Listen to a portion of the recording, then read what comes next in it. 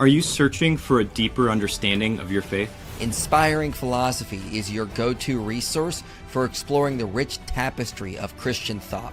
From biblical archaeology to philosophy of mind, we dive into the topics that matter. Our content bridges faith and understanding, offering insights into God's existence and the reliability of the New Testament. Join a community where faith meets reason and discover the answers you've been seeking. Inspiring Philosophy, where faith meets understanding.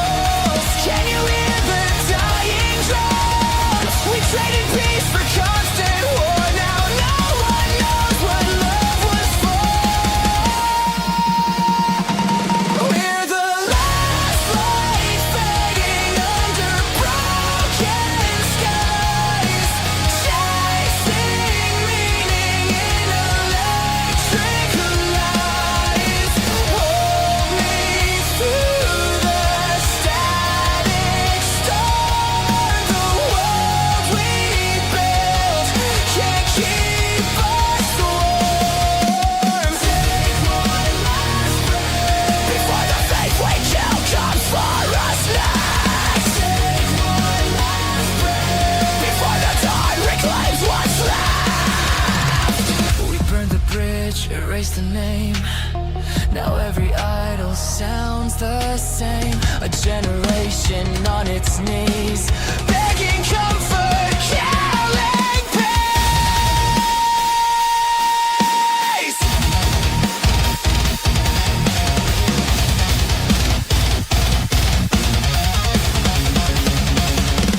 Oh, this is the price of pride, dancing while the truth just dies. We fear the cross, embrace the chain. Our freedom's just another cage.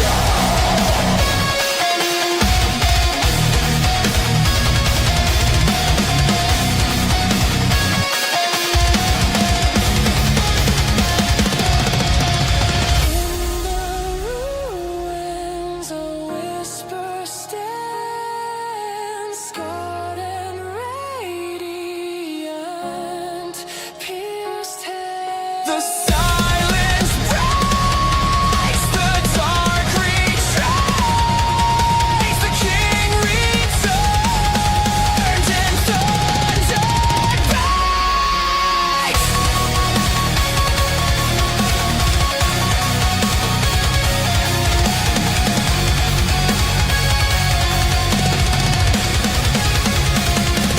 Where the last light fading under broken skies, chasing meaning in electric lights. But grace still burns where shadows fall. The dead arise, he conquers all. Take one last breath before the dawn takes back the world.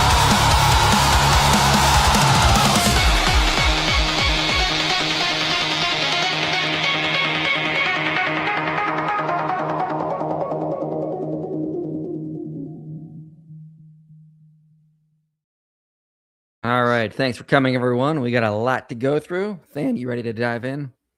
I am ready. I have so much Yes. caffeine by me and Good. drugs.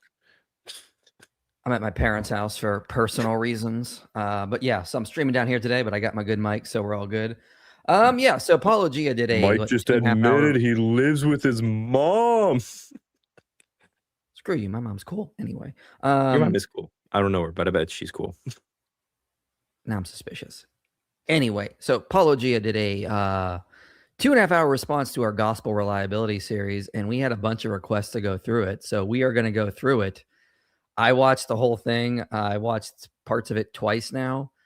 Thoroughly unimpressed. Let me give you like some snapshots of what's sort of going on in this video and why there's so many problems. So, like, he constantly is changing his standards in response to gospel reliability. In one segment, he'll say like, "Oh, I'm arguing for this position because it's what majority of scholars will say," and then like in other segments, he'll cite these fringe views that are rejected by the majority of scholars. Like, so like he'll cite the majority when it's convenient for him and then completely ignore it when it's not convenient for him. He'll dismiss something like traditional gospel authorship because there's not enough evidence for it. And then he'll push these very fringe theories with no evidence. Like Than had a really good point before we went live. He'll cite Richard Miller's empty tomb parallels, but then he'll dismiss parallels that Richard Burridge and the majority of scholars use to show the Gospels are Greco-Roman biographies. So he'll use parallels when it's useful for him, Paul, but when it's not useful, he'll just dismiss it. Those aren't good. So you're going to see a lot of that as we go through this. We've made time markers so that we can hit the main points. But my biggest problem with his overall video, he ignores a lot of the main points. And you'll see this as we go through the first video. What are the Gospels? He ignores some of the main points I make in that. So it's like, dude, are you really responding to the series if you're ignoring a lot of the biggest points I'm trying to bring up? I'm not saying he ignores every point, but he ignores some of the biggest points. And I was just thoroughly unimpressed overall. Yeah, my biggest disappointment about this, I did not, like, full disclosure, I did not have the time to watch everything. So, Mike, I'm sorry. That being said, like, my biggest disappointment is this just felt like a bunch of cherry-picked objections to gospel reliability that together don't actually fit. And Paul's not building a model of the Gospels. Paul's just pulling different pieces, and he's making a dessert. He's making like elevated hot dog in a gelatin. And it's like, this is disgusting. It doesn't even work. What are we making here? It doesn't fit very well. There's not a model. It's just, here's an objection, here's an objection, here's an objection. But when you put all the objections together, you don't have a comprehensive or coherent like account of what the Gospels are anymore. It's basically, Paulogia basically had a long-winded response of just saying, I'm not convinced. That was really much it. I'm sorry, but that's the impression I got. It was Matt Dillhunty's line with extra steps. But yeah, let's get into this. Thank you, Randy, for gifting 5 Inspiring Philosophy memberships. Richard Carrier's Pigeon says, if the Gospels are reliable, why don't they contain a full autopsy with video evidence? Jesus debunked. This is true. Pack it up, ladies and gentlemen. It's all over. Good point, Richard Carrier's Pigeon. Randy says, love y'all. May your growing families be blessed. Thank you so much. Off topic, but Dan 9, safest prophecy with Jesus. I would go with the book of Zechariah, honestly. I think Zechariah is going to be the best one to go to. Thanos, IP, did you all find the Injil? No, we're still looking for that. If any Muslims can help us find the Injil, we'd thoroughly appreciate it because no one seems to know what it is. Anyway, let's get into this. So, again, 2.5 hours. We're going to try to go through it all today, ladies and gentlemen. If not, we'll do a second live stream to finish up. Let's dive in. You're going to continue to point to a 6-hour video as your shortcut for not justifying a conclusion of gospel reliability and brag that it stands unchallenged. So he starts off by like citing me where I've been in like live streams citing my video. And he's like, oh, he's just using this as a shortcut. Like, Paul, shut up. You're a hypocrite. You do this all the time. You're constantly citing your other videos and you're mad I'm doing that. Like, seriously, get a grip, man. Wait, how is that a shortcut? This is... Yeah, Paul, wait, that really actually caught me off guard. Because if that's a shortcut, then guess what? the whole entire academic enterprise of citing other relevant scholarship or citing previous work in articles or journal entries and anything like that you've done before, that's a shortcut, and that's bad. Yeah, I hate it when I read a scholar and he's like, "Oh, by the way, I covered this topic in another book. See that? Oh, look how lazy he's being." My goodness, this is just attempting to character assassinate, to gaslight his audience. It's kind of pathetic, and I'm not going to stand for it anyway. But ain't nobody got time for 6 hours. For the purpose of sanity, we're going to try to dispatch this in much less time than that. And if anyone's interested, I just uploaded a 6-hour video on gospel reliability. Yeah, it's a lot of stuff. But you watch that video with an open mind, I guarantee you'll come away thinking the gospels are reliable. That brings up the first strange point. The openness of my mind is for some reason a factor here. Yes. Everyone with an open mind agrees with Mike, and everyone who disagrees with Mike has a closed mind. That is the guarantee. It can't be something. Again, are we just trying to play the victim where does that here? come from? Like, again, this is how he sets up the video. It's in such bad taste, Paul. Oh my goodness. Thing as simple as, say, differing methodologies or starting assumptions, they don't seem to be accounting for the many, many ex-evangelicals who started off as Christians and had every desire in the world to remain Christians, but lost their faith upon learning new things and seeking evidence in good faith to bolster their faith. I guess we'll see if that's what you do, Paul. I guess we'll see. In that camp, and each and every one of us had open minds to gospel reliability. Okay. That was our starting assumption, but eventually, all right, that's what he's saying. He has an open mind. He looked at all the evidence fair. I guess we'll put that to the test today, ladies and gentlemen, as we go through this. He started this with a lot of attacks, trying to really set the stage. So we're gonna play that game. If that's how he wants to do this. I wonder what Paul thinks open mind means. Good question. You're going to see him not understand what the word innocent means, as you'll see coming up here. eventually, even the most closed mind will be changed when confronted with sufficient opposing facts. I was pulled kicking and screaming from my confidence in the Gospels, very much against my will. One may think from Mike's title, Are the Gospels Historically Reliable?, that he is accepting the burden of proof to make the positive case for reliability. Unfortunately, the video he actually made is, you can't prove that the Gospels are unreliable, so I can just keep assuming that they are reliable. Now, I want everyone to remember that Did we I watch the commented same under this video? within 10 minutes, you already misrepresented me. This is bad. Here's one of those examples. Than, did I ever say that, imply that, state that? No. What would be the point of me doing the 6-hour series if I thought this? Like, I'm clearly trying to show they're reliable. Like, but this is Paul. He's got to misrepresent, try to like character assassinate to prime his audience to think, well, you can't trust this guy. Like, this is really bad, man. And if that, listen, we have a simple rule. We try to match fire for fire. If that's what Paul wants to do, all right, I guess that's what we're doing now. Anyway, let's move ahead a little bit guys, the video we're responding to here, by the way, this is Paul basically just saying, well, you guys can't prove reliability, so therefore the Gospels are not reliable. Yeah, exactly. Yeah, I guess that's what he's saying. We're going to use his own logic. Yeah. Come to is the author likely did consult eyewitnesses of Jesus in order to write his gospel. Luke should be considered innocent until proven guilty. Often the principle of charity. Now remember, I said Luke should be thought of as innocent until proven guilty. Paul's about to not understand what the word innocent means.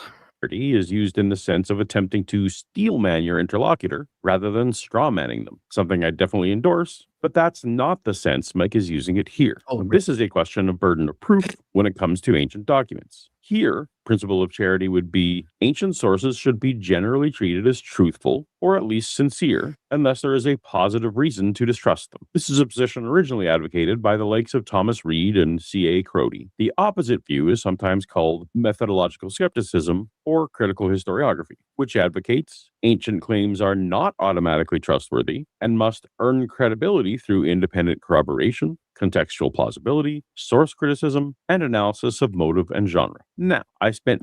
Okay. This is a false dichotomy. That is not what innocent means. When you assume someone is innocent, you don't assume things are true. You assume they're innocent. For example, if detectives are interviewing suspects, they're supposed to have the presumption of innocence, not that everything they're saying is accurate. It's perfectly fine to be skeptical of someone and assume innocence. Not that assuming innocence is not the same as assuming accuracy.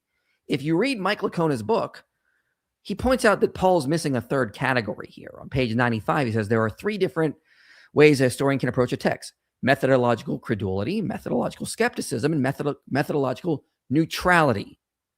Everyone knows I'm use Mike Lacona a lot. Lacona advocates for methodological neutrality. We're not assuming credibility here, credulity. We're not assuming skepticism. We're assuming agnosticism, innocence. Basically, okay, I'm not going to assume you made errors. That doesn't mean I'm going to assume everything you're saying is accurate. That is the presumption of innocence there. The same way you would use, maybe it's because I'm the son of a state trooper and that's kind of things I just had, beaten to my head as a kid, metaphorically speaking, of course. My father never did anything like that. But you get the idea. It's like, yeah, presumption of innocence does not mean we assume everything everyone's saying is accurate, Paul. Like, I don't know where you got that false dichotomy from, but yeah, this ain't it. Like, for example, let me give you another historical example. When I read the stories of Tutmosis III going into Canaan and campaigning there, and him claiming that the god Amun-Ra appeared to him, I presume innocence. Okay, that's what was reported. I believe those people thought that. I believe Tutmosis III thought that. That doesn't mean I assume it's true. There's a huge difference here.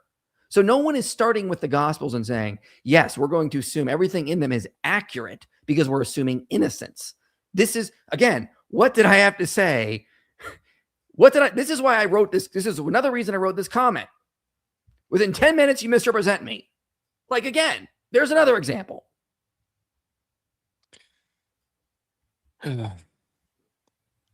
Anyway, let's move on to the There's next so much one. I want to say there, but I don't want to go on a yap fest. I know. Through the formal education of listening to professors. As such, I'm going to butcher some names here and there. I do it all the know, time. and I'm sorry. Final preamble. Despite the 6-hour length, Mike's video is a rapid-paced gish gallop, or more charitably, a high-level overview summary of the gospel debate landscape. There were many individual sentences that warrant and deserve their own 30-minute videos to get into the details to properly respond. But since my goal here is to respond in kind with a high-level overview of the other side of the debate landscape, I've had to refrain. I wanted to put that in there to try to be charitable to Paul. I get that he's not going to have time to do everything. But again, there's just some places he just misses entire overall points. It's just, kind of disappointing. You'll see that when we get to the first video. So here's the first video, ladies and gentlemen. What are the Gospels? I'm not going to spend too much time on this because I think Paul is kind of missing the point of this video. I agree with some of the criticisms as I kind of like strongly implied in the video. When I say, like, look, I've talked with you about this, Than. When I say they're Greco-Roman biographies and you go, well, I hold to Lydia McGrew's reportage model, I just say yes. I don't think there's much of a difference there.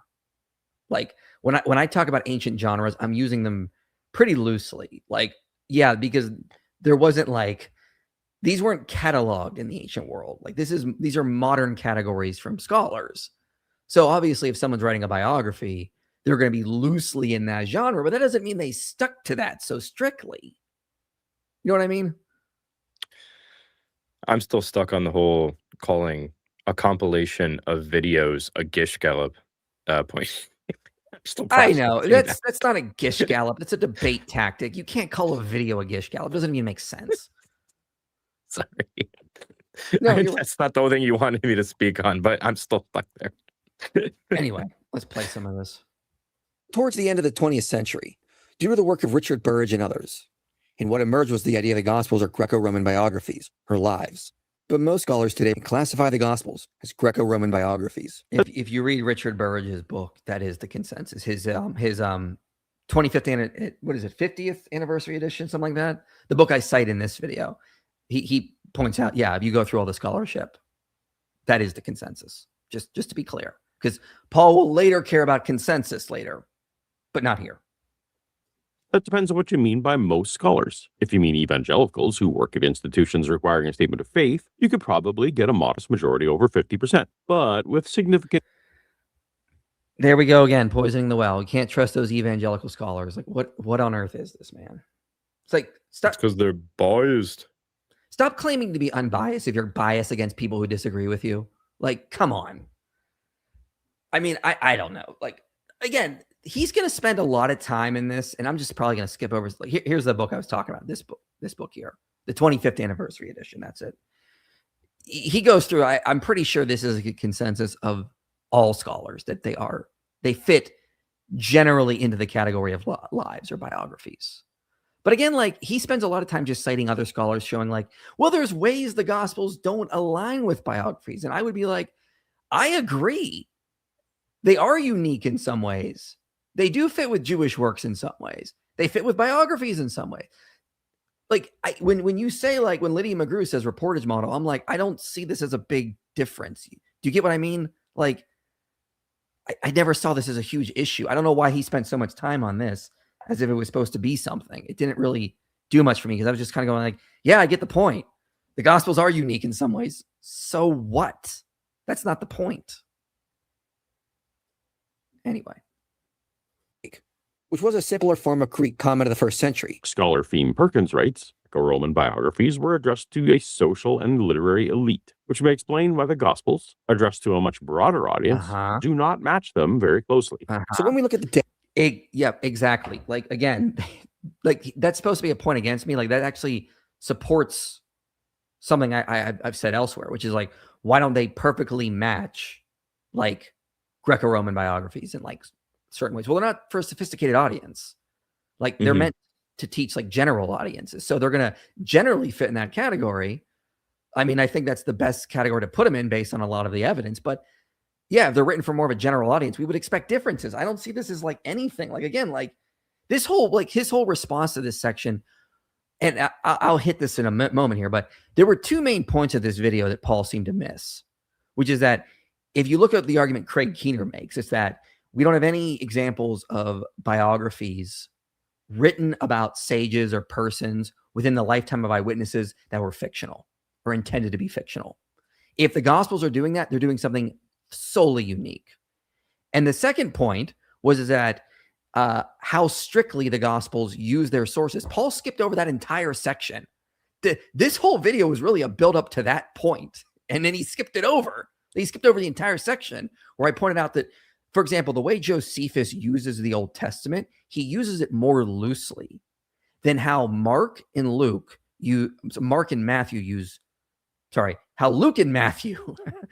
Mark. Matthew and Luke have more reverence for Mark than Josephus does for the Old Testament. So if they're in the genre of biography, they're using their sources far more strictly than how typical Greco-Roman biographers would have written. So at the end of the day, like, that's a point for reliability that Paul just completely skips over. Though those 2 points, the one from Keener and that other point, he doesn't even deal with. He just spends all this time listing reasons why they're not, they could not be uniquely biographies. And I'm like, okay, that's not the point I was making. I even admitted in that video, like, hang on. So, like, I pointed out, like, Paul once in the video accuses me of making a false dichotomy between like novels and biographies, ignores the point that I listed all of these as like different genres. Like, and he just, I don't know. Actually, let me go back and play that part so you guys see what I mean, because I don't want to misrepresent here. So I'll go back to 817. You could probably get a modest majority over 50%, but with significant camps of pushback, including friends of Mike. Among classicists, the differences are more strongly emphasized. And in religious studies, the Greco-Roman influence is just one lens among many. Mike also sets up this proposal as a false dichotomy, often limiting the genre options to biography or a novel. Some scholars... Do you see what I mean? Like, I clearly didn't do that. How I want to know how Paul interpreted you as doing that. Well, he doesn't say. He just states it without evidence, and then he gets mad because he doesn't think we have enough evidence. It's like, again, double standards. I don't know what to say. I was thoroughly unimpressed, especially with this first part here. Is not very informative. And from the same book from Keener that Mike has been quoting throughout, genres are useful for classifying similar works. Yep. They are not templates to which the writers must adhere. Why do you think I disagree, Paul? Did you even pay attention to the video? That is, they are descriptive rather than prescriptive. Yep. An observation that Dude, immediately he quotes Lydia? we can project our expectations. Oh, yeah. Yeah, he quotes Lydia a lot. At least for this first part. That's funny.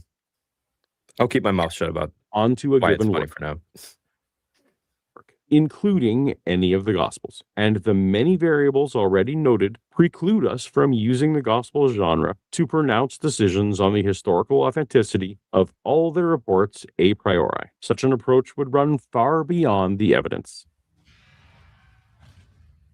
That's it. That he doesn't get to the point where I cover at the end about you don't have any examples of fictional biographies written within the lifetime of eyewitnesses.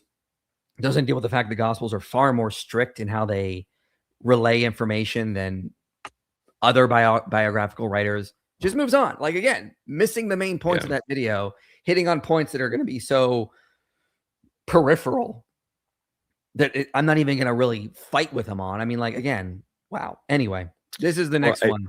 It sounds like he thinks that your application of the term Greco-Roman biography is in the strict genre criticism sense, rather than the more malleable model that you're trying to present, if that makes sense.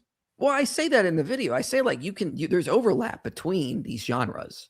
There's not like a strict rules for these. Like, so I just felt like that was a total straw man of my point, but then also missed the main point. So F on that one, I have to say. Date to keep in mind for this whole discussion is 180 AD or 180 CE. Okay, so in this video, we're talking about who wrote the Gospels. And Paul, this is going to be Paul's argument against the idea the Gospels go back to Matthew, Mark, Luke, and John. Date to keep in mind for this whole discussion is 180 AD or 180 CE. That is the year Church Father Irenaeus gives us our earliest extant attestation that the canonical Gospels we have were written by Matthew, Mark, Luke, and John. At no point will Mike cite an earlier source because there are none. Second, throughout the century before, the Gospels were quoted and alluded to completely anonymously by early church figures like Ignatius, Polycarp, and the author of the Didache. Them citing them is not them admitting their anonymous works. Let's be clear about that. I'm not sure if that's what Paul's saying here, but I kind of got the impression. But just them citing works does not mean they would be concluding they're anonymous. Justin Martyr, writing around 150 AD in Rome, extensively quoted the texts, but referred to them only collectively as the memoirs of the apostles. Mike will not mention this. Mike will not mention this. Yeah, this part was egregious. Yeah, I did mention Justin Martyr. Now, to be fair, he mentions other things I didn't mention, but if I'm making a positive case, I'm going to focus on the positive evidence. But I did bring up Justin Martyr. Even Justin Martyr suggests the Gospels were known to be attributed to evangelists, not that they were anonymous works. Moreover, so yeah, I did. No, you edited that in after this video came out, Mike. Paul would never. He's just you consciously edited it. Yeah. Yep. You see, even the Christians don't believe in conscious edits.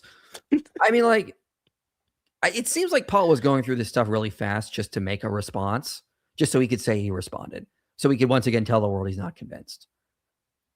You think I'm being unfair? Let's just keep going. A prerequisite for initial anonymity of writing. None of them internally mention an author, either in the preface or main body. Thus, the Gospels are by definition internally anonymous. So up until 150 AD, people were quoting the books, but giving no author names. By 180 AD, there are author names, an incredibly reasonable inference, and by my lights, the most reasonable inference, is that somewhere between 150 and 180 AD, someone attributed names to the Gospels. The rest of Mike's case is making excuses for these anchoring facts. How is that mutually exclusive to the hypothesis that everybody knew who they were quoting?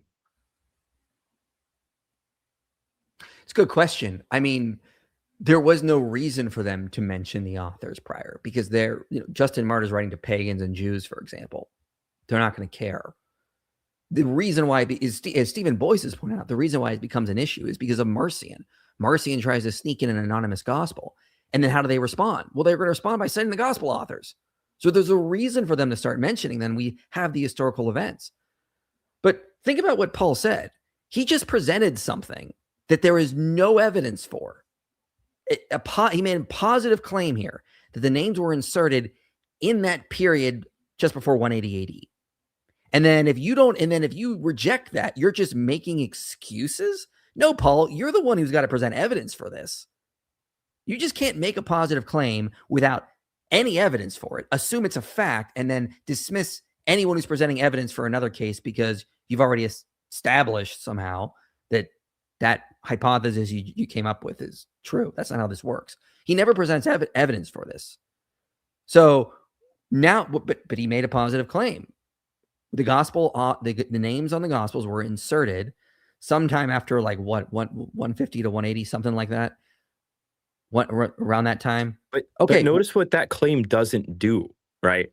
The claim that the gospel authors' names were inserted at X point in time, right? That does not entail the negation of traditional authorship. It doesn't. Yeah, I know. What are we? Fine, cool. Thanks, Paul. Whatever. But why should we think the traditional authors are not the traditional authors? That's the pressing question. Oh, exactly. And again, when it comes to the argument of traditional authorship versus the skeptical theory that the names were inserted in the 2nd century, skeptics never actually give any evidence for that. They just put out this hypothesis, assert it as if it's a fact, and then have an incredibly unreasonable burden placed on the Christian. Oh, well, now you need to have this incredibly high standard, but I'm not going to give you any evidence for our hypothesis over here. It's a double standard. Where's the evidence the names were inserted then? Argument from silence? That's it, which again is consistent with traditional authorship. It's not something that is a problem. Yeah. Various churches. So it is likely they came with some form of external title to identify them. Indeed, the structure of titling them gospel according to so-and-so gives every impression that these were added by a later organizer and not the original authors. As renowned scholar Bart Ehrman notes, the titles are not titles that an author would have given them. What's up? Mike, if I wrote a book but didn't put my name on it, and then later on my kids said, "This book by Dad," does that mean I didn't write it? Exactly. This is what it means in La La Land. Yep, absolutely. This book is entitled, in Greek it's katalukon, according to Luke. Well, nobody writes a book and calls it according to me.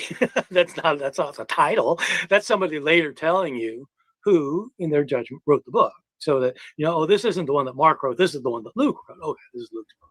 So it's not in the title. Suppose I were to write a gospel, which I won't, but suppose I do. I wouldn't call it the gospel according to Bart. And in their manuscripts, it actually doesn't say the gospel according to. In our manuscripts, when it has the names of these authors on it, it's just according to. And so Matthew's gospel is just, the title in our manuscript is according to Matthew or according to Mark. Do you see what I mean here?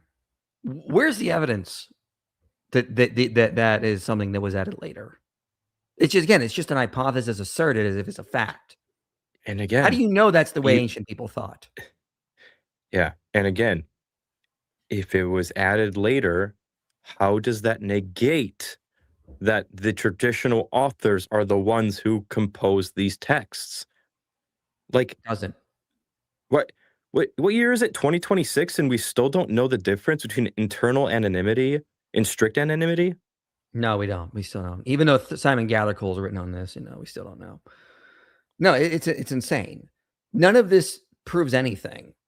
How is this evidence against traditional authorship is beyond me. But just because today an author wouldn't write this book according to Bart, that doesn't mean an ancient Christian was thinking the same way. For example, we know that oftentimes people wrote about themselves in third person. Josephus, for example, Xenophon. So talking about yourself in that way, there is already a precedent in the ancient world. Where are the examples where it's something according to that shows this could not have gone back to that actual person? Like, I don't see how this means anything. They're missing the entire point here. I don't get it. But anyway, after this, Paul talks about I don't want to cover it, but he tries to argue Theophilus could be a title and not a name for just, disciples in general, not actually a real person. Any evidence for that? No.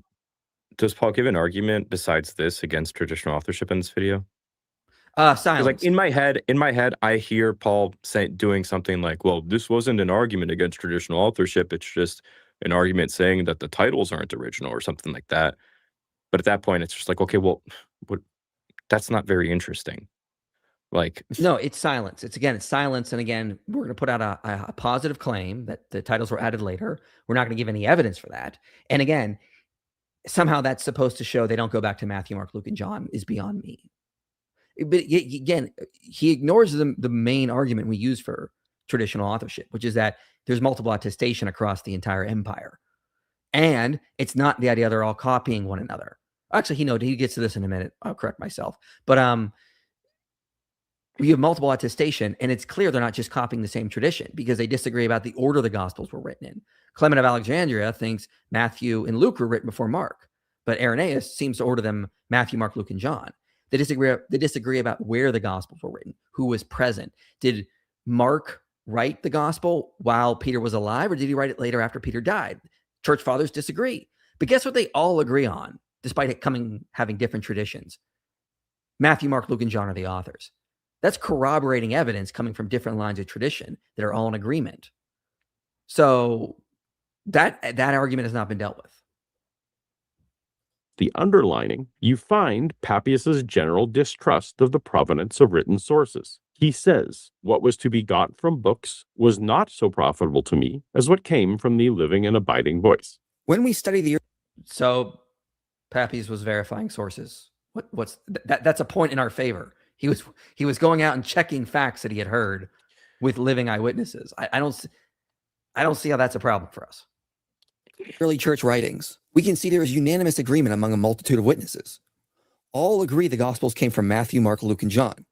There are none that dissent and attribute them to other authors. While technically correct, remember that 180 AD date. There is no surviving discussion about authorship before 180, denying or affirming. Mike is calling this early, hoping the audience will forget or not know how late this is. We have no idea what debates were happening in person, or even written speculation that didn't get copied. Many works were written that did not survive. So that everyone followed suit after 180 serves as no guarantee for the anonymous years when people were using other phrases for the titles of these books. See, I told you his argument is silence, Than. Convinced? No.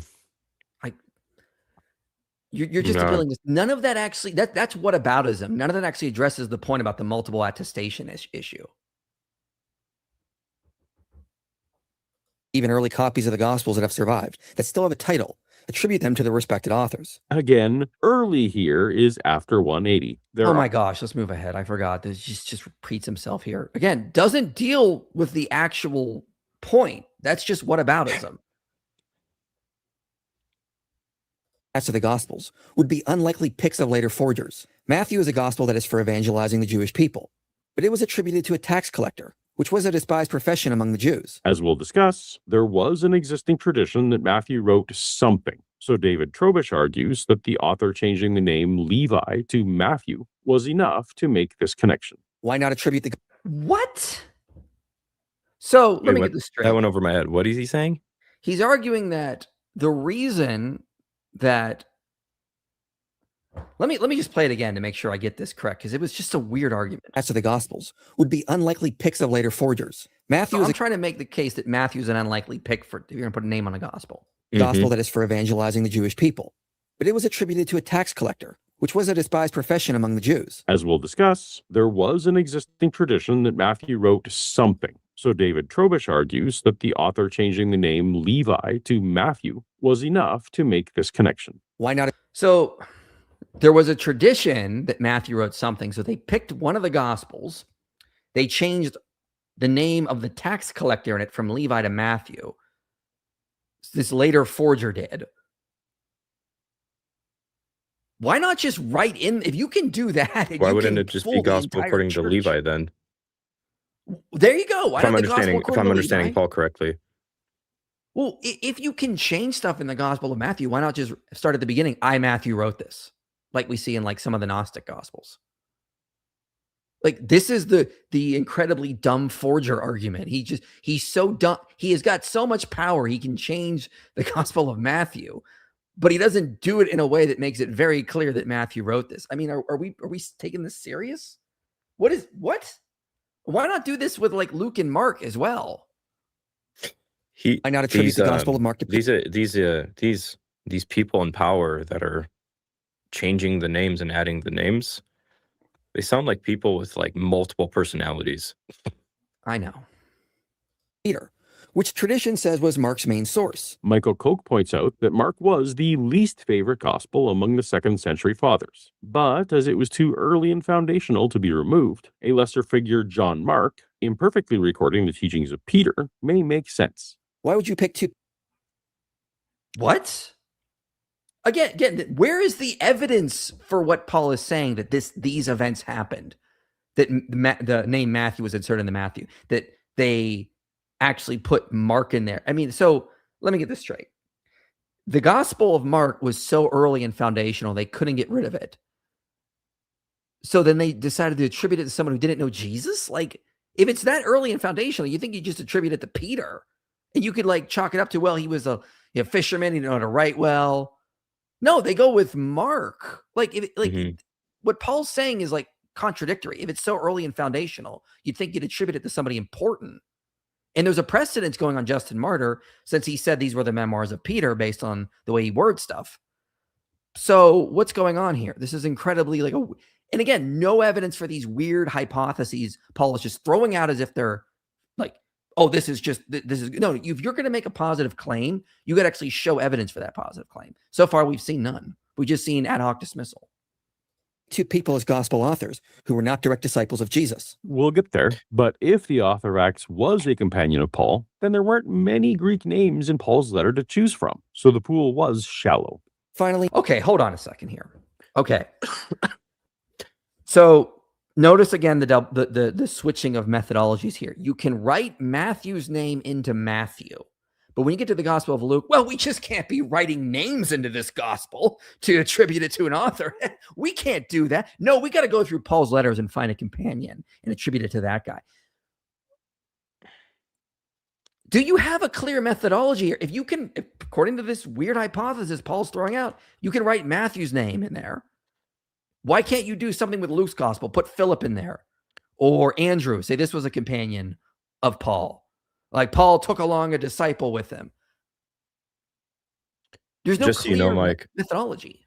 I'm trying to find it, but I believe Michael Koch actually said that his point doesn't stand up to scrutiny in a blog post recently. I'm going to find it. Okay, you find it. I will play a little bit more. Finally, it has been noted by scholars like Richard Bauckham, if the Gospels were truly anonymous early on, we should expect church father commentary on their authorship to resemble the talk on the book of Hebrews. Yep. Hebrews is truly an anonymous work, and instead of the church picking an author to attribute it to, they debated on who wrote it and suggested different authors. As Gathercole says, this sort of diversity is exactly what we do not find in references to the authorship of the Gospels. Instead, we have unanimous agreement. Not church fathers trying to figure out who wrote anonymous biographies. Using Hebrews here actually backfires. Origen commended people for attributing it to Paul, even though he didn't personally believe it. Despite significant doubts among leadership, questionable apostolic authorship may have been attributed to a cherished writing that was considered useful in segments of the Christian community in order to justify its continued use in the churches. Who knows what gospel debates ended the same way, but were not recorded for posterity. Okay. Oh my goodness. Okay. So Paul's theory to deny traditional authorship is so convoluted and ad hoc. It has no evidence to support it. And he thinks we don't have enough evidence for traditional authorship. So now we have to add into this Okay, so let's see if I can just recap everything. So the names were added in the 2nd century by some all-powerful, almighty church authority that we have no evidence for existed, but he was able to convince everyone everywhere. He was able to write, he wrote Matthew's name in there to make sure we had an author, but was too stupid to actually say Matthew wrote it. But he couldn't write another name into Luke's gospel to give it to like an actual disciple like Bartholomew or Andrew. No, he's got to go with somebody who was a traveling companion of Paul, not Paul, also didn't know Jesus. Really dumb there, but also incredibly powerful and incredibly convincing. And then also somehow the church agreed to like suppress all debate about traditional authorship so that for posterity reasons, but then they couldn't hide the talk about how Hebrews was anonymous and they couldn't figure out who the author was. This is the most convoluted conspiracy. This is on the level with like conspiracy theorist thinking. I mean, like, just think about the massive ad hoc layers you're adding here. Paul is proving the point for us. The traditional authorship view is the most parsimonious. Like, look at what you have to posit to avoid traditional authorship, yet he thinks he's following the evidence. Yeah, I'm not convinced you know what evidence is at this point. If you think this is more likely with no evidence for this convoluted ad hoc theory with layer after layer after layer versus just traditional authorship, I'm sorry, you're not following the data where it leads. Don't give me this sob story that you started the video off with when your actions speak louder than your words. Sorry if that hurts. Don't care at this point. Again, you set the standard how we're gonna talk about each other, so that's where we're at today, ladies and gentlemen. But man, think of the amount of layers there we have to go with. It's insane. Are you still looking for that thing? Yeah, I found it. There's not really there's not like a decent quote to like talk about that. But yeah, he does basically say that this point that Paulogia brought up doesn't stand up to scrutiny. And actually, this is in response to a blog post that a friend of mine, Caleb Jor, made in response to. What's the title of the blog? Just so we cite it. I'm sending it to you right now. Just tell me the title. I don't need it. I'll read it later. Blog review of my book on the reception of Mark's gospel. Okay, thank you. Yeah, I'll read that later. My goodness. All right. So when we survey the data, there is no reason to deny the traditional authorship of the Gospels. Listen to that phrasing. No reason to deny traditional authorship. If your starting point is just to believe the Bible's table of contents, you can construct scenarios to hold on to that. But this is a far cry from taking a neutral observer and convincing them that these are the authors based on compelling evidence. So you've totally convinced me you're the neutral observer here with what you have to posit to avoid the most likely explanation. And I mean, like, again, if we start with innocence and we see there's no good argument against traditional authorship and we got a lot of good evidence for traditional authorship, yeah, then we move into that idea that they are accurate, the traditional authorship. Again, starting with innocence and then moving in the direction based on all the evidence. And then this whole back and forth now supports that, because if what you're saying we have to posit to avoid traditional authorship is this convoluted ad hoc theory, then yes, that is actually helping our case, because your theory is so less convincing. This one is by far the most likely and most parsimonious. Any thoughts? No, this has just been a complaint of mine about traditional authorship debates in general for a really long time. It's like, hey, it doesn't matter how crazy our theory is and how little evidence there is for our theory, because look, there's just no way these dudes named Matthew, Mark, Luke, and John wrote these books. Like that's just no way. So we're gonna come up with this really complex theory, pretend this data's not here, and point to data that's like really underdeterminate, and be like, boom, job's done. Yeah. So hold on, let me put this up here. So this is the third video. He spends less than 5 minutes on it, and he doesn't even hit my main points in this video here. I think we're, for the most part, we're just gonna. What? I just didn't know which one it is. So is memory unreliable? Yeah, memory. Like, he doesn't even deal with the main point of this video, which is the nature of personal event memories. So, like, are you really responding if you're not going to hit the main points? Again, the same with, at least in the second video, he tried to hit some of the main points. Some. We have now. The early Christians were subject to every cognitive bias and memory failure that modern psychology has documented. Ian Hunter surveyed studies of oral cultures across multiple continents, Slavic epic poetry, oral African history, even Icelandic sagas, and found no examples of what he defined as lengthy verbatim recall, meaning word-for-word correspondence of 50 or more words. He concludes that literate people I didn't even argue for that. I argued gist. project a textual bias onto non-literate cultures, imputing abilities that only become meaningful when there is a fixed written text to anchor them. Without that anchor, there's no mechanism for detecting deviation and no framework in which deviation registers as a problem in the first place. Albert Lord, who's fieldworked with South Slavic oral poets, confirms that oral singers create the text anew each time they tell the story. The Lord's Prayer appears in different forms in Matthew, Luke, and the Didache. The words of institution at the Last Supper vary across Matthew, Mark, Luke, and Paul's first letter to the Corinthians. These are among the most liturgically central texts the early Christians had. If anything was going to get memorized precisely, it was those. And yet, they weren't. But I didn't argue for that. My goodness. I did not, like, I'm literally, in the series, it starts out with what are the Gospels? Who wrote the Gospels? Then there's 2 videos basically on, well, could they have had accurate memories when they were written down? Nowhere do I argue that that has to be word for word. In fact, I'm pretty sure I argue against that. Does Paul think that by reliable we mean like inerrant? Is he doing the same thing that he's done with me, where he thinks like reliable reportage equals inerrancy? Maybe. I was completely. Well, Because otherwise, like, what's the point of this response?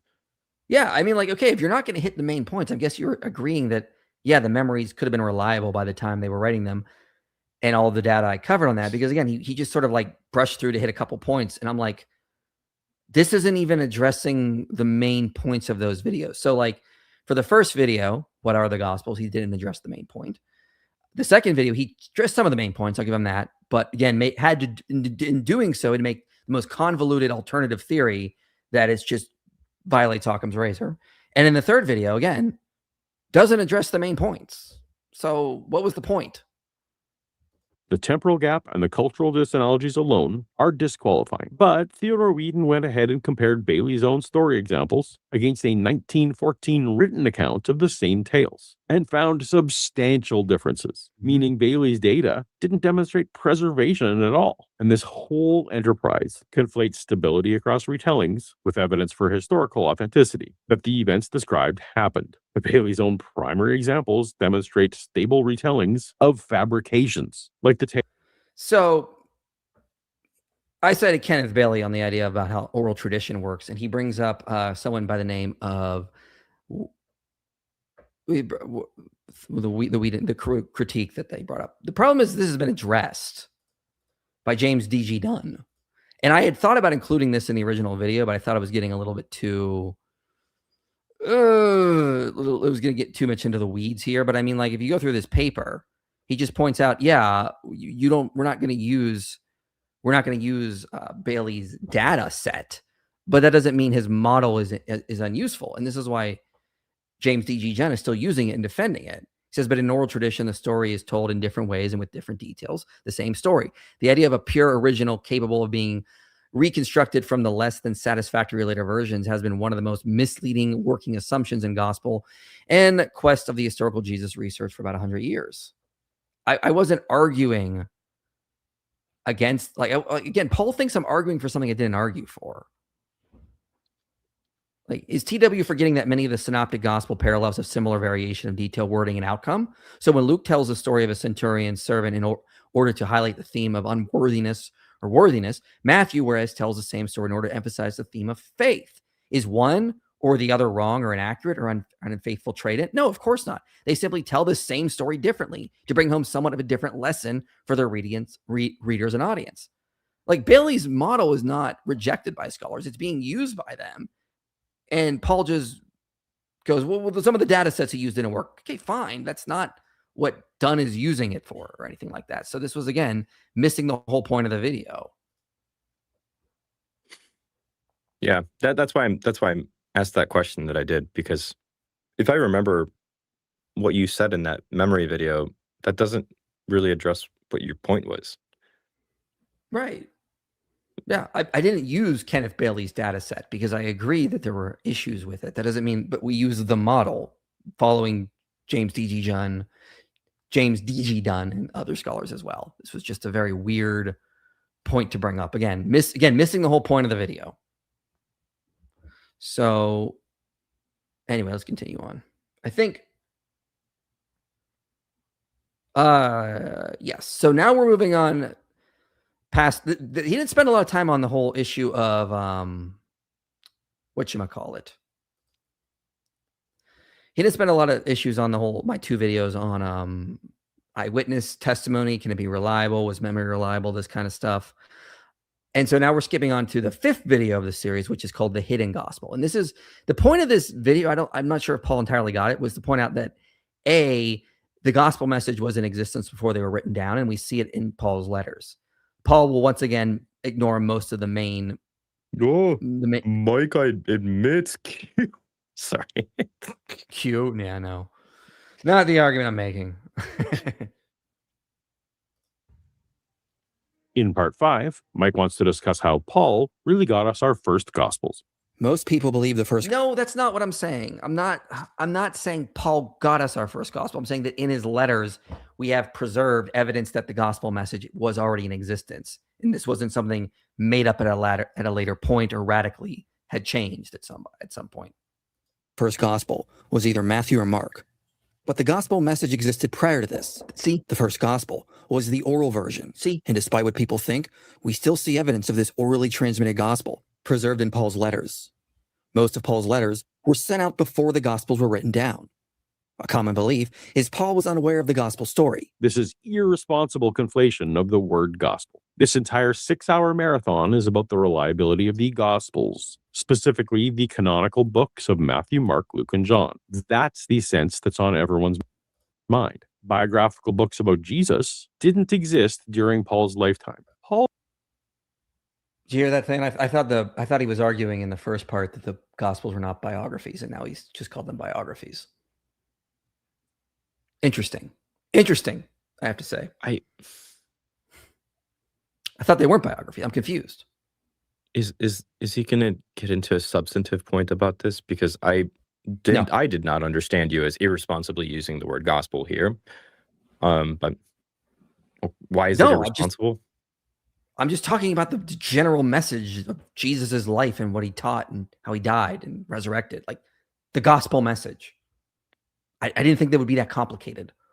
Paul used the word gospel only in the original sense of good news. And that good news was Jesus died for your sins. The death, deity, and resurrection, as Gary Habermas puts it. At no point did Paul ever think of gospel in the sense of Jesus anecdotes. That's not the point we're making here. The point is that the message that we know as the gospel, you can find it throughout Paul. A common argument. So, like, I don't understand what he thinks he's doing here. Against the reliability of the Gospels is to appeal to the silence of Paul. He is our earliest Christian source, but he doesn't mention much historical information about Jesus, which must mean he knew little about who Jesus was in the Gospel narrative. But this is not accurate. It's true. We can't use the silence to conclude that Paul didn't know about the life of Jesus. But what it can and should tell us is that Paul didn't consider the life and ministry of Jesus to be particularly important for his ministry. So now he's saying we can't use silence, but that's literally his argument against traditional authorship. We have silence in the first 100 years in the sources that have survived. Therefore, this is evidence against traditional authorship. So can you use silence or not? This is what I mean. He contradicts himself. My goodness. This is what I was saying earlier. There's no like standard understanding of his methodology. When universal principles that we're going to apply here, we're just going to use it as we need to come and use it. I'm trying because Paul's not a Dawa bro. So I'm like, I'm trying to extend grace here, and I'm trying to steelman this in my head as I'm listening. And so like I'm sorry if this hurts Paul's feelings, but like I can't find a way out of seeing Paul as just cherry picking how he's going to methodologically go after each of these points. It's like, I'm going to choose this methodology, which completely contradicts this methodology in this area and blah, blah, blah. And it's like, I need some consistency, because it's like, I have no desire to respond. This sounds bad. I have no desire to respond to this if there's like no point in it, if we're just going to keep flip-flopping on how we're going to figure out what's true or not. The flippity flop. Yeah. Conclude that Paul didn't know about the life of Jesus. But what it can and should tell us is that Paul didn't consider the life and ministry of Jesus to be particularly important for his ministry or mission. It's worth noting that Paul himself, in all of his letters, if you take them all together, says very, very little about the historical Jesus. He only quotes him on the 3 occasions that I've mentioned in all of his letters. He doesn't say anything about Jesus' miracles, or his confrontations with the Pharisees, or his trial before Pontius Pilate, or his transfiguration, or the Barabbas incident, or his baptism, or his temptation. I mean, go down the list. He doesn't say anything about any of these things. So if these are the things that he was most desperate to find out when he went to Jerusalem, why wouldn't he mention them as matters of importance? The video you're responding to is literally refuting this point. Like you're just restating the objection that I'm responding to with my video, The Hidden Gospel. Like, I'll just show you. Doesn't mention Jesus a lot. Okay, let's play some of this. This last statement. Look at all this. Like, he mentioned he was born and raised a Jew, descendant of David, had a brother named James, had other brothers, had a disciple named Cephas, had a Last Supper, was betrayed, died by crucifixion, was insulted on the cross. Jews helped to have him killed. Jesus was buried, resurrected 3 days later, appeared to his followers, had an earthly ministry. He was characterized by meekness, gentleness, humility, and Christians ought to imitate him. That's just the start. This is the start of the video. The importance is going to be relative to the context of like the message you're giving, right? Like, yeah, Paul does give important historical details though, like you're pointing to, and those historical details that Paul's pointing to are relative to the point he's trying to make and the purpose of his author, like of what he's writing. It's not to give a gospel in the sense that Matthew, Mark, and Luke and John are giving. Yeah, that fits very neatly with what you're arguing. I don't know what the complaint is here. Well, I mean, like, yeah, again, and another important thing to bring up is if we go to, what do I have here? Now I commend you because you remember me and everything and maintain the traditions even as I delivered them to you. For I delivered to you as of most importance what I received. And then in 2 Thessalonians, now I commend you, brothers, in the name of the Lord Jesus Christ, that you keep away from any brother who is walking in idleness and not in accord with the tradition that you receive from us. Paul's constantly reminding them, hey, I've already taught you traditions. Than, let's say I wrote you an email. Hey, I want you to work on a video on the reliability of 1 Thessalonians. Would it make sense for me to talk about now, Than, I want to remind you that Jesus Christ, who was born of the Virgin and then lived a life in Galilee and then, preached throughout the region of Judea and then did all these miracles. Let me name some of the miracles. You'd be like, why are you wasting my time? I know this stuff. Yeah. Like, exactly. Like, do these people not realize that Paul is writing to people he is already trained up and taught? He's not going to have to remind them of everything. He's telling them, I already taught you this stuff. Let me add in some additional teachings for these other issues you brought up. So he's not going to rehearse the entire gospel message. But even with that, if you go, like, Paul ignores this, but if you go through like Seung Kim's work, I went through the second half of this video was me going through so many places that Seung Kim brings up where Paul is talking about things that show up in the Gospels. Paulogia just completely ignores this part. Like, I'm not sure why, but there's so many hints and allusions and clear, like, paraphrasing of what Jesus taught and said and did. So, I mean, like, this idea that he didn't know is just absurd if you just start going through the data. And just Paulogia citing Bart Ehrman, restating the objection this video is debunking, is missing the whole point yet again.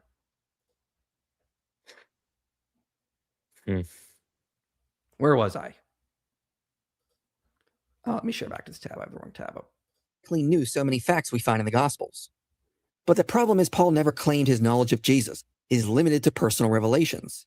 In fact, Paul tells us he met with James and Peter to confirm he was preaching the same message, and they added nothing to him. Nope. Paul's entire purpose in Galatians 1 and 2 is to prove the opposite. His gospel came by direct revelation from God, not from any human source. Paul is in an active fight with people in this congregation dismissing him, so he narrates how long he stayed away from Jerusalem, how little contact he had, and how independently his mission was already running. He mentions connecting with Peter and James only in language designed to downplay its importance. That's not what he says. He says when he met with them, they added nothing to me, thereby confirming they're preaching the same message. Let's not forget that important line here. And by the way, Paul wasn't alone. Like if you're going on the story, if we're going to use the story of Acts, if that's now reliable now, the story of Acts, because I kind of got some hints in there that's what we were going with. There were other brothers with him. You think Paul was just alone figuring this stuff out? It doesn't matter. That's not the point of. Yeah, Sorry. that's not the point of bringing up is that he verified his information was the same message by checking with the disciples. Yeah, he also says he received this stuff from Jesus directly. And there's nothing to worry about because it's the same message that he's getting from that Cephas and James were saying. So no issue. I don't see what, like, this is again not really taking everything Paul says in context. Did you want to add or I'm going to move ahead? Go ahead. If I find something interesting, I'm just kind of looking at the Greek real quick. I'll just like to pretend the word historio in Galatians 1:18 is connected to our English word history, or to make an inquiry. James Dunn once argued this way, but has since walked this back to join the rest of scholarship to the obvious contextual meaning of just get acquainted with a person. There's no evidence that Peter and Paul swapped notes on Jesus' life. Yeah, they were just talking about the weather for a couple days. That's all they were talking about. Like, oh my goodness, like, what is it? Mike Licona says I think that's coming from Mike Licona. Yeah, they were not talking about the weather. What do you think they were talking about? I even if we just don't talk about the point in Galatians, this is a minor point compared to the whole video. We see throughout Paul the same gospel message that shows up in the four gospels. There's no reason to think there's a contradictory message or there was a different message early on. This is all besides the point. I'm going to move ahead. There's no real dispute that Paul's letters are the earliest Christian documents we have, datable with high confidence, and they predate every gospel by decades. It's also non-controversial that Paul's influence on the New Testament is, as James Tabor puts it, permeating and all-pervasive. Mark, our earliest gospel, is, in the judgment of most critical scholars, almost wholly Pauline in its theology, specifically Jesus as the suffering Son of God who gave his life as an atonement. Matthew follows Mark. Luke Acts is structured around Paul. Even John reflects Paul's essential framework. Beyond the influence, there's also obviously some clear copying from Paul's letters to the Gospels. One of the most obvious references to Jesus' teachings is I'd like to see some actual data to support that. in 1 Corinthians 11. For I received from the Lord what I also delivered to you, that the Lord Jesus on the night when he was betrayed took bread, and when he had given thanks, he broke it and said, "This is my body, which is for you. Do this in remembrance of me." This is a clear reference to the tradition of the Last Supper in the Synoptics. Richard Bauckham notes we have close verbal parallelism to what we find in Luke 22. Paul is the earliest extant source for those words. Mark, writing decades later, puts them in Jesus' mouth. Matthew and Luke then copied from Mark. We literally cannot start with Mark and treat Paul as confirmation of an independent tradition. So Mike Licona has addressed this in his book on page 286, and I just put this in my recent video, Evidence Jesus Predicted His Resurrection. If you actually go through and you look at the wording, and Mike Licona points this out, Luke and 1 Corinthians are very similar in wording. Mark and Matthew are very different. So it's not the same wording. So let me get this straight. So Paul was first. He apparently made this up. And then Mark copied him, changed the wording. And then Luke was like, I like different wording. This can be more similar to Paul. I'll go to that.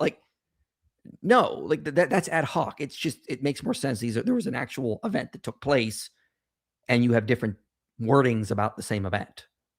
So no, that's not how this actually played out. If you look at the actual Greek there. So Michael, check out the video. On the Galatians point, sorry to backtrack a little bit because I'm looking at the Greek. It looks like Paul's point is that the message, the gospel message, is not of human origin, right? Not that there's just no humans involved in articulating it. I think that's the overall point that he's trying to make. Like if you go to Yeah. Galatians 1:10, right? It's not of human origin. Yeah. That's the overall message of what he's trying to argue. Maybe I'm misunderstanding what Paul's saying there, but It's still relevant to the overall point, though, that I was making. Like, yeah, Paul can say that. That doesn't mean that he didn't meet with Peter and James and confirm that they added nothing to him, because it's the same message. That's the point. So Paul's just not actually attacking what I was saying there. Where were we? So why didn't the Gospels just copy Paul's appearance list from 1 Corinthians 15? Probably because they weren't trying to harmonize facts. They're not trying to harmonize facts. Okay. Remember that point, Than. Remember, the gospel authors don't care about harmonizing facts. Now, remember that point when we get to the section on undesigned coincidences. Because I bet we'll have a different standard at that point. Because I was looking at Galatians. What is he? Whatever he just said. What is that in relation to? Why didn't if the Gospels just got everything from Paul, why didn't they just go through the list of witnesses in 1 Corinthians 15 and just make stories about like an independent appearance to James and just follow that list? You get the point? Yeah, but Anyway. okay.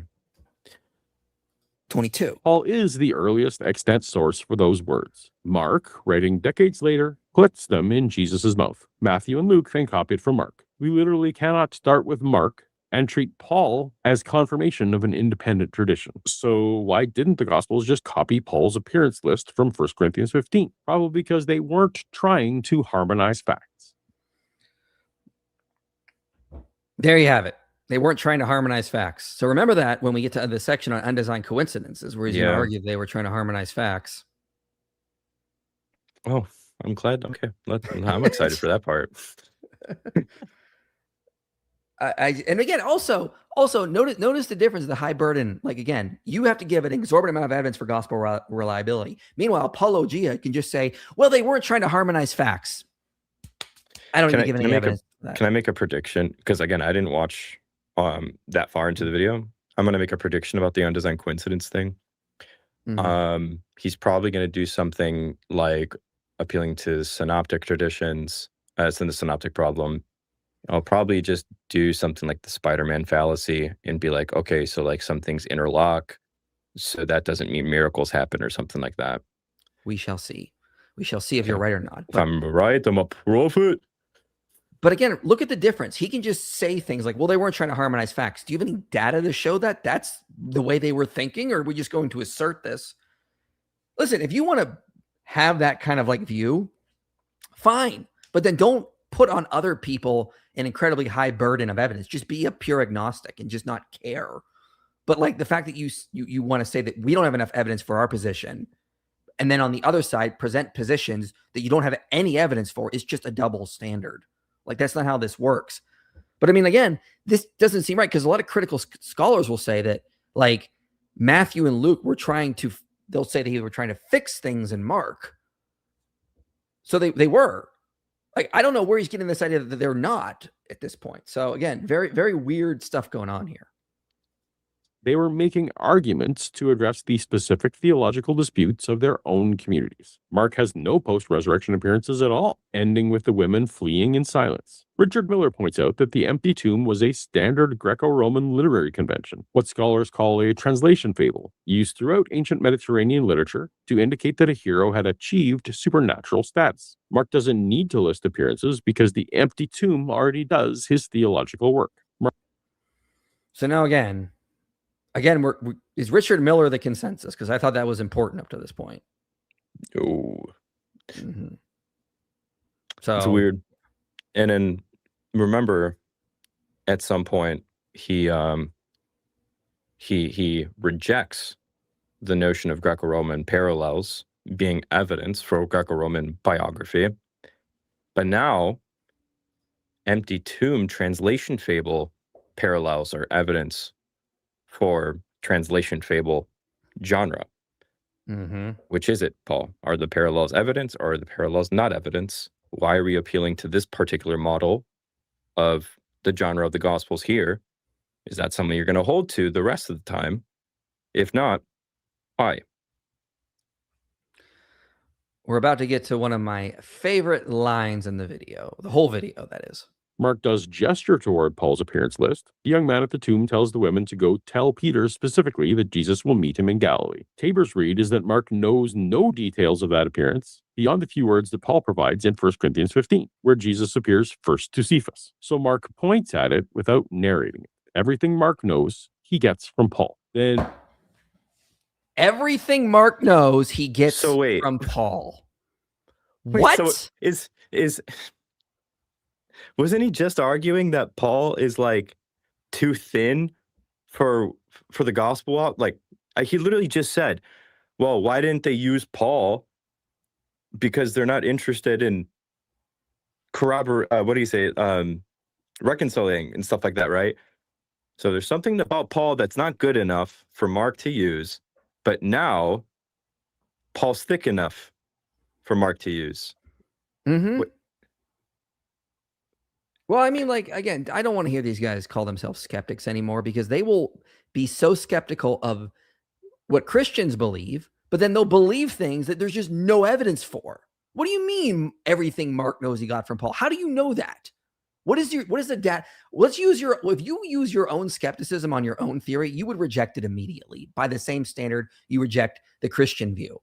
Like that, there's no evidence that that's the case. And there's so much counter evidence to this. I mean, like, Mark's Greek is really rough. Paul's Greek is refined. Mark reading Paul is going to write the way he did. I think that's highly unlikely. I don't even think Bart Ehrman goes so far as to say everything Mark knows he gets from Paul, because he clearly doesn't. I mean, it's just like, wow. Yeah. And he doesn't even follow the creed of 1 Corinthians 15. If Mark is like looking at Paul's letters, you'd think he'd like, okay, well, then he appeared to James. I got to make sure I write that in there. He had this independent appearance to Peter. I got to make sure I write that in there. It doesn't even make sense. That's so wild of a theory, which, again, no evidence for.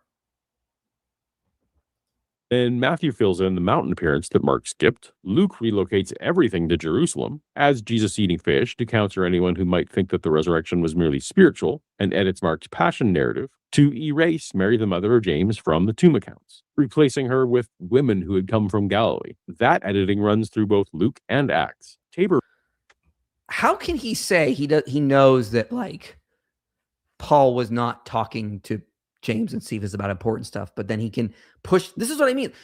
Look at this convoluted theory we have here that he just put out there that there's no evidence for. All these authors were doing these specific things at this specific point. Again, it's a double standard.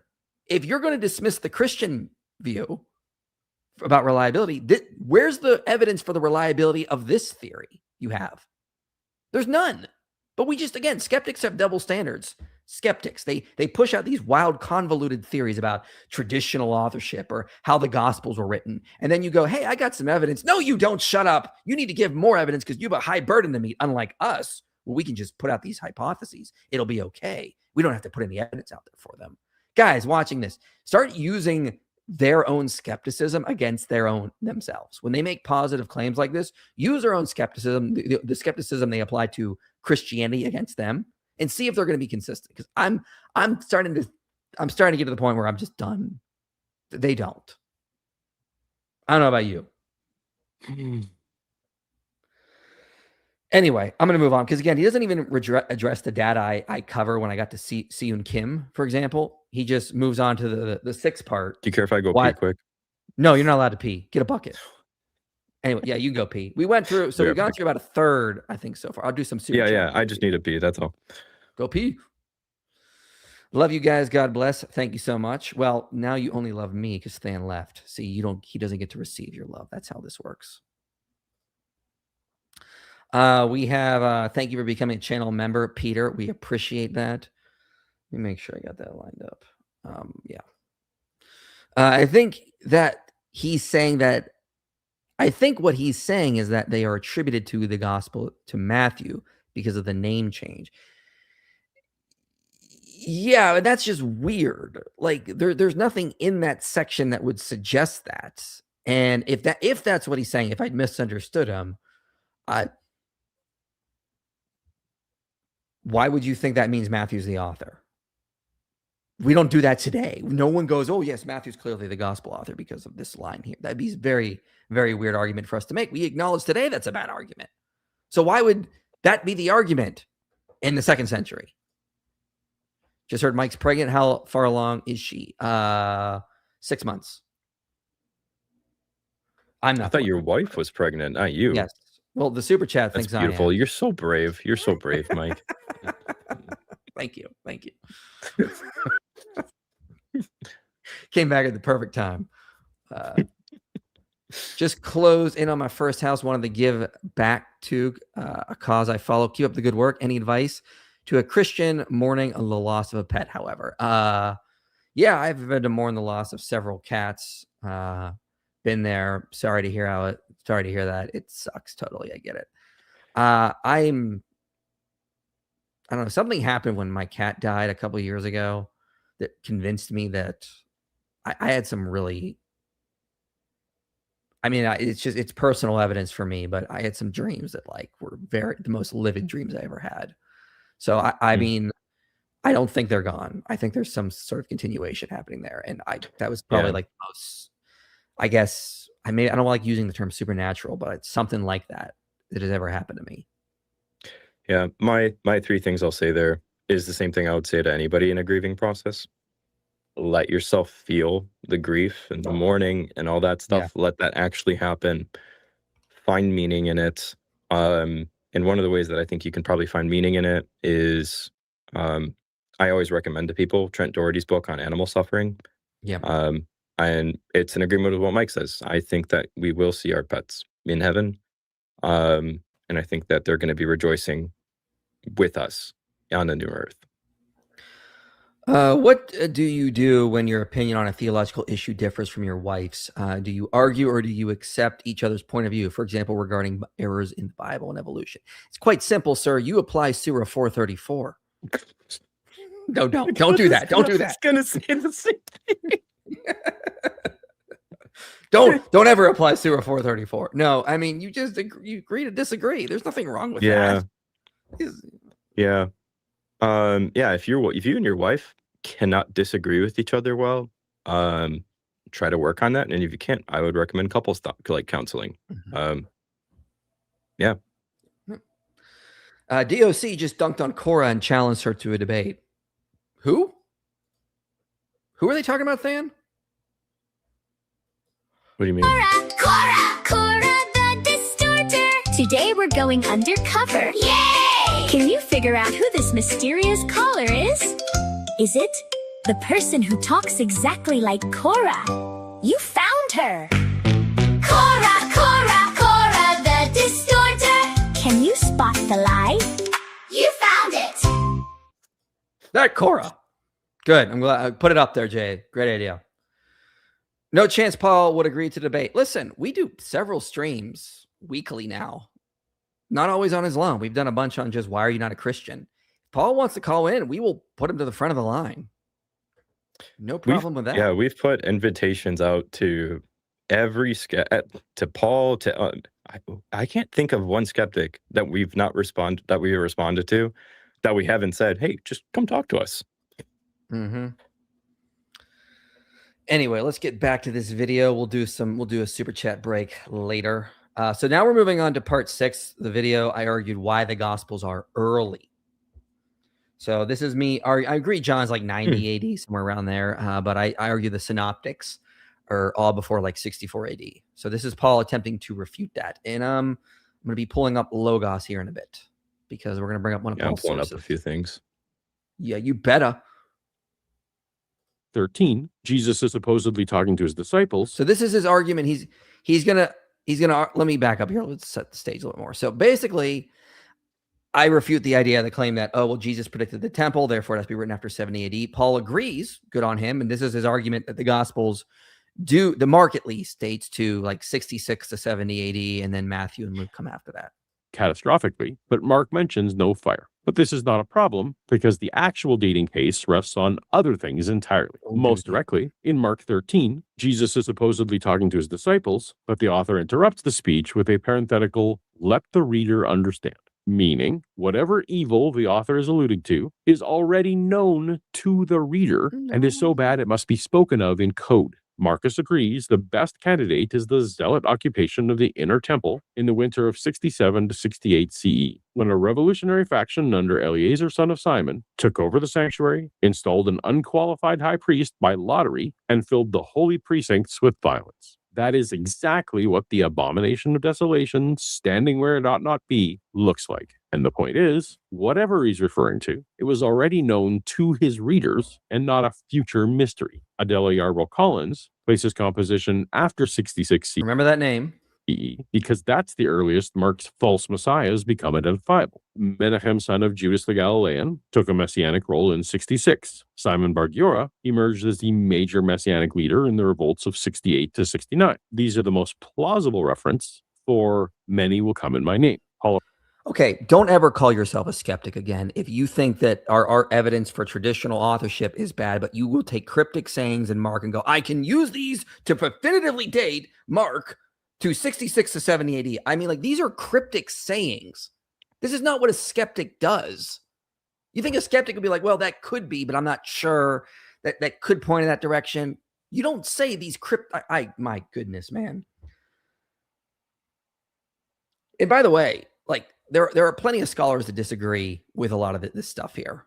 So, for example, Jason Meyer says the eschatological view reads this phrase, "let the reader understand," as a word from Jesus, not as an editorial insertion from Mark. The original language did not use speech marks. In other words, these words would address all readers of the Bible, not just Mark's original readers in their particular time. In this way, the reader would also be the reader of the book of Daniel. So this phrase would be an exhortation to reflect further on the prophecies in Daniel about the end times. What is Jesus doing in Mark 13? He's alluding to Daniel. So why does the phrase "let the reader understand" not refer to the person reading the book of Daniel? N.T. Wright says that Mark begins with something so obscure that he adds a note, "let the reader understand," which shows that he realized that not all readers would understand. Throughout, you can only make sense of what's going on if you know, as it were, the text behind the music. In other words, the scriptural echoes and allusions that make up a good deal of the passage. So again, is Mark actually like doing that? Like, Paul just seems to think the only possible explanation for why Mark would write "let the reader understand" is because it has to refer to events happening in 70 AD. No, there's many other better explanations. In fact, the scholar Adela Yarbrough, let's just pull her book up because we have it in Logos here.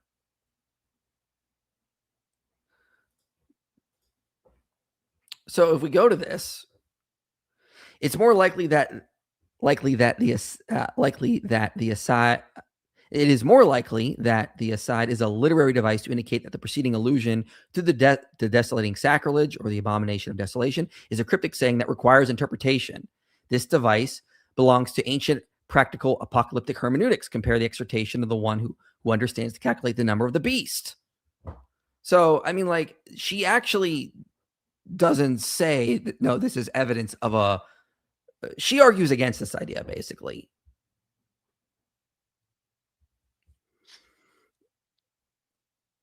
Where do I have that quote at? Here it is. Anyway, I don't know.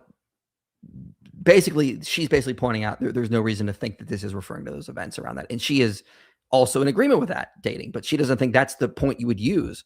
But again, the actual evidence to date it to 780 is so thin. How am I supposed to take that seriously? There's no good evidence. Like, you're just going to go on cryptic sayings.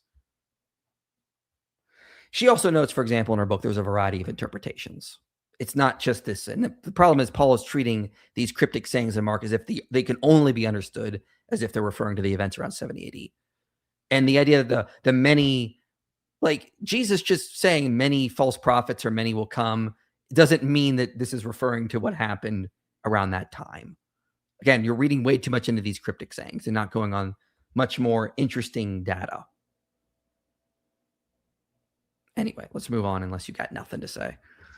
Yeah, no, it would take a while. So that's fine. I like Jonathan Bernier's book on this. If people, we'll get to that. Well, I covered it in that, and we'll talk a little bit about this. Jewish population after 70 AD. Matthew 27:8 says the potter's field is called the field of blood to this day. Raymond Brown points out that to this day is a stock phrase used to explain place names from. Hold on. Let me back that up a second. Points out that to this day is a stock phrase used to explain place names from long ago. You use that phrase when you're at a distance from the event. Such a description would be very inappropriate if Mark was written only 2 to 3 decades after 33 AD. Okay, let's see how that phrase is used in the Gospels then. Because you can look this up.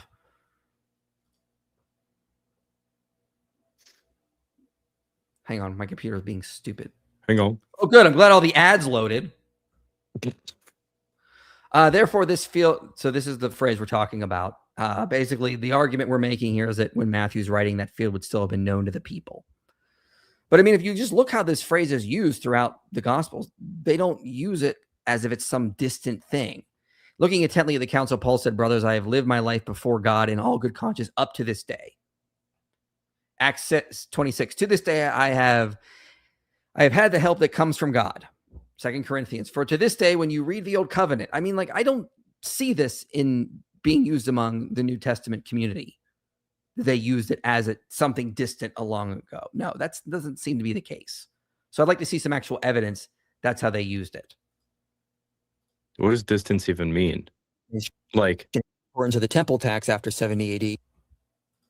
Hang on, can you hear that when I just played it? Yeah, I can. Okay, my headphones are acting up. It's probably me. 1 second, let me fix that. You're good. While you're figuring that, like, what does distance actually mean? Like, if to this day implies distance, why is distance equal to post 70 AD and not 20 years, 30 years later? Yeah, well, the point I'm trying to make is that it seems as though this is referring to a time when before, like, Judea would have been leveled, like specifically just Jerusalem area. It seems to be more consistent with the pre-70 AD date. AD would have been problematic, as it would have been going to a pagan temple. After 70 CE, every Jew, including Jewish Christians, had to pay that specific tax to fund a pagan cult. Matthew's story of Jesus and Peter choosing to pay. Hold on, what? Can you say something? Hello. Hi. Hello. Hi. Hi. Hello. Hi. All right. Now I'm going to play it. I can just dance. Tax voluntarily, even though they're technically exempt as children of the king, is directly applicable pastoral advice for a community deciding whether to pay an offensive Roman tribute. But that's not what the story's about. That's the story about render to Caesar the things that are Caesar's. That wouldn't be the point of this story. The point of this story is about the temple tax, not a pagan temple tax. Like, that has nothing to do with the story. Why would you import context that's not about this? Like, the only reason for Matthew to tell this story is to suggest the temple's still standing, because it would matter. Like the actual temple tax. Matthew 5, Jesus gives instructions on how to offer a sacrifice at the temple. Information that would have been useless to include in his gospel account if the temple was already destroyed when Matthew was writing. As a direct parallel, the Mishnah, compiled around 200 CE, presents laws governing temple sacrifices and priestly duties in the present tense, as though the temple were still standing. But the temple had been gone for over a century by then. Schurer notes that Jews continued to study temple law, debate proper temple piety, and transmit it as living Torah because they expected the temple to be rebuilt. Matthew's doing exactly what the other Jewish authors did. As time progressed, the church movement became... All right, hold on 1 second. I'm going to pull up a paper. So this was... I want to just hit this quickly. Again, this was something I thought about going more into when I was making this video. But Charles Quarles wrote a whole paper on this. Yeah, there's a stuff, and he uses the Mishnah. The point he says is that the Mishnah sayings actually represent pre-70 AD traditions that wound up in the Mishnah. These were not something that was made up later. When they're discussing these things, he actually goes through and evaluates the language of these and shows, no, these seem to be, again, the fit with discussion that would have happened pre-70. So the pre-70 dating of the oath is confirmed by the detail that the guilt offerings are still being given, and the rituals of the Day of Atonement during which the ordinary guilt offering was suspended are still being observed. And he uses sayings in the Mishnah. He says an examination of the oath formulas in a Tosefta, Jerusalem Talmud, and Babylon Talmud confirm what the evidence of the Mishnah suggests, that the practice of taking an oath by the temple was very rare after 70 AD. So in sayings after 70 AD, he actually makes the case that no, they were not doing that kind of stuff. The stuff that shows up in the Mishnah represents pre-70 AD traditions. And if he does this by evaluating a lot of the things with regarding those sayings. So this actually works against Paul. And if you check out Charles Correll's paper, let me put it up there for anybody. The oath formulas of Matthew 23, 16 to 22 as evidence of pre-70 date of composition for Matthew's gospel. There. Now, where were we? Yes. Predominantly Gentile and less focused on its Jewish roots. Placing the Gospel of Matthew after 70 AD, when Christians were disconnecting from their Jewish roots, seems to be out of place. It makes more sense to place it among the first generation of Christians and before 70 AD. Among the strongest arguments for a post-70 date is Matthew's Hold on one second. My stupid earbuds keep acting up. theology of the destruction itself. Matthew portrays the temple's fall as divine judgment for the rejection of Jesus. That's a retrospective theological interpretation of a catastrophe. It's implausible that it is future projecting meaning for readers unaware of an event that hasn't happened yet. It matches the literary behavior of 4 Ezra and 2 Baruch, other late 1st century Jewish texts that also frame Jerusalem's destruction as judgment for Israel's own failures. Okay, but this was addressed in the video Paul's responding to. The way that Matthew, Mark, and Luke talk about the destruction of the temple doesn't match exactly the exact details. Like Jesus says, not one stone will be left. Okay, there were stones that were left. So why would you put a hyperbolic statement in the mouth of Jesus when people knew that that wouldn't actually match reality? The prey doesn't happen in winter. Yep.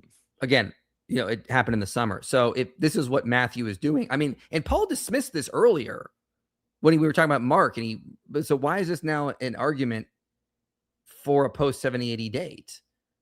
It doesn't match the details. So I'm confused about what he thinks he's doing here.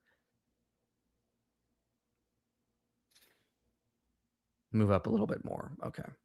Long before Rome started. The Jewish War ended in 70 CE with the destruction of Jerusalem, and after that, Jews were toxic in the Roman Empire. They had just cost Rome a brutal, expensive war. Steve Mason says the gospel's efforts to relieve Pilate of guilt and dump it on the Jewish leaders are understandable in the light of the Christians' social political situation after AD 70. The Jews were already considered troublemakers as a result of their failed revolt, and the Christians were in desperate need of a claim to legitimacy. So what do? Hans Konzelman finds that Luke emphasizes that to confess oneself to be a Christian implies no crime against the Roman law. John Dominic Crossan calls Luke Acts a defense brief for Christianity, carried by Paul into the imperial court at Rome, promoting a Christianity that is within, rather than against, the Roman Empire. Notice that this strategy requires a villain to replace Rome, and that villain is Jewish leadership. Per Paula Fredrickson, the Gospels argue that opposition to Jesus was Jewish, not Roman. The result, Rome and Christianity are both on the same side against the Jews. So let me get this straight. The reason why Matthew doesn't make the Romans the bad guys in the gospel is because he wants to be on the same side as the Roman government, the government that was persecuting the Christians under Nero. That doesn't make any sense. Like, again, look at the book of Revelation. Rome is painted in a bad light. Why? You just have to ask, why would they do that? And again, where is the evidence for that? You don't actually see any evidence that that's what Matthew is doing. Yeah, it doesn't logically follow that Matthew is doing that. Does Paul give evidence in this that for what he's saying, or is he just quoting the scholar? The scholar. Oh, yes. Okay. But again, like, that doesn't logically follow. I'm confused about what he thinks he's doing here. It makes far more. It's less surprising if Matthew was writing before the Neronian persecution, because there's no reason to paint Rome in a bad light. After that persecution, there's definitely a reason to paint Rome in a bad light. Like, why would you want to be on the same side as Rome when they clearly are against Christianity? That doesn't make any sense. Additionally, in John, which was likely written after 70 AD, we see a lack of passages painting Romans in a positive light. Yeah. Which we would expect if the Christians no longer wish to portray Roman authority figure as well. This is just factually wrong. John has the most extended Pilate scene of any gospel, with Pilate repeatedly declaring Jesus was not guilty, and the Jewish leaders manipulating him into execution. Craig Keener says John goes to great lengths to emphasize that Pilate cooperated with Jesus' execution against his own preference, and this emphasis is understandable for apologetic reasons. Now, James or maybe he was just reporting what actually happened. Like, why is that not even an option on the table? Crossley notes that some arguments have been put forward to explain the ending of Acts and to preserve the late dating. First, Paul's death might be hinted to in Acts 20:25 in verse 38. There is also no mention of the death of James. Okay, so now we're talking about the very important issue, one of the best issues for dating. Which Josephus recorded, so maybe Luke didn't want to record how the apostles died. Luke also doesn't mention the earlier Caligula crisis, so maybe Luke just omitted certain events for unknown reasons. The persecution of Christians in Rome may not have been mentioned because Luke's story simply had not got that far chronologically. Acts is not a biography of Paul. The character of Jesus tells you the book's purpose in chapter 1. The gospel will spread from Jerusalem to the ends of the earth. Rome is the end of the earth. When Paul arrives there, preaching openly and without interference, the story Luke promised is done. Okay, let's stop there for a minute. Just to recap, you know this argument. Acts ends incredibly strange. You have all this foreshadowing of Paul going to Rome, standing before Caesar, and then it just ends. He lived there for 2 years at his own expense. Going back to Adolf von Harnack, he's argued very clearly this seems to be when the book was written. The book of Acts was written then, because it ends strangely. Enigmatic ending. There's no reason to end there. You would want to end with him appearing before Caesar. Paul is trying to say, no, this is a fitting end to Acts because it's about taking the gospel to the whole world. And it finally arrived in Rome. But that's not what Acts says. How does Acts end?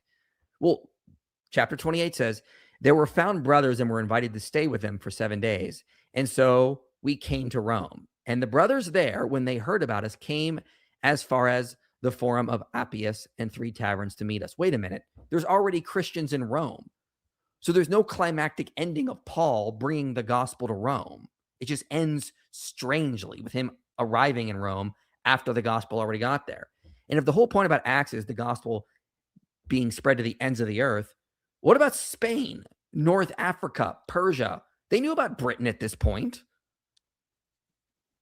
Like, this doesn't make any sense. Like, this Paul's theory Paulogia's theory that the gospel arriving in Rome is a fitting end of the story because now it's gone all over the world doesn't make sense with the relevant data. Acts says there were already Christians there.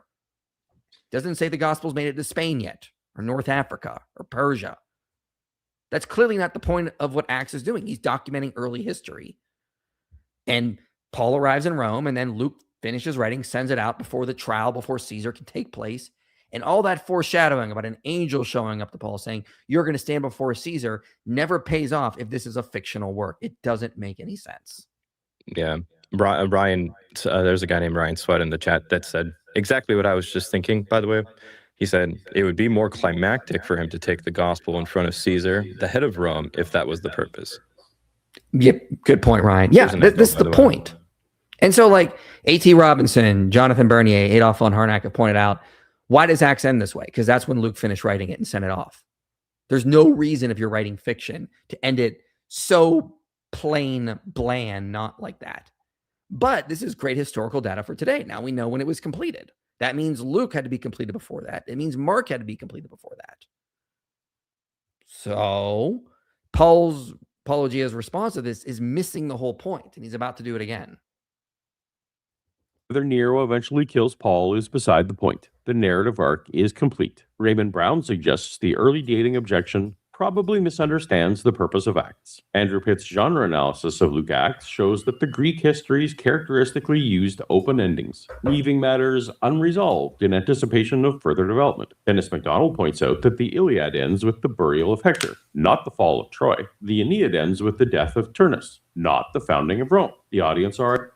So with the ending of the Iliad, that makes sense if you know the story. It's all about it. It's all about Achilles and Hector and this fight going on. Like, but again, what actually happens in Acts is different. As I pointed out in the video, look at the type of foreshadowing. When then Festus, when he had conferred with his council, answered, "To Caesar you have appealed, to Caesar you shall go." Okay, well, Paul's going to go to Caesar. And Agrippa said to Festus, "This man could have been set free if he had not appealed to Caesar." An angel appears and says, "Do not be afraid, Paul. You must stand before Caesar." Okay, now an angel of God is saying it. God has granted you all those who sail with you. This makes no sense if you're writing fiction. It makes perfect sense if you're reporting what happened. That, yeah, this stuff happened, and Luke finished the book and sent it off before Paul stood before Caesar. If you're writing much later, you'd never write this way. Did Paul just cite genre parallels again? Even though we're not supposed to be able to do that? Apparently, yes. Absolutely. That's how this works now. Don't you get it? Just, Mike, there's an echo whenever I talk. Yeah, I got to try to figure out these stupid headphones. Let me see if I can get them back in. They were acting up. I don't get it. They've got plenty of battery, so... I also just don't have to talk. All right, let me try that now because it kept coming in and out, so I don't know what the problem was. But yeah, I just saw people in the chat complaining about it. That's all. Ugh, complaining. All right, I will. If this doesn't work, I will see if I can get some like analog something. Anyway, let's continue on here.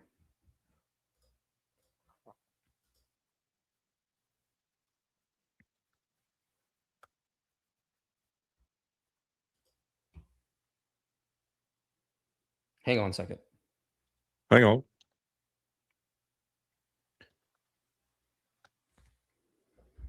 Yeah, they're still acting up. I got to get a pair of earbuds here.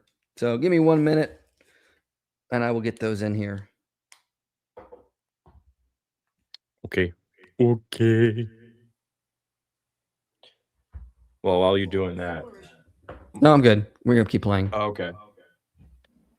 I wanted to show my Dragon Ball Z gummies that my kids got me. Why are you such a nerd, man? Dude, you have a map of Gondor or something. Don't. Don't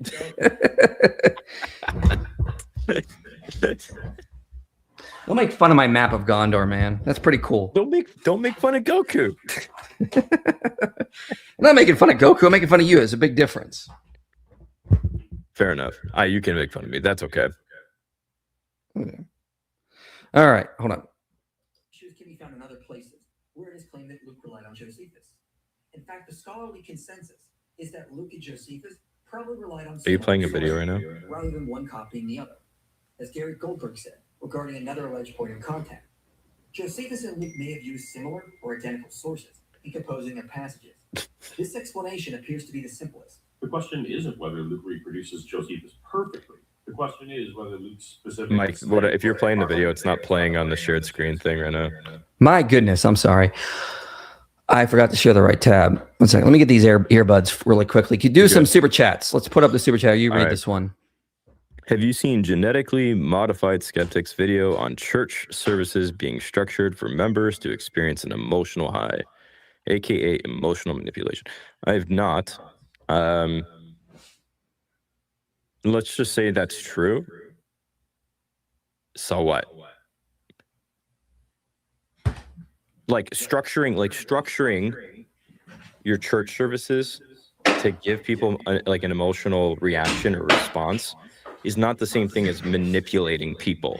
If that was true, well, hey, stop going to universities because the classes are structured in such a way most of the time, if they're done well, to keep you in the class and keep you motivated to keep doing the work. So the universities are manipulating you. That's bad. Stop going to university.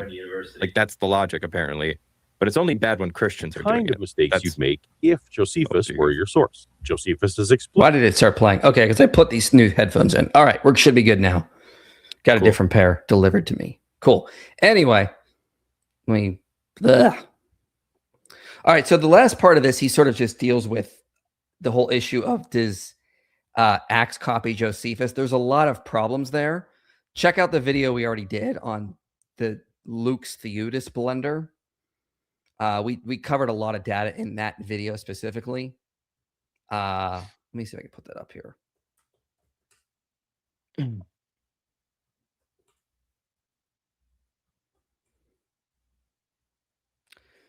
Yeah.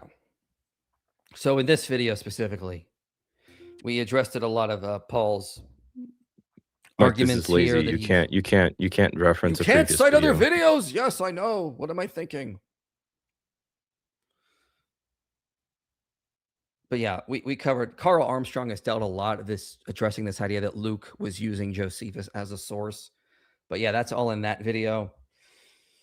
Yeah, I'm not that impressed, and I'm just gonna move on to save time. But apparently, that's using a shortcut, which Paul says we can't do.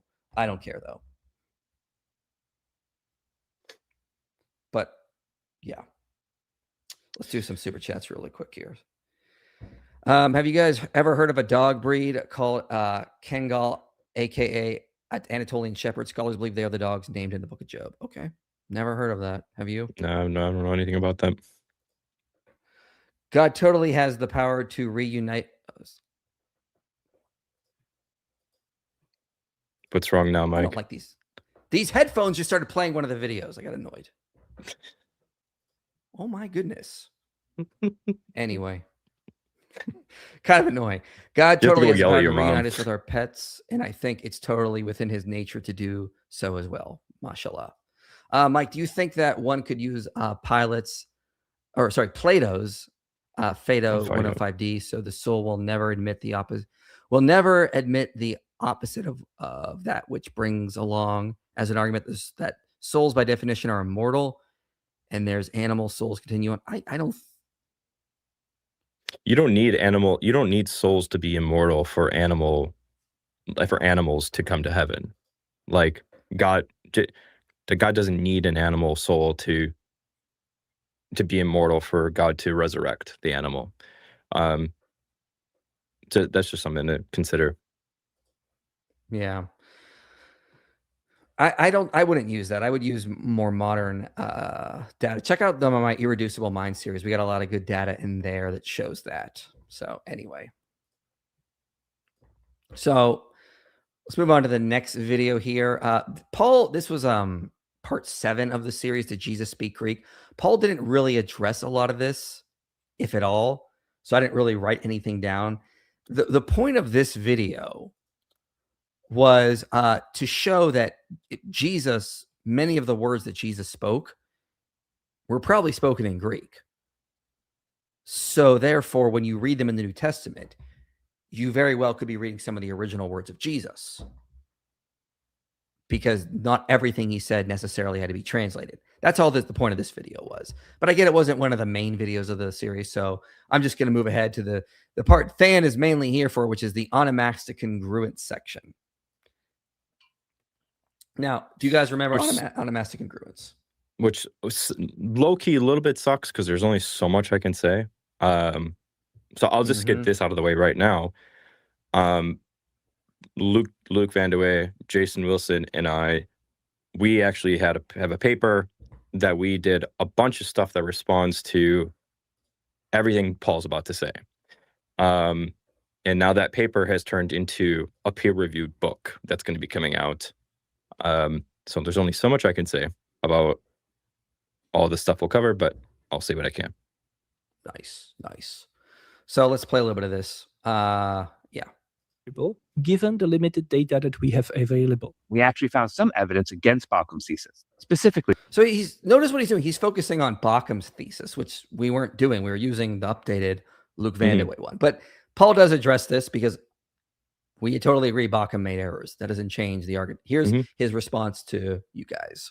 So this distribution was the most even and optimal for the goodness of fit test. While Gregor and Blaze have not yet published a formal response to Vandewey and Wilson, peer-reviewed work takes time and they are busy people with many projects on the go. I have had the privilege to preview some of their observations and continuing work. One basic objection is on their logic. Vandewey and Wilson use the words fit and not fit in a way that smuggles in a conclusion. When a statistical test fails to rule out a hypothesis, that is not the same as confirming the hypothesis. It might just mean you don't have enough data to rule it out. Vandewey and Wilson turned a double negative into a positive, which is, quote, such a basic statistical error that it is surprising to see. A second objection is to their method. Because most names in the Gospels appear only once. Yeah, go ahead. Yeah, because otherwise we're just going to get a mess of me talking. So, good news is that's not our argument. Our argument is not right. Our argument is not these other ones failed the test, therefore the Gospels are reliable. Right. Better way to frame this is a comparative thing. Right. Hey, here's the observations we have. Here's the data. Here's the statistics.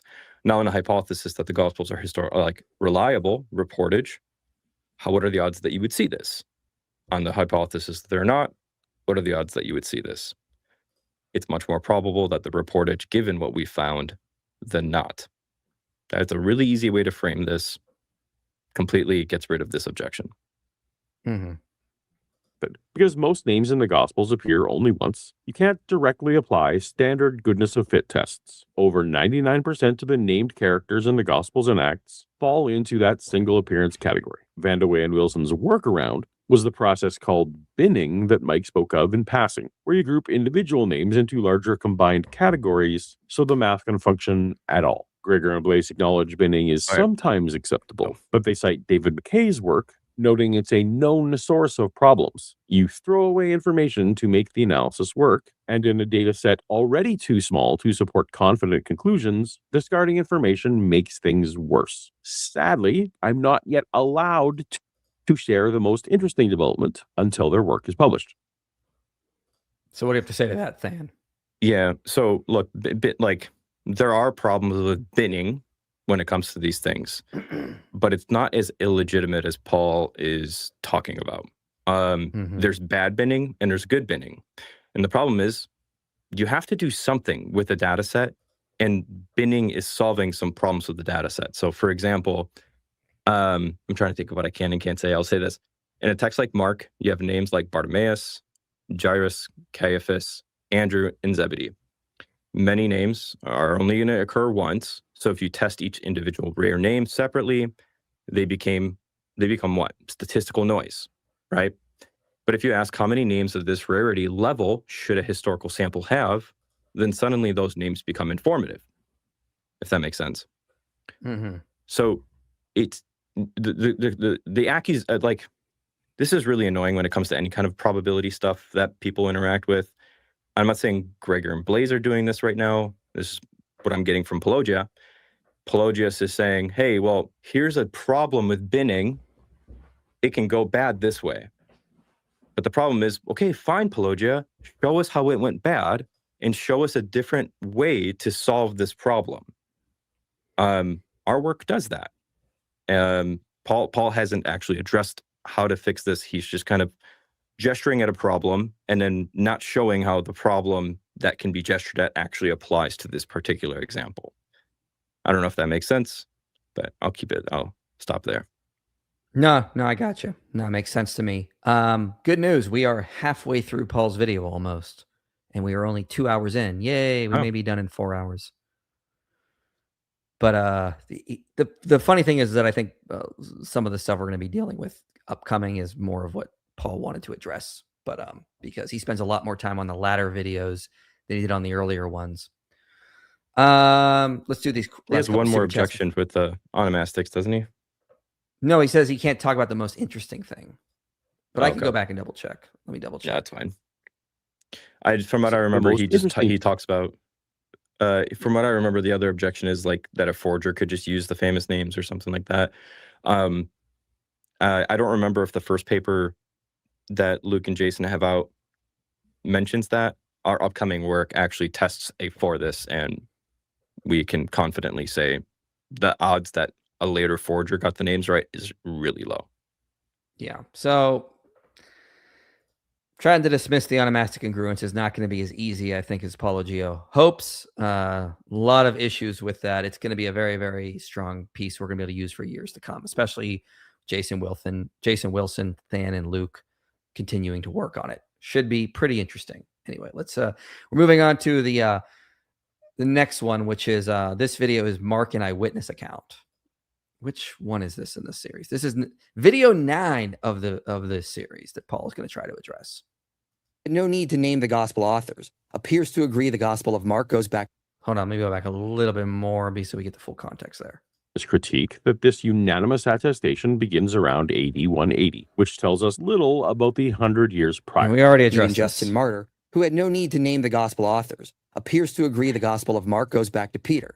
He said it is recorded in the memoirs of Peter that Jesus changed the names of the sons of Zebedee to the sons of thunder. This is an overstatement. In Dialogue with Trypho 106, Martyr refers to the memoirs of him, not memoirs of Peter, and there is ambiguity about who the subject of that pronoun is. Ehrman, following Peter Pilhofer, argues Justin's memoirs of Peter likely doesn't refer to the Gospel of Mark, since that assumes knowledge of Papias, whom Justin never cites. Instead, Pilhofer suggests Justin was influenced by the non-canonical Gospel of Peter, pointing to shared distinctive details like blaming Jews for Jesus' death and the disciples fleeing. Tertullian tells us Mark. Okay. Again, skeptics. These are skeptics here.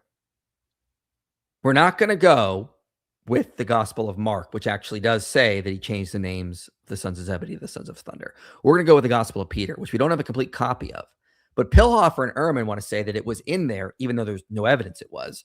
And that's what Justin Martyr was using. Who's following evidence here?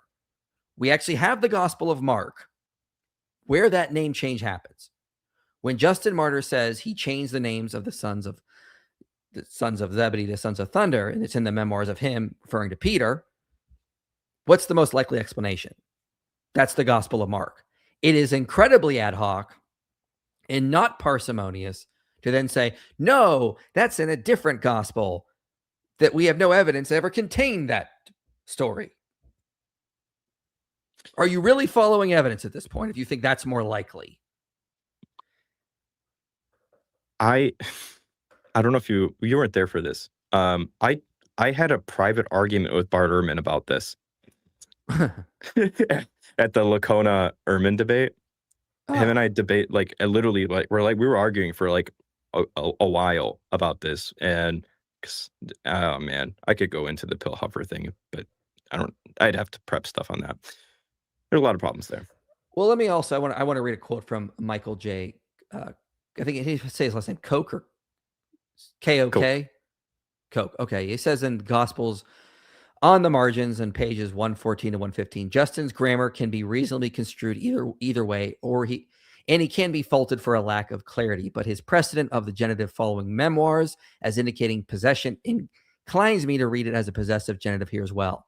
While the change in Simon's name is not specific to Mark 3:16, Justin adds that this memoir contains the nickname of the sons of Zebedee as the sons of thunder. This detail is unique to Mark, unless it was part of a lost source. Peter Pilhofer and Ehrman equate Peter's memoirs with the Gospel of Peter, since it is possible that the nickname occurred in the missing part of the fragmentary evidence, and they adduce other parallels to this Gospel in Justin. But the transliteration coming out of the Greek term there seems to be a distinctly Markian feature. Aramaic specialists have puzzled over it, but Maurice Casey outlines step by step the reasoning behind Mark's tortuous transliteration. It is incredible to think that the exact transliteration could be reproduced independently of Mark, while sources dependent on Mark, such as Matthew and Luke, could edit it out. There is a good probability that Justin was familiar with the Papian tradition on Mark. So in other words, all the evidence seems to be pointing to Mark in response to Ehrman and Pilhofer, not this idea. And again, that's a very minority view. I don't think they've really convinced a lot of scholars of this, as far as I can tell. So again, what's the consensus here?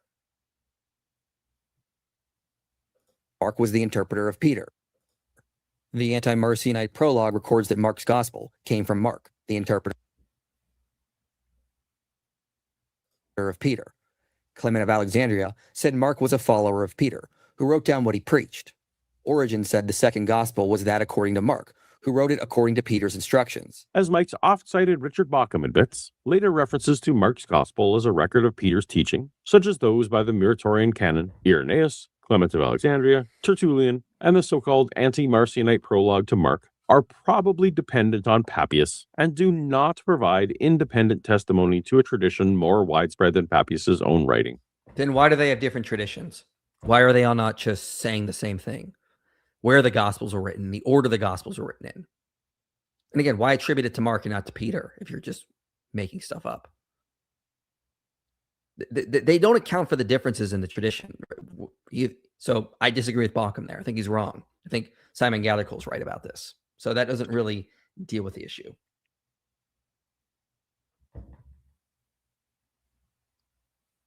What were you going to say? Nothing. I'll save it because I'm anticipating he'll probably say something else that's going to complete what I want to say. Yeah, and again, are we just taking that as like a fact because Bauckham said it when there's no evidence for it? I don't get it. I also point out that Matthew and Luke use Mark as a source, but they made very little changes to Mark's narrative when compared to the types of changes other ancient biographers made to their own sources. This would support the notion the gospel was considered authoritative, given how little was changed by the standards of the ancient time, and this would support the notion it came from Peter. This is begging the question that the authors of Matthew and Luke copied the author of Mark tells us nothing at all about whether these men knew each other, or even who each other were. In fact, these later Gospels seem to want to replace Mark, not honor it. That's not the argument I was making. I did not make the argument that they knew each other. I made the argument that they had reverence for Mark. They weren't changing stuff. They had more reverence for Mark than Josephus had for the Old Testament, who was inventing speeches and putting them in the mouth of Abraham. So like that's just, first of all, that's not begging the question because that's not the argument I made. And this is just a straw man. My goodness. Let's get to the next point I want to address. First point out that retroverting whole passages into Aramaic requires immense guesswork, and Casey's translations contain unexplained inconsistencies, grammatical errors, such as pairing masculine verbs with feminine subjects, and incorrect verb forms. Charlesworth notes that an Aramaic source had the exact same capacity to be inaccurate and distorting as any later Greek redactor. Most scholars seem to agree that bad Greek is just bad Greek. So the argument I made in my video was that if you go to Maurice Casey, who's not a Christian, he makes the case that Mark is working on Aramaic and translating it into Greek, and that seems to be what the case is. Paulogia is arguing against that. The problem is that's not the case he argues. He also argues there's wordplay, there's things just seem to cohere better in the Aramaic. Yeah, there's guesswork involved, but it's pretty good. I mean, this is the way history works. It's always in probabilities. What's the problem here? It just seems as though there seems to be some sort of Aramaic behind the rough Greek of Mark, which would make sense as to why Mark's Greek is so rough. No one's saying that's a slam dunk. It just is more consistent. I was going to say, like, maybe, and for the audience, for anybody listening, just whenever Paul talks, ask yourself this question. Is he presenting an alternative model that makes better sense of the observations at hand? It's the majority of the time, the answer is no right now. No. He's just going, well, this data point isn't as forceful as maybe you might think, but then guess what? If you have a good hypothesis on the table and it makes sense of the data and the data just isn't as determinate of the hypothesis, but you still don't have a different model, guess what? This model is still the most probable. Right. Like at the end of the day, I'm just, man. James Crossley strengthens this by pointing out Mark preserves accurate Jewish customs. Mark 7 refers to the Pharisees' washing rituals, which included the washing of cups, pots, copper vessels, and dining couches. This suggests Mark had access to intricate knowledge of Jewish legal thought. That's odd. Okay. I just presented evidence that Mark had pretty good knowledge of Jewish legal thought. How do you think Paul is going to respond, Than? It's not that good. No, it's worse. Because scholars Okay. argue that the author of Mark often misunderstands first century Judaism. In Mark 2, Jesus references David eating consecrated bread in the time of Abiathar, the high priest. But 1 Samuel 21 names the high priest as Ahimelech. Abiathar was his son. Mark 7 pauses to explain to his readers that the Pharisees and all the Jews washed their hands before eating. E.P. Sanders says most Jews didn't purify their hands before meals, adding that even among the Pharisees it was optional. Randall McCall. Whataboutism. That's his argument. boy. Oh, yeah, you found some good, reliable data. And Mark, well, I'm not going to accept that. I'm just going to resort to whataboutism. Are you kidding me? That's the argument now. None of that has anything, none of that actually addresses my point. I thought this was addressing the arguments I was making. That didn't address the arguments I was making. Like, I fail to see how that has anything to do with what I was arguing. Like, what does that have to do with what I was arguing? Yeah, I mean, I don't know why. There's the Epistle of Aristeas 305, and it says, this is 2nd century BCE. And as is the custom of all the Jews, they washed their hands in the sea. How dare you? How dare you think that's the case? Yes, I know. Tim McGrew pointed this out many years ago. There's plenty of evidence for like Jewish hand washing customs and them doing all sorts of washing stuff. We'll get to another issue in a minute here, but I mean, like, you can bring up whataboutism, but we have video. Like, we have a video on Abiathar. We have a whole series called Alleged Bible Contradictions and Alleged Bible Errors, where we go through all this stuff already. So just citing this stuff doesn't actually show that Mark is unreliable when A, that's been addressed, and B, we actually give data that he actually did know and get a lot of reliable facts correct. Following them long after Jesus' death. Peter J. Williams notes Mark records a whole group of tax collectors was in Capernaum. This would be expected if one knew the area, as Capernaum was situated at a strategic point on the northern end of the Sea of Galilee, and an important location for collecting taxes. Oh, real quick, I want to add another quote. I forgot. Philo of Alexandria in the Special Laws 3:205 says, the law does not look upon those who have touched a dead body which was met with a natural death as pure and clean until they have washed and purified themselves with sprinkling and absolutions. You see similar stuff in the Mishnah tractates, Yarayim 1:1-4, and Mishnah Haggagia 2:5-6. Susan Habner, they shall purify themselves. Essays on the purity in early Judaism notes that basically gives a ton of evidence that Jews were doing all sorts of washing rituals. Anyway, let me back this up here a little bit. Knew the area, as Capernaum was situated at a strategic point on the northern end of the Sea of Galilee, and an important location for collecting taxes on what crossed the border of Herod Antipas's territory. This is a minor detail, but a detail one would expect to find if Mark was working with eyewitnesses. That's strange, because New Testament legend Raymond Brown concludes that the author of Mark was a Greek speaker who was not an eyewitness of Jesus' ministry and made inexact statements about Palestinian geography. For example, Is he going to do the Gerasenesis problem? Yeah, but it's just whataboutism. Look, we give evidence that he got something accurate, and what does Paul go to? Oh, yeah, okay, I'll give you that point. No, Raymond Brown said you're wrong. Are we still right though about the specific fact we brought up? Well, I guess so. If Paul can't address it, so Mark did have knowledge of the geography of the region. Just resorting to whataboutism doesn't actually address the point. You're avoiding it. That's what all Paul is doing in this section. But I'm gonna bring up Tim McGrew here in a minute. For example, okay. Yeah, you'll like this one. You'll remember this one immediately as soon as you see it. Mark 7:31 has Jesus traveling from Tyre north through Sidon, then southeast to the Sea of Galilee. But you can't get there from here. Hugh Anderson compared it to traveling from Cornwall to London by way of Manchester. Mark also sets the story of the pigs running over a cliff into the water. Okay. Yep. This is a PDF on Apologetics 315 Tim McGrew put out years ago. Then Jesus returned from the region of Tyre and went through Sidon, the Sea of Galilee, and the region of Decapolis. So Tyre, Sidon goes down here. That's the argument, is that He's making that weird like hook shape. How many times has this been addressed, Than? A lot. Like to the Look at- I'm tired of. When you look at topographical maps, I wonder why Jesus didn't take the direct route. Oh, there's a giant mountain in the way, Mount Meron. Yeah, but they have the power of God on their side. They should be able to move mountains.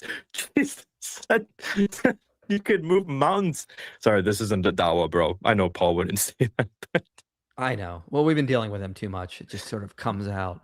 But I mean, like, we have dealt with this 1,000 times. Paul's just repeating debunked objections. Look at the topographical map. You're gonna go around the mountain. Like, yeah, I live in accidental Tucson. evidence for what we're saying. You're right. This is evidence. Mark actually does know the geography better than Paulogia does because he understands that's the way to go to get around a mountain. I live in Tucson. Yeah. Okay, if I wanted to go to Patagonia, I can't take the direct route. Why? The Santa Cruz Mountains are there. I got to go around the mountains on a road. Like, my goodness. But again, this is his entire section, is just to repeat these debunked arguments we've addressed 1,000 times. If you just go through our alleged Bible errors, alleged Bible contradictions, these are all addressed in there. Simply by consulting books. Oh, because when Jesus cries out in Aramaic, Eloi, Eloi, lama sabachthani, the author of Mark has characters mistaking this for calling for Elijah. But in Aramaic, Eloi sounds nothing like Elijah. The confusion is linguistically impossible. The author of Matthew once again catches and fixes Mark's error by switching to a different language. In the God. That's not what Matthew does. Matthew includes the idea, but well, then why does Matthew include the fact that they think he's calling out to Elijah? Matthew 27. Let me pull that up.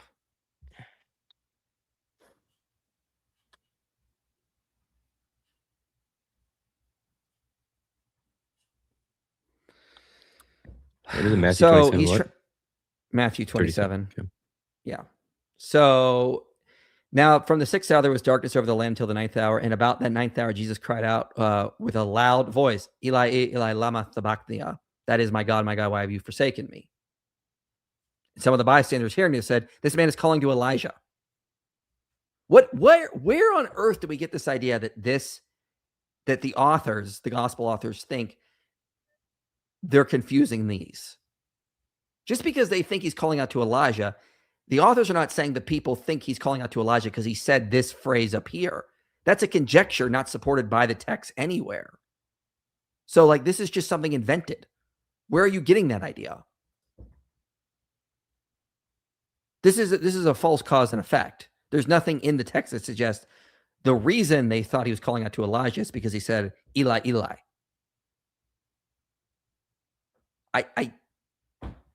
You could do the same thing with whether it's Matthew or Luke, but my goodness, that doesn't even logically follow. But again, it's asserted as if it's a fact when there is no evidence that that's actually what's going on here. So, jump back to the video. Was there reason to draw a cloak of anonymity over followers of Jesus who had endangered themselves by their actions? The date could also be pinpointed. Parts of the Passion account would have to have been composed within the generation of the eyewitnesses and their contemporaries, that is, somewhere between 30 and 60 AD. It's a creative argument. It's also built almost entirely on silence. And so again, we don't like silence now, but we like silence when we're coming to the traditional authorship. Again, Paul's principles here are inconsistent. Yeah, it's an argument from silence, but it's a good argument from silence because basically the synoptics are not mentioning names that John later mentions, signifying that they're being written during when eyewitnesses are still around. And if the eyewitnesses are still around, you would keep them anonymous for their own protection. By the time of John, you can mention names. And other interpretations are equally or more plausible. Dennis MacDonald has argued at length that both the swordsman and the fleeing youth are literary creations modeled on Homer's Odyssey, mirroring Odysseus cutting off Melanthius' ears and the character Elpenor, who leaves his body behind. That makes it's more plausible, Than, that they imitated Homer here. Wait, well, tell me something, Mike. What's more likely, that they're imitating Homer or that some guy rose from the dead, huh? Yep, that's what we would hear. The last video of this series, the second appendix, is debunking that whole Homer stuff. I don't know. I'm wondering if like Paul didn't watch the whole thing through. He just we kind of watched it as he was going along. And so he's using Dennis McDonald throughout this. Doesn't realize that the last video of this series, let's go down to the series here. The last video is right here. Did the Gospels plagiarize Homer? Right. I'm basically just big response to the Dennis McDonald. So citing him, no, it's not more plausible. We debunked that whole theory. And that is a very fringe view, not supported. Like, I don't know if Dennis McDonald is convinced anyone apart from a handful of scholars. Like, even David Litwa has argued against that view. It's just unadvertised optical illusion. Joel Marcus concludes that the anonymity fits Mark's consistent technique of what he calls strategic opacity, where characters throughout the gospel act without explained motives, creating psychological depth. Rudolph. Unexplained motives are not the same as keeping people anonymous. Those are two different things. Trying to equate them is ridiculous. Holtman traced what he called novelistic tendency in early Christian writing, where anonymous figures routinely acquired names as the tradition developed. Mark Goodacre shows the same pattern in John specifically, where naming anonymous characters and creating one-on-one dramatic encounters is just what the author of John does. There are innumerable reasons that characters in a text could be unnamed, so it's impossible to draw a firm dating conclusion based on one of many plausible interpretations. So a lot of that, no, there's a lot of issues with them. So that last one was sort of begging the question a little bit. You're just assuming fiction, and so then you're just going to say these are fictional devices. No one's denying there's other ways to explain it, but we're just saying it's part of a cumulative case. It makes more sense as an eyewitness report. We would expect something like that to happen. Yeah. And once again, this is a very disjointed set of objections because we have Ronald McDennis. we have Richard Miller. We have him appealing to Lydia McGrew and appealing to all these other. I'm not saying he agrees with Lydia McGrew, but the overall point is a lot of these objections assume a model of the Gospels that do not work with other objections that assume other models of the Gospels. It's just, it doesn't fit. Build something that actually fits. You can't just go, well, Ronald McDonough says this. Well, this guy says this. Like, make it fit together. Otherwise, what are you actually responding to? Yeah, it does. It's other possibilities do not show that what we're arguing is the most probable. There's a difference between possibility and probability. I also want to point out a lot of what I'm doing in the videos, Matthew, Mark, Luke, and John eyewitness account. I totally agree. Internal evidence is not enough to establish the truth of traditional authorship. It's meant to support the external data, which we've already defended at length now, and will continue to defend. Because again, the alternatives are just so convoluted and ad hoc. I don't even know what to say at this point. Yeah. For those who don't know the Ronald McDennis reference, check out the live streams we did doing parodies of Dennis McDonald's stuff, which is kind of hilarious. I actually, the first time I said Ronald McDennis, that was just an honest mistake. And then I don't forgive you. So again, a lot of this at this point is just whataboutism, not addressing the actual points of reliability, which we've again addressed in an entire series before we even did the gospel reliability series. We dealt with all the objections before we got to this point. Whose 1925 observations that Bauckham is building upon later acknowledge that many of Mark's indefinite plurals represent an Aramaic passive that Matthew and Luke routinely cleaned up for grammar. Wait a minute. You just argued against Maurice Casey in this idea of using some sort of Aramaic originals there. But now we're citing the fact that there's some evidence of Aramaic originals in Mark. Again, inconsistency here. Is Mark using some Aramaic originals or not? When they had no specific subject to name. An eyewitness fingerprint that early readers treated as mistakes isn't much of a fingerprint. We find extra details that center around Peter's involvement, and he is spotlighted like no other disciple. We find him at times speaking on behalf of the group, as well as being addressed in place of the whole group. And we find a combination of both. When Peter is on the scene, his perspective is given more detail in comparison to the other disciples. In Mark 9, Peter's motives are disclosed to the reader, something Mark could only have known if he had heard this from Peter. In fact, after Jesus, Peter is the most frequently named person in Mark. As Bauckham says, Mark's gospel not only, by its use of the inclusio of eyewitness testimony, claims Peter as its main eyewitness source. This is a non sequitur. As Raymond Brown notes, Peter was the most important figure in early Christianity. Paul's letters, written before any gospel existed, independently confirm that Peter stood at the top of the movement. So, of course, any early Christian narrative is going to feature him heavily. You'd expect the same prominence whether Peter was the source or whether the author had never met him. Joel Mark. That's a straw man of the point. Let me put back up the stuff that we were talking about. It's not just that he's mentioning Peter a lot. It's the way he's mentioning Peter. He's giving Peter's perspective. Peter's motives are disclosed. Peter is the first person mentioned after the prologue with John the Baptist and everything. Okay, Peter set apart. Peter's understanding or having a misunderstanding often sets the tones of the narratives. It's not just this idea that he's talking about Peter a lot. He's talking about it from Peter's perspective a lot. That's different. That suggests, again, what the external evidence shows us, that this is the testimony of Peter being written down by Mark. So you got to represent the argument. This is coming from Stephen Boyce. This is what he argues. That's what's going on here. It's a lot more in depth, a lot more interesting stuff is going on than just mentioning Peter a lot. So I'm not sure why we're representing it that way. That's not the argument that's being made. I'm going to do some shortcuts here. For the rest of a lot of the stuff he brings up in this, check out videos for he brings up more parallelomania with Homer. So see videos we have like, do dying and rising gods prove Jesus is a myth? And is the story of Jesus stolen from the Old Testament? Anything you want to say? No. Not here, at You least. suck. What do you want? What do you want? No, you're fine. The other thing, Paul never really does offer a better explanation of what Mark is or where it comes from. He's just skeptical and just resorts to whataboutism. His theory is that somebody inserted a name later, and that's it. Mm-hmm.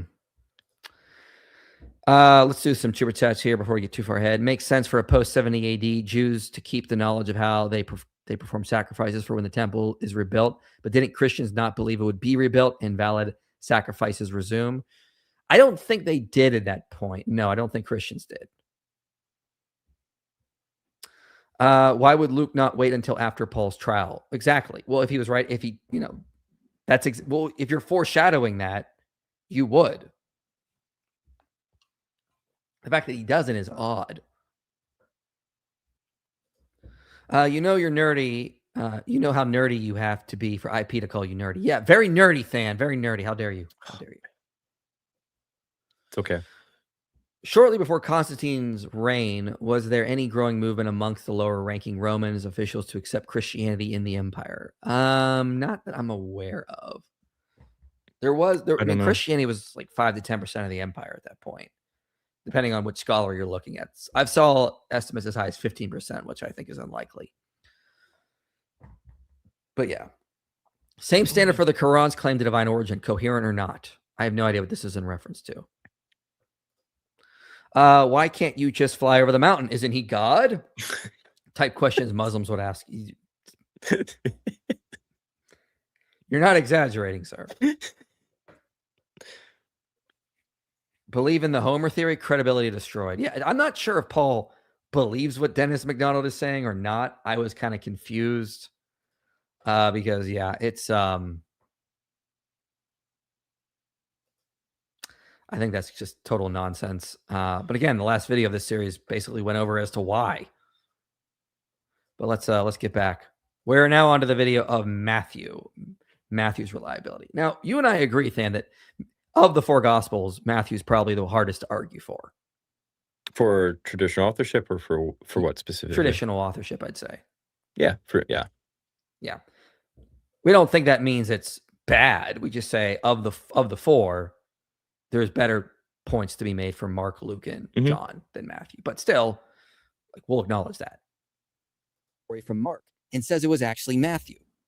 Richard Bauckham says it's unlikely someone would have two Semitic personal names. That's not the big problem. The big problem is using the words of someone who wasn't there to describe the day you met God incarnate. The etymological... Why is that a problem? Why does Matthew have to write it in his own words?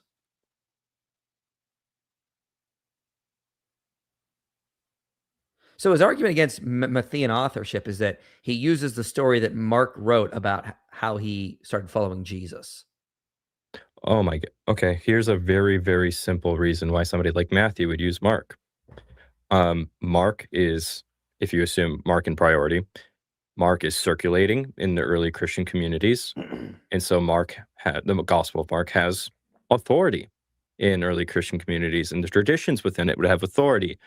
And so you, Matthew, want to write a gospel, and so you want people to receive it properly. Why not use the thing as a template to receive authority on behalf of the people you're writing to?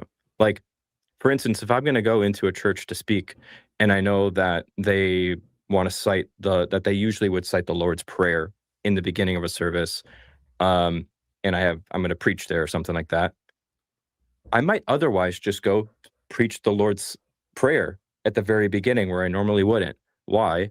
Because that's going to bring more acceptance to the people I'm speaking to. Like, Matthew would have all the reason to use Mark as a template. Yeah, and also if he thought it was sufficient to explain what happened, why does he feel a need to change it? Like, it doesn't follow that. And this is a collectivist culture. Let's remember that. In these types of cultures, you're part of a community more than you're an individual. Paulogia is talking from an individualistic standpoint. It has to come from him in his own words.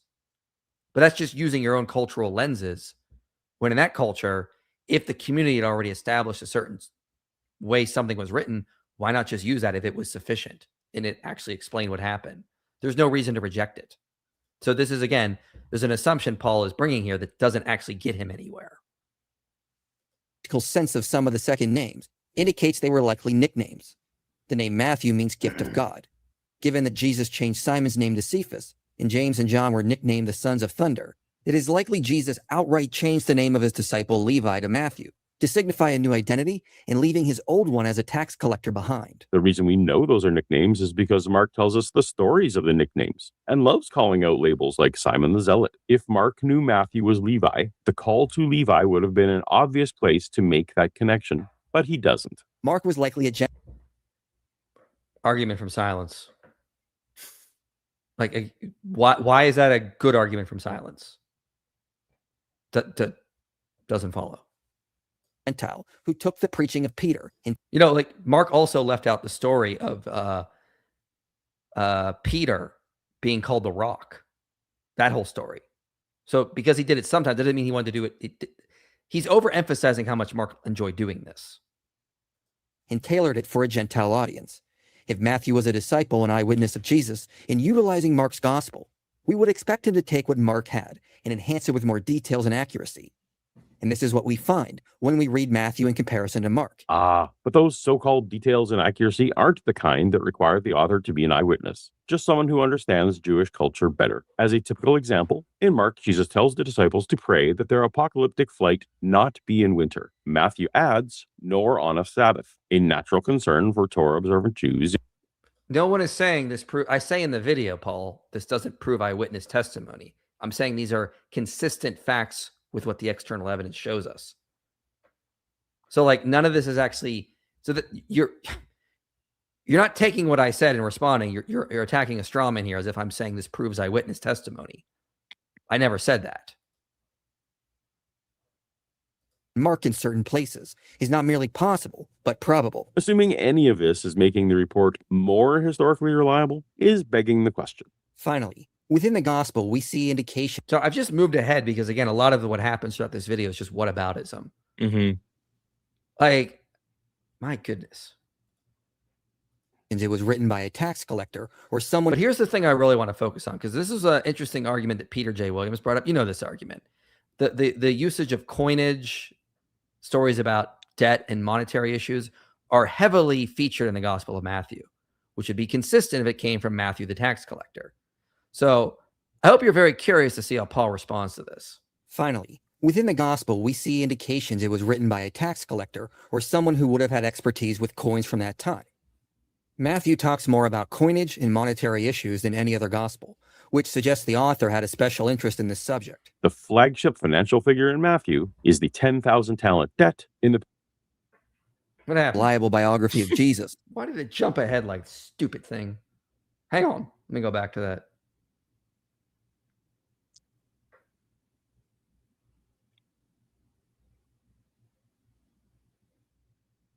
Where was I? Ah, yes. Matthew coinage terms. There we go. 10,000 talent debt in the parable of the unforgiving servant. Craig Keener calculates that at between 60 and 100 million denarii, more money than existed in circulation across Judea, Galilee, and the surrounding territories combined. Davies and Allison call this Matthew's oriental delight in large numbers. A professional accountant bringing his expertise to his writing would probably produce real estate numbers. Compare Matthew to Luke. Where they cover parallel material, Luke uses minas instead of talents and features debts of 50 or 500 denarii. Ordinary household scale economics. Luke writes money in a way that maps onto real daily life. Matthew writes money in a way that maps onto theological abstraction. If you're looking for which gospel was written by someone who thought in financial terms, Luke fits the profile better. That's it. Whataboutism. That's the argument. He doesn't go over any of the actual issues I brought up on this issue, how Matthew gets coinage right so much, amounts correct. Like I have a whole section on this about him using correct coin terms. He just goes to one of the parables and goes, but Matthew uses a very unrealistic number. That's his argument. For a parable. For a parable. Like, my goodness, that's whataboutism. That's not addressing the point. I'm starting to realize that when Paul resorts to whataboutism, he doesn't have a good response to meaning this is actually a pretty good argument.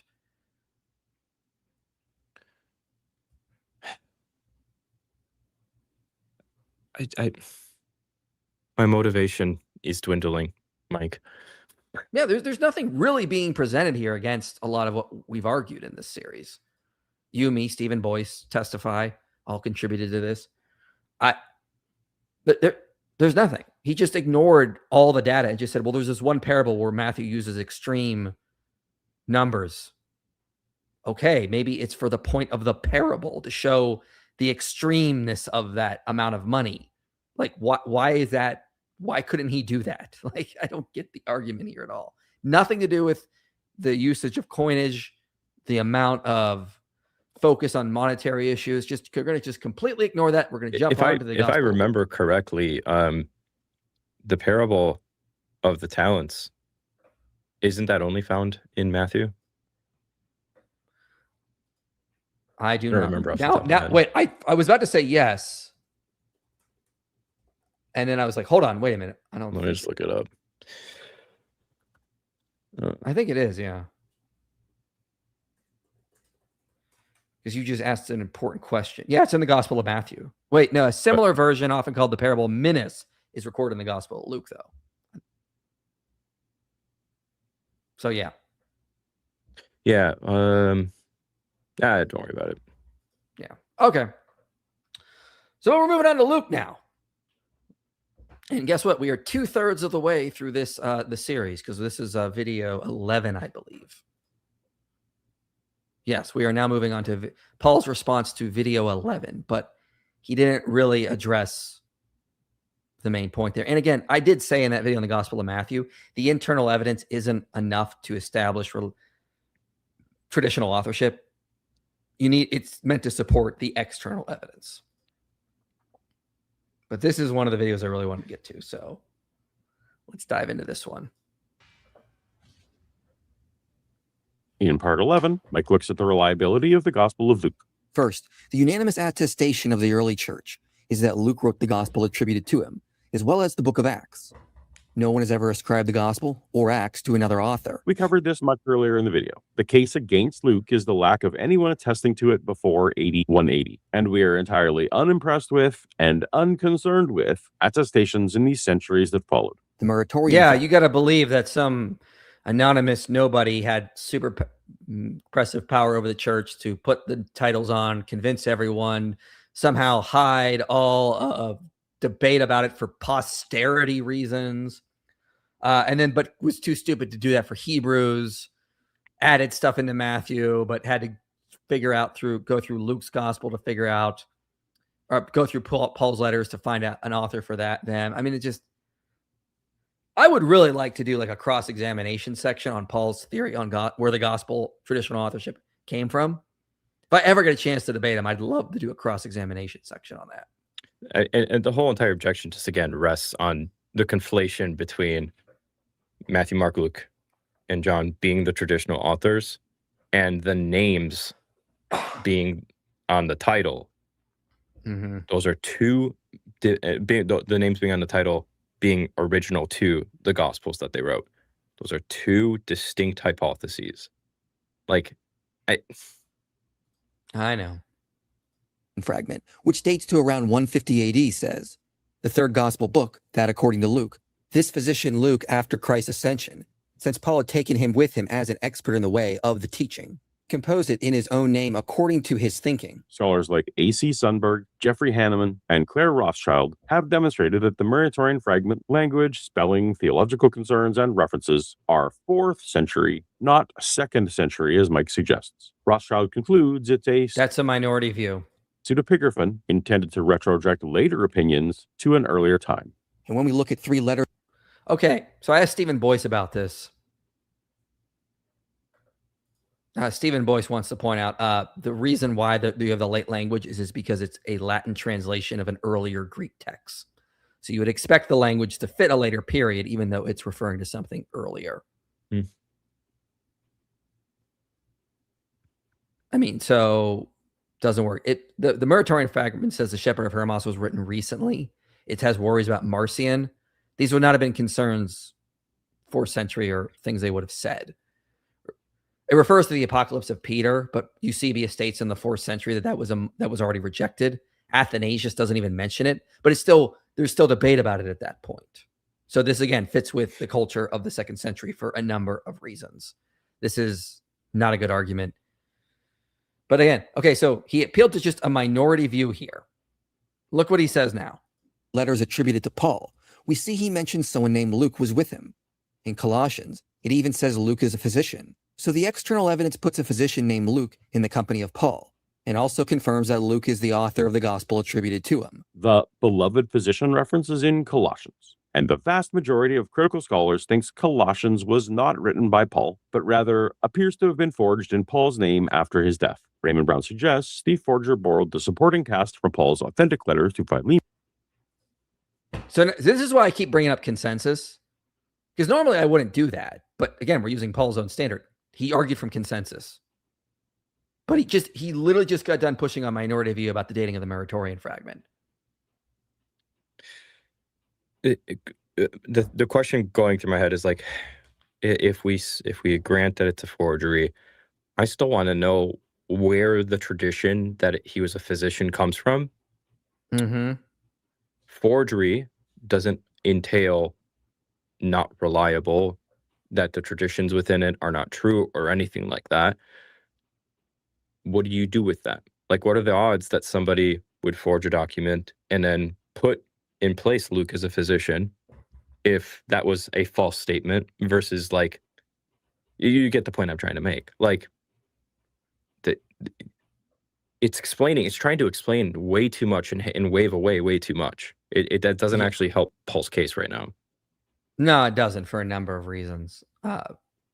Colossians was not written by Paul, but rather appears to have been forged in Paul's name after his death. Raymond Brown suggests the forger borrowed the supporting cast from Paul's authentic letters to Philemon to make the pseudonymous work look realistic.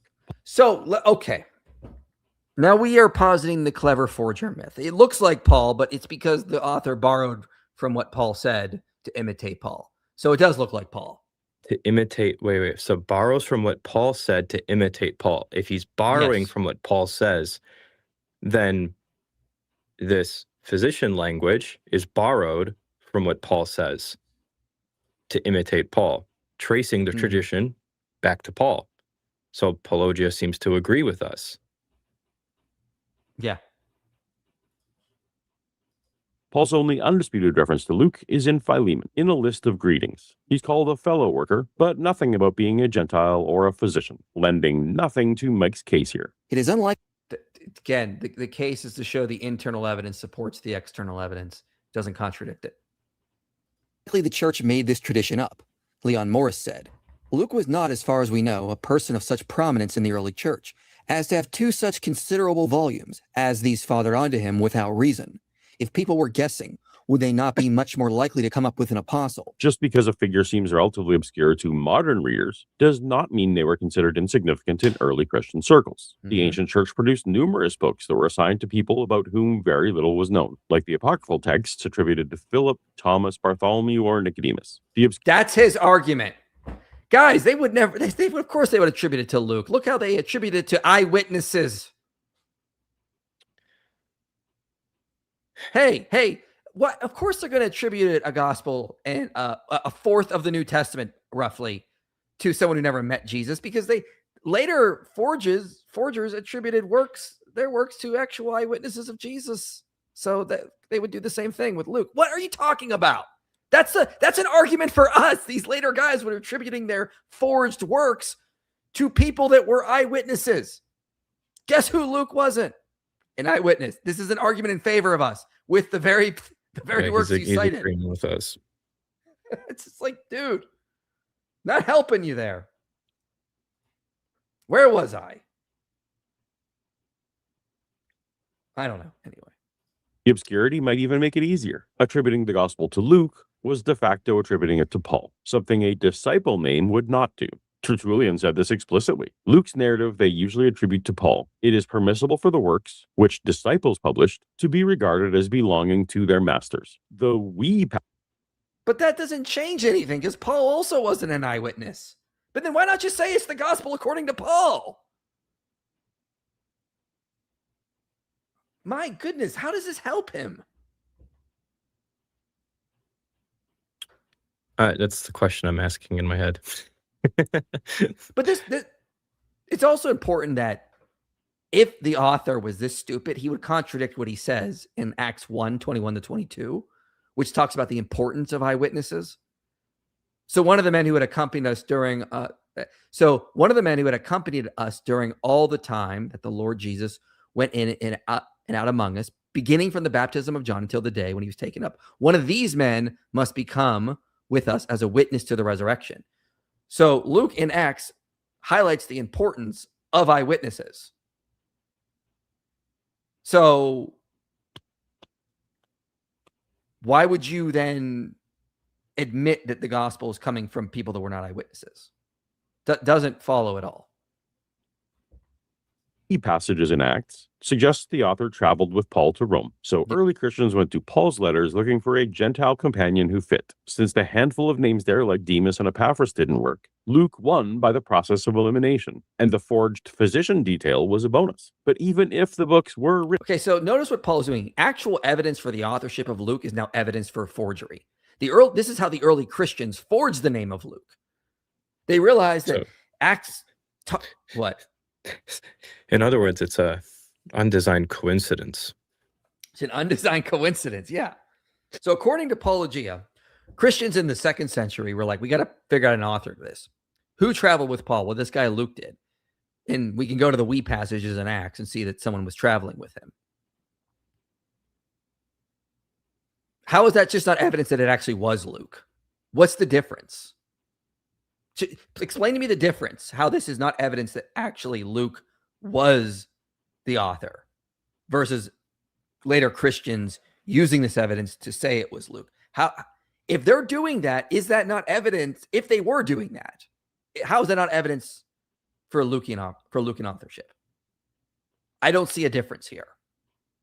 Yeah, it was a traveling companion of Paul. Let's go to the traveling companions.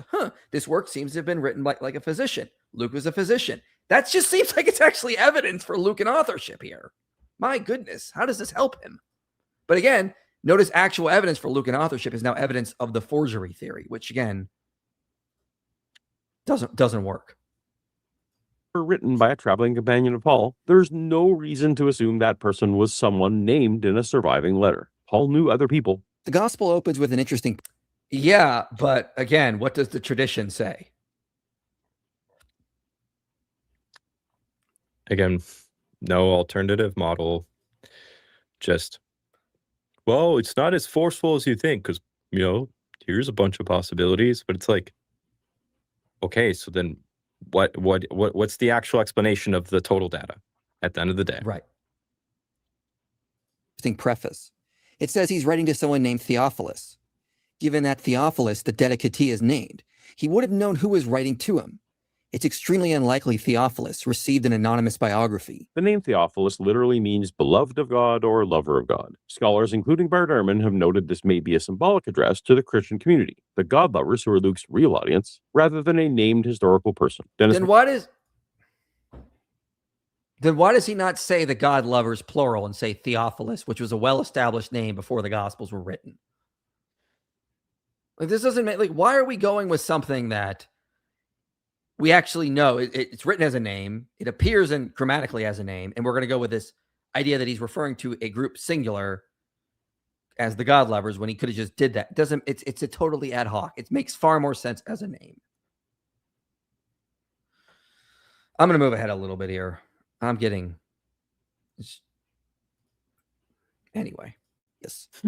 In other words, Luke intended for his narrative to be read as any other Greek history and not as fiction. Luke's preface doesn't actually look like a classical historical preface. Loveday Alexander did the most thorough study of Luke's prologue in the context of ancient Greek literature, and her conclusion was that comparing it to Herodotus or Thucydides is a misreading of the preface. Classical historians named themselves in the opening words. Thucydides of Athens has described the war. Luke names no one. Classical historians didn't dedicate their works to individual patrons. Thucydides said, history was a possession for all time, not a letter to Theophilus. Alexander found that Luke's preface is much closer to the conventions of ancient scientific and technical manuals, medicine, mathematics, engineering, than to classical historiography, imitating Galen more so than Thucydides. Thus, Paul is giving a lot of great evidence for Luke here, if you notice. So now the opening is written like a medical textbook. He's now agreeing with that argument.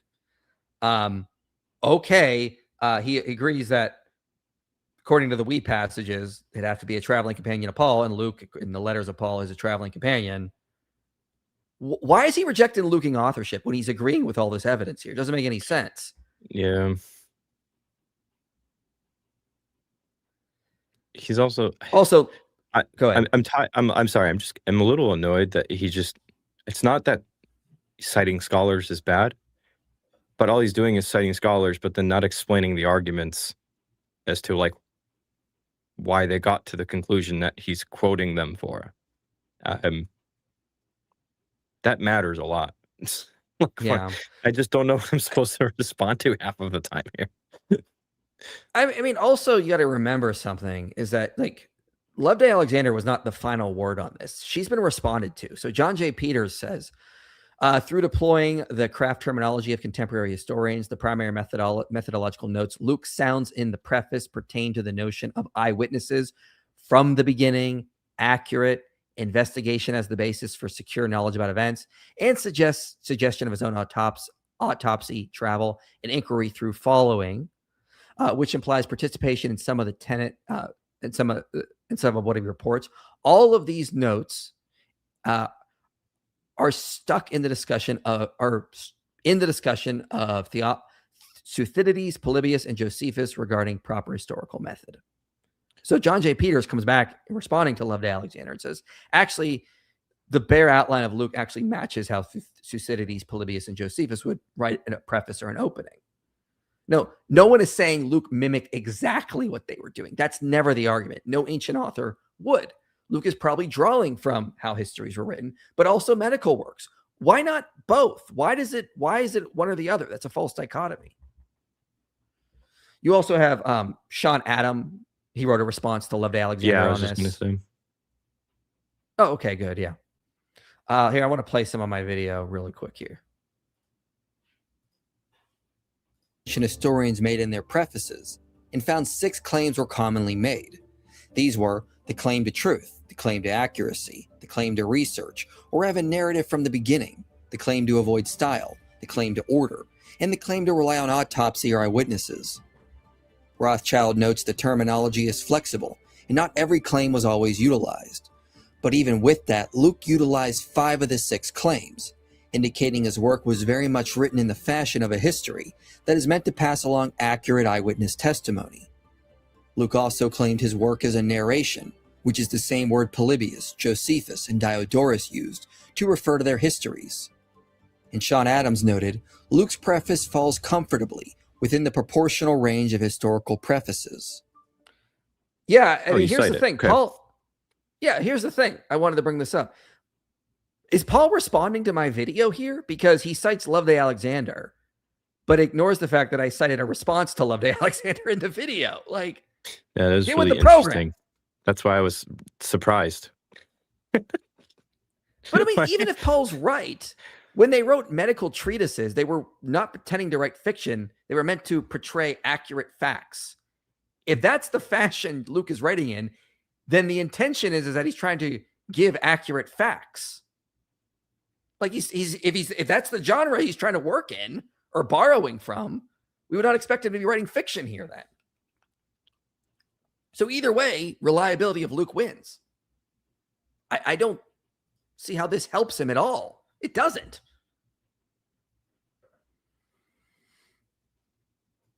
Let's move ahead a little bit here.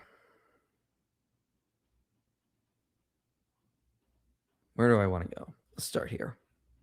Problems we face is the fact that ancient historians concealed their sources within their narrative.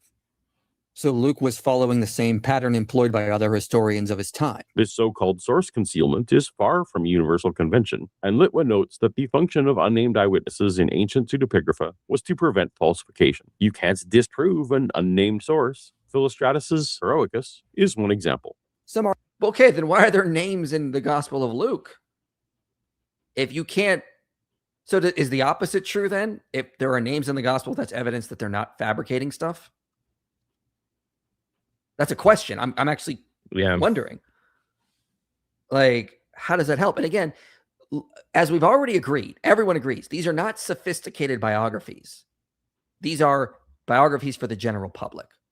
We're going to expect them to be more down to earth. It's like the difference between reading a dissertation and hearing a sermon. The dissertation is going to be filled with all sorts of sources, rabbit trails, you name it. The sermon is written for the general audience to get what the story is. The Gospels are going to be more similar to the sermon because, again, they're writing for a general audience. They're not writing dissertations. So I don't see how this means anything here. Anyway, let's move ahead here because I want to get to the medical aspect. peculiar happens. We see the author refers to the apostles in third person before this point, but then he suddenly switches and starts saying we. Colin Hemmer noted, the use of we involves the claim to personal participation. The author of Acts contradicts Paul's own letters so thoroughly that close companion authorship is impossible on independent grounds. Acts says Paul went straight to Jerusalem after his conversion. Galatians says emphatically, under oath, that he did not.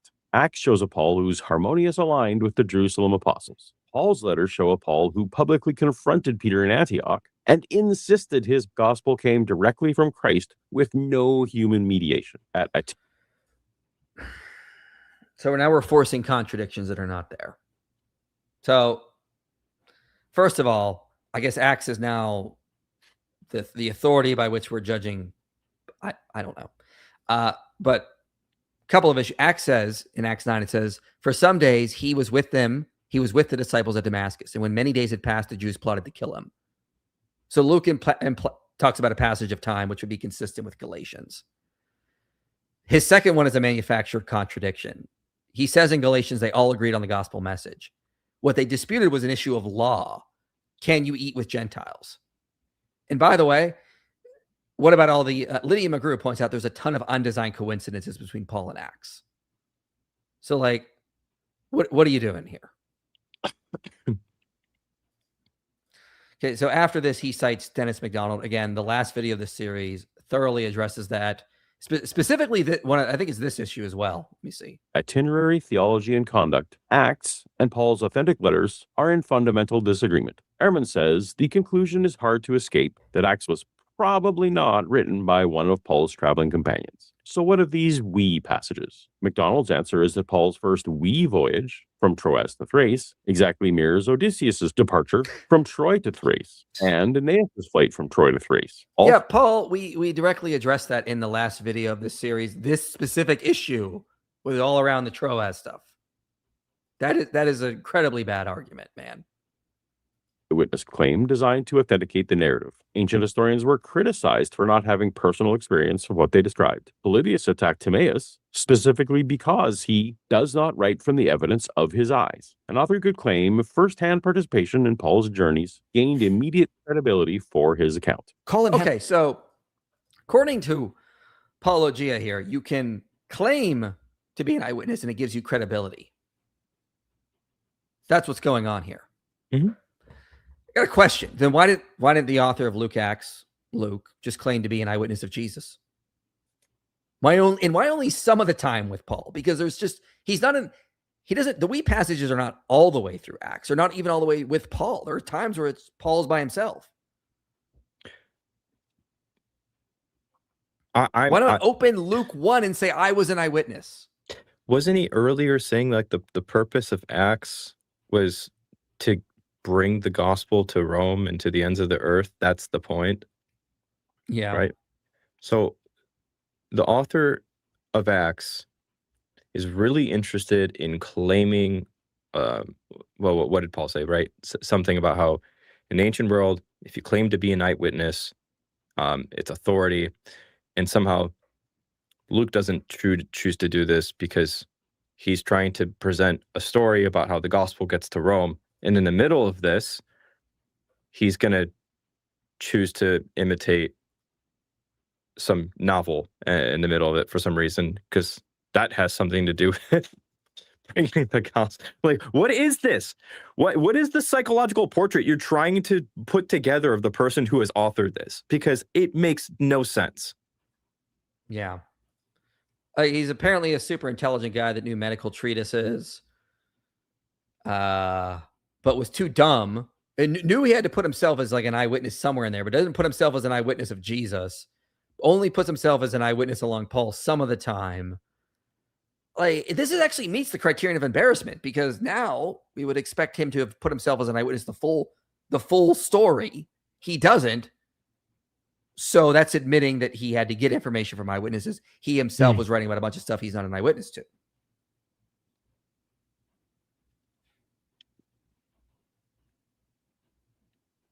Anyway, let's get back to this. Hammer went through the last 16 chapters of Acts, which are comprised mostly of Paul traveling around the Gentile world. He notes there's at least 84 facts in these chapters that are confirmed by archaeology and external sources. A lot. To give some examples, Luke knows the proper names of ports, local industries for various regions, the proper lines of borders, slang terminology, specific landmarks, local variations in languages, and the proper titles for local officials. Litwood documents the specific literary techniques ancient authors used to make their narratives look historically real, like mentioning known places, inserting named officials, and adding vivid circumstantial details. He calls it the myth of historicity, and it was common practice for historians, novelists, and mythic biographers alike. Samuel. Okay, so now we have a double standard again. Paul can bring up alleged errors in the Gospels as evidence they're not from eyewitnesses. But if we bring up stuff they get right, well, that's exactly what a forger would do, guys. Don't you get it? Again, how would we falsify this then? Like, if you're just saying everything, it shows a forger. And again, he just sort of brushes over this. I said at the beginning he's got to brush over stuff. But do the people that Lit was talking about, do they do their pieces of literature have all of those things happening at the same time 84 times? No, they don't. So that means that that means that the author of Acts isn't just a forger. He's a super forger. He's a super forger. He's going above and beyond. But just look at the stuff he gets right. He knows the natural crossing between correctly named ports, the port proper Perga along the direct destination of a ship crossing from Cyprus, the proper location of Laconia, the unusual but correct, how do you say this word? Declension of the name Lystra, the correct language spoken in Lystra. It's too small. I can't read it. Sorry. I'll go bigger. I'll make it bigger there. He knows two gods to be associated with Lystra, Zeus and Hermes. The port knows proper ports, proper like locations, geographical markers, borders. I mean, like this is the kind of stuff he's getting right over and over and over again, 84 times. And this is all just coincidence. This forger was so clever. Again, are we actually looking at the evidence and going with the more probable theory, or are we just assuming from the beginning it can't go back to Luke? Therefore, everything has to be explained to be consistent with a forger. We're just going to hand wave all this we're going to hand wave this data away. That's what the message I'm getting from Paul. Like thoroughly unimpressed. We just explain everything away. But again, they bring up alleged errors and alleged Bible contradictions, which we've addressed 1,000 times. As evidence, these can't go back to these men. But when we bring up historical facts in favor, they just hand wave them away. Double standards, man.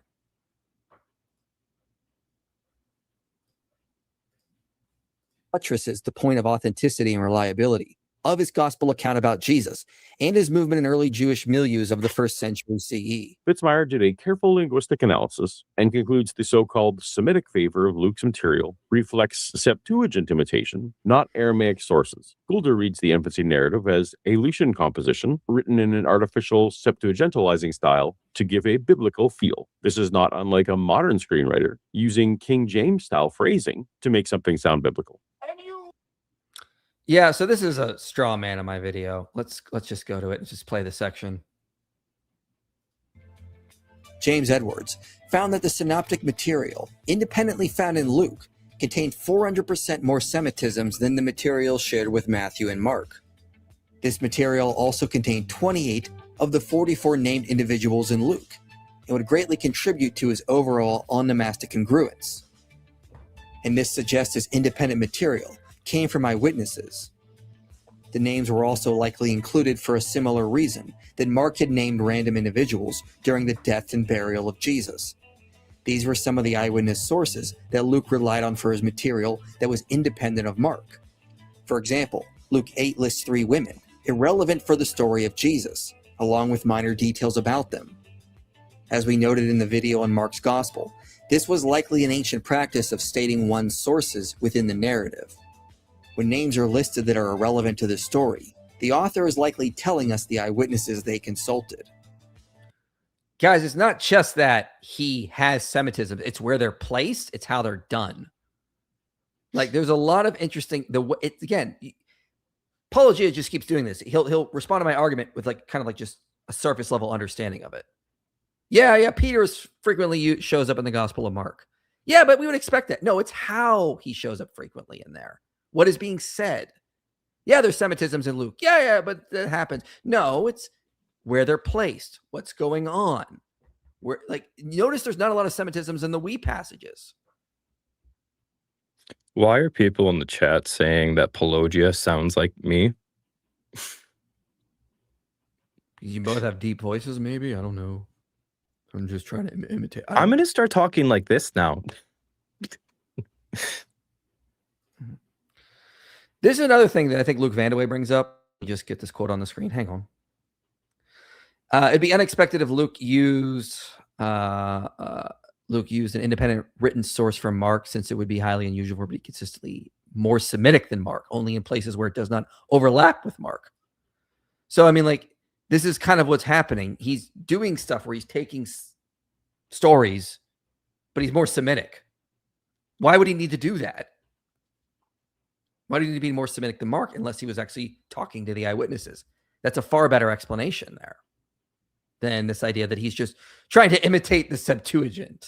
I don't see that at all.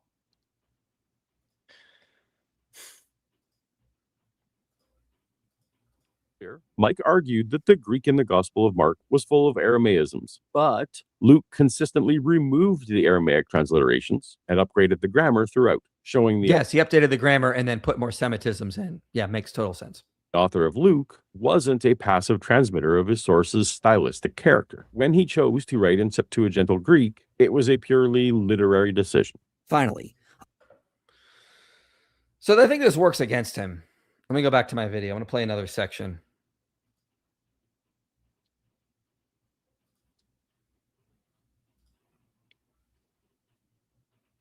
Oh, I gotta turn the audio on. That'd be helpful. can practice of stating one's sources within the narrative. When names are listed that are irrelevant to the story, the author is likely telling us the eyewitnesses they consulted.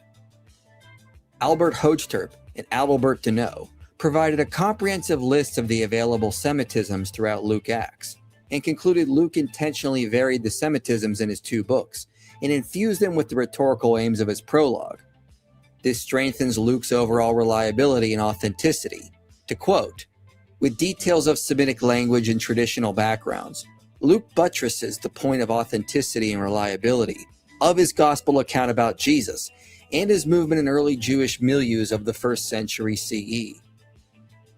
An example is Luke typically writes Simon Peter in its Hellenized form, but he switches to the Semitic form when he's quoting James. Raymond Martin noted that Luke added to Mark's account of the Transfiguration, but wherever Luke did this, it is significantly more Semitic. This would be unexpected if Luke was merely adding fictional aspects. Luke Vandewey says, "This would be unexpected if Luke used an independent written source from Mark, since it would be highly unusual for it to be consistently more Semitic than Mark, only in places where it does not overlap with Mark. At the same time, it would be strange if Luke supplemented Mark with another written source sporadically, smoothing out the Semitisms only when taking over the Markan text. It seems more likely that Luke supplemented the Markan text with extra material he received from an informant, possibly Peter, adorning it with a narrative style that added weight and authenticity to this setting. Luke's infancy narrative, which recounts the virgin birth, is often assumed to be late fiction, but it is replete with Semitisms. Based on... So yeah, I don't think Paul is really addressing the argument in detail or even really getting it. This doesn't really help him. Anyway, let's get back. Another interesting aspect of Luke's gospel is it contains more medical language. Here we go. Than the other Now here, given what Paul had already said, citing Loveday Alexander, I thought he was going to agree with this. 3 gospels. The church tradition is the author was a physician.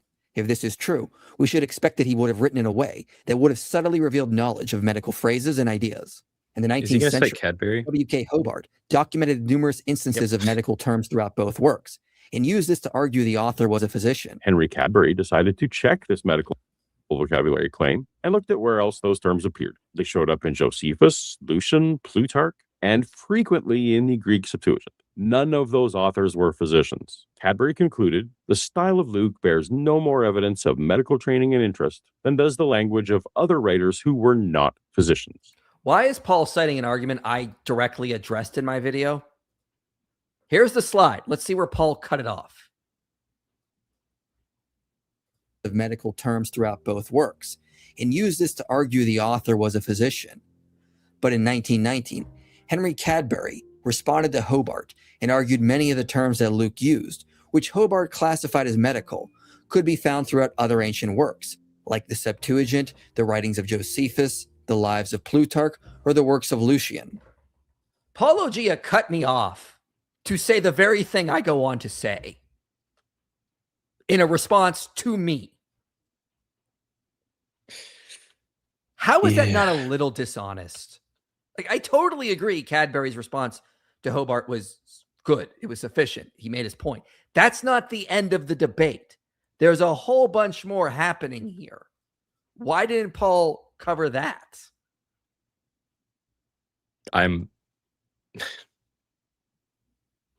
Why didn't he? I actually would love to know. The closest he gets is he just shows this slide that I put up there later on in his video. But like, at least acknowledge that, yeah, I went over all of Cadbury's stuff, Paul. Why are you cutting? Like, this is very weird. You cut me off to say the very thing I go on to say. Like, and this is supposed to be a response to me? Are you responding to me, or are you just trying to show your audience that you did something when you really didn't? Like, why did you cut off right there and not at least play another 10 seconds? The video's over 2 hours. You could have played another 10 seconds and just said, Michael did acknowledge Cadbury. In What, his you didn't want to add defense, that he extra? said, in his defense, he said he's not going to cover everything. You could have added another 30 seconds there just to, show a little charity there. My goodness. Just generally confirming. Generally confirming. Yes. He did. He consciously edited. He is a Muslim. Yes, he consciously edited my video for me. Yeah, the chat is. Yeah, that is a strange omission. Yeah, there you go. Yeah. Crazy. P is wrong here because according to Mike Jones. Yeah, exactly. I'm wrong there because according to me, yeah. Like, my argument for the medical terminology was not Hobart from the 1800s. I literally cite a bunch of works after Cadbury, after this, that he doesn't go into great length on. He just spends a lot of time talking about how Cadbury debunked Hobart as if that's the place I was arguing. Like, quite frankly, shut up if that's what you're going to do.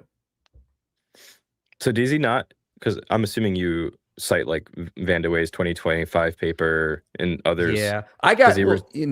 Remember in this video, I cited the forthcoming paper because I had talked to Van de Wey when he was still writing that. He sent me an earlier copy over. So it just says forthcoming in the video. So you put this out before the paper came out?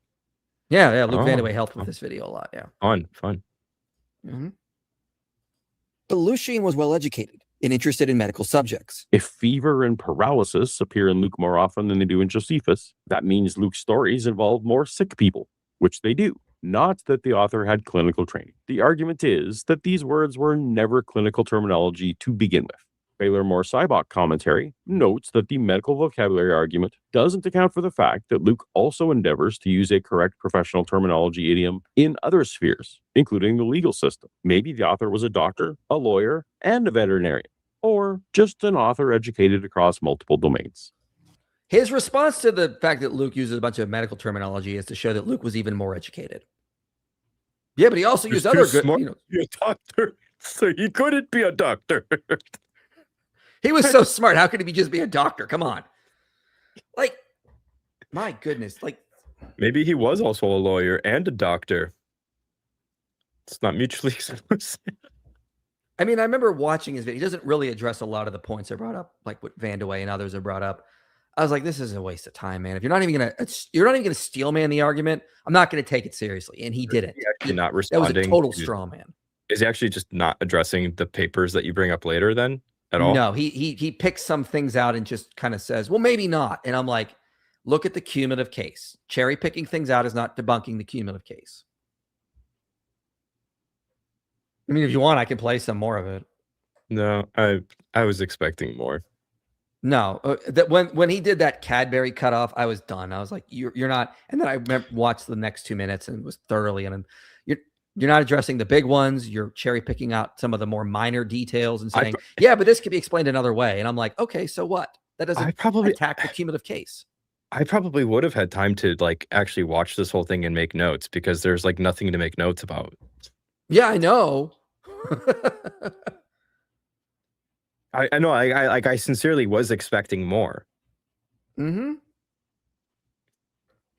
We got 30 minutes left. We're going to go through the gospel of this last stuff is going to be on John and undesigned coincidences. And then he sort of just doesn't really do much with the two last videos. So yeah, you'll see.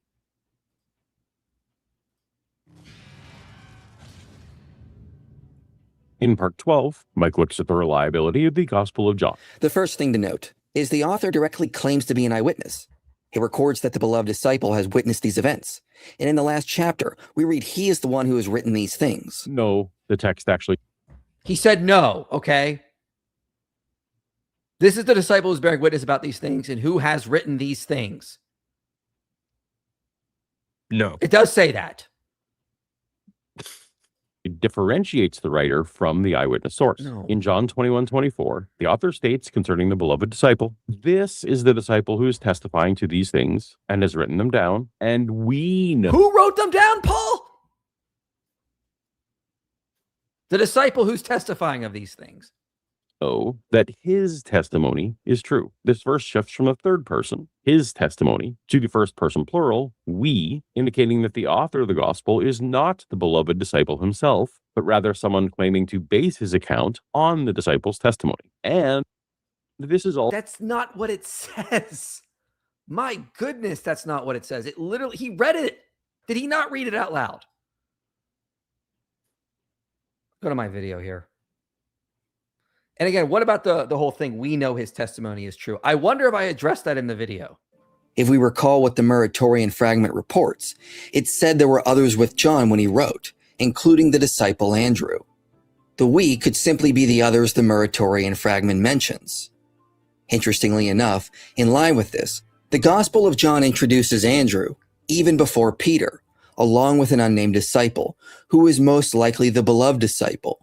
After all, why should this anonymous disciple have primacy alongside Andrew and not be someone of significance?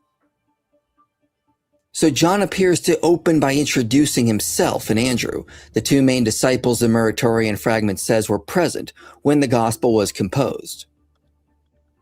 Richard Bauckham, however, takes a different approach and notes that ancient writers often slip from first-person singular to first-person plural when speaking of themselves. In the conclusion of one of his works, Dionysius of Halicarnassus wrote, "I would have given you examples of what I have said, but for the risk of becoming a bore, especially as it is you that I am addressing. That is all we have to say about the style of Demosthenes. My dear Emmaus, if God preserves us, we shall present you in a subsequent treatise with an even longer and more remarkable account than this of his genius in the treatment of subject matter." Additionally, in John's first epistle, we see he switches back and forth between plural and singular pronouns. So the use of we in John 21 doesn't at all point away from the belief that the author identifies himself as the beloved disciple. So this was thoroughly addressed. It's clearly that at least I don't get why we can't at least agree that the author of the Gospel of John is claiming to be an eyewitness. I cannot believe Paul even denied that. And when he read the verse out loud, he is the one who's written these things down, is what it says. My goodness.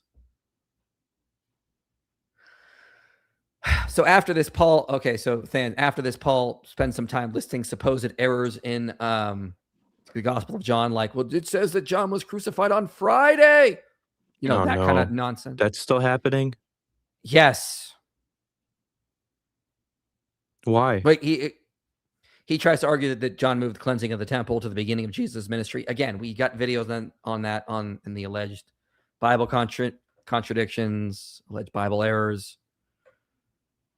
We're not going to just reiterate them here because we've debunked those 1,000 times. Yeah. Making texts appear credible. If we recall what the Muratorian fragment reports, it said there were others with John when he wrote. Yeah, this is him attempting to address this. That's why I played that section. Including the disciple Andrew. Interestingly enough, in line with this, the Gospel of John introduces Andrew, even before Peter, along with an unnamed disciple. So John appears to open by introducing himself and Andrew, the two main disciples the Muratorian fragment says were present when the Gospel was composed. Dr. Mendez identifies the fragment's details as obvious embellishments in the tradition, meant both to give John an apostolic imprimatur and to soften the apparent tensions between John and the other Gospels. This is a 2nd century apologetic text doing damage control for two embarrassments: the Gospel's dramatic divergences from Matthew, Mark, and Luke, and the unexplained we voice. Richard Bauckham, What is the evidence for that? Why is the fact that this comes from an eyewitness not perfectly consistent with explaining that data? What makes that hypothesis more explains the data better? Like, he doesn't say, he just asserts it. Okay, and that's not even excuse me, that's not dealing with the issue I was bringing up. The issue is that why is the we there? Well, it can be explained. There's a couple reasons. However, takes a different approach. Indeed he does, because Bauckham determined that the Muratorian author simply misread Papias, confusing elders with disciples, and picked Andrew because he was first in the list. The tradition is based on an error. We can see Jesus. How does that follow? I'm still confused by this section here. Like, and I actually am. Like, the author of the Muratorian canon, misguided by his interpretation of the words of Papias that we know in the fragment of the prologue, assumed that these elders were the other disciples of the Lord, whom Papias then names Andrew, Peter, and the rest. Okay, then why doesn't the Muratorian fragment place other disciples there? Like Nathaniel that he mentions, or Peter even. I guess. Okay, I guess you couldn't. I guess thinking about it now. I guess Peter. Peter was martyred. I get that, but like, why not put a bunch of the other names that are there if that's what the Muratorian fragment's doing? This doesn't follow. There's a lot of issues you can already bring up just looking at this, but I'm confused about what the point Paulogia is trying to make here in response to what I was saying.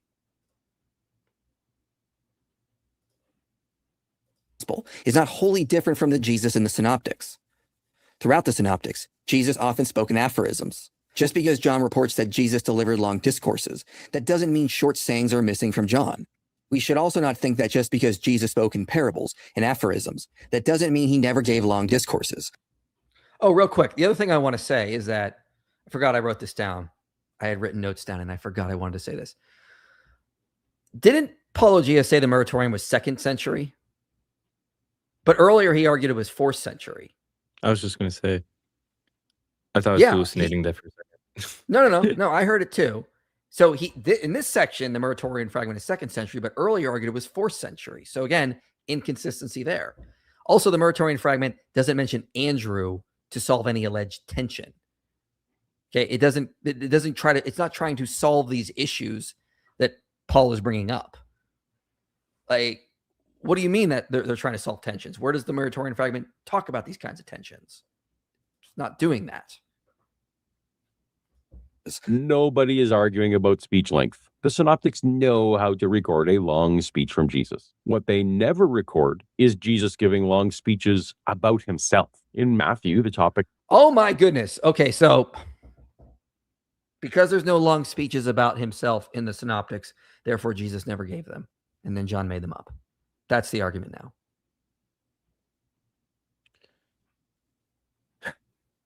That's just shifting the goalpost. That doesn't refute anything I was trying to get at. Let's take a super chat break here. I'm tired, boss. I'm tired, boss. Because of how long, not because of how long this is going. It's like a war of attrition. Hold on. I wanted to do... Here we go. If I grant traditional authorship all comes from Papias, there is still no evidence of another tradition even being considered for any of them. Yeah, and there's also no tradition that they were anonymous. Where's the evidence that they were anonymous works? There is none. But Paulogia used Frederickson's circular argument for the late dating of Luke Acts that the word Christian doesn't appear in any text before 100 AD. That is a bad argument. I hope he doesn't believe that. Could I get like 5 books on gospel reliability? You guys have become my go-to source for books, philosophy, and metaphysics. Why don't you list some and then I'll list some? I'm always gonna recommend Lydia McGrew's books. So Eye of the Beholder, Mirror the Mask. If you want like a little pop level introduction to some of that work, she has a book called Testimonies to the Truth. I would check that out too. Peter Williams' book, Are the Gospels Reliable, is a good one. And then Luke Vandewey's The Historical Tell for Luke, the Gospel of Luke. Yeah, I'd add Craig Blomberg's The Historical Reliability of John's Gospel and the Reliability of the Gospels. Those are really, really good. You mentioned Luke Vandewey's works. What else did I want to add to that? John J. Peters got a pretty good book on Luke as well. Just go through the series and the books that we bring up. I always say use those, but that should give you enough to start, I'd say. Very sus that so many small details about 4th century Roman Emperor Marcellinus history are accurate and extremely corroborated. Must be a forgery. Yeah, this is the proof that, he's got so many accurate details that it's a proof that there's a forgery happening. That's Paulogia reasoning right there. I'm thoroughly convinced people don't understand what a model of something is and the importance of models making predictions, says Ryan. Very true. It's maybe I'm just autistic. I don't know. I'm always thinking about models, at least for me, and it's very. Thank you, Ryan. I feel seen, Ryan. Thank you. Will there ever be enough evidence for skeptics? No, and we're never actually told what would be sufficient or evidence, like within a reasonable standard. The argument is always from history is who has the best hypothesis to explain all the available data. If you understand philosophy of history, which is going to be the most explanatory scope, explanatory power, be the least ad hoc, be the most plausible, and provide illumination. When you have all that, you have the best explanation of the data. So after this in the video, Paul goes on to quote Bart Ehrman, asking, why didn't Jesus identify himself as God in the Synoptics? We're not playing that. That's stupid. We've covered that 1,000 times. Then he goes on a long tangent addressing a straw man. I quoted Paul Anderson saying that John didn't use Mark as a source, and Paul responds by saying, but John knew about Mark. I agree. That's not the point. Saying that John didn't use Mark as a source is not the same as saying that John didn't know about Mark's gospel. So again, straw man there. He never entertains the possibility that contact between John and the Synoptics could be because they're talking about the same events. He just assumes that he's got to be getting all this stuff from Mark, who apparently got everything from Paul. Like again, so just to quickly jump on those points. I depend on Mike as a source for when I write my scripts, guys, because I know Mike. That's true. Very rude of you. It's a straw man, but whatever. Okay. I don't care. So let me play this here. Will John be considered independent? The odds of a later author who didn't have intimate knowledge of Jesus' ministry or the geography obtaining this level of factual information is extremely unlikely. An empirical reference is made to the smell of the perfume filling the room. I want to know, just note what just happened. You saw the jump there, didn't you? That he cut my video? I didn't. Play it again. Okay. Let me back up here a little bit. I think everyone should watch this. Factual information is extremely unlikely. An empirical reference is made to the smell of the perfume. So you saw the cut there from the B-roll shot. That looked very natural. Like I didn't realize that was a cut. Okay, so he cut out 9 minutes of me listing facts for the reliability of John, roughly, give or take. 9 minutes, guys. Just want to keep that in mind. The stuff that he's not going to. I get it. Don't have enough time to address everything. We're not doing that either. But it's just kind of odd. So all those facts, they're good to go, I'm assuming. I don't know. Like, where are we supposed to go with that? They don't matter because the Christian apologist said them. Right. I mean, this point, I spent most of this video going through facts that John lists because I'm just following Paul Anderson, Craig Blomberg as they go through a ton of facts that John just gets right over and over and over again. And so I'm just going through them all. What Paul does in this is he just finds a couple and cherry picks them out and just responds. That's not really addressing the cumulative case. I get you can't do that, but if you're going to do a 2.5 hour video, I mean, go big or go home. I don't know. Filling the room. And statements are made about perceptions, wrong ones, of Judas's intentions and actions. The particulars of the woman performing the anointing are known to the narrator. The Johannine presentation of the anointing of Jesus bears a remarkable degree of historical plausibility. What they prove is that the author of John was a skilled writer who knew how to make narrative feel credible. Samuel Byerskog observes, seemingly ad hoc pieces of information within passages provide, whether historically accurate or not, a realistic stamp. Mendez shows that many of John's specific details might have been inserted strategically as verisimilitudes, giving the Again, when John gets facts right, it's the clever forger inserting them into the text every time.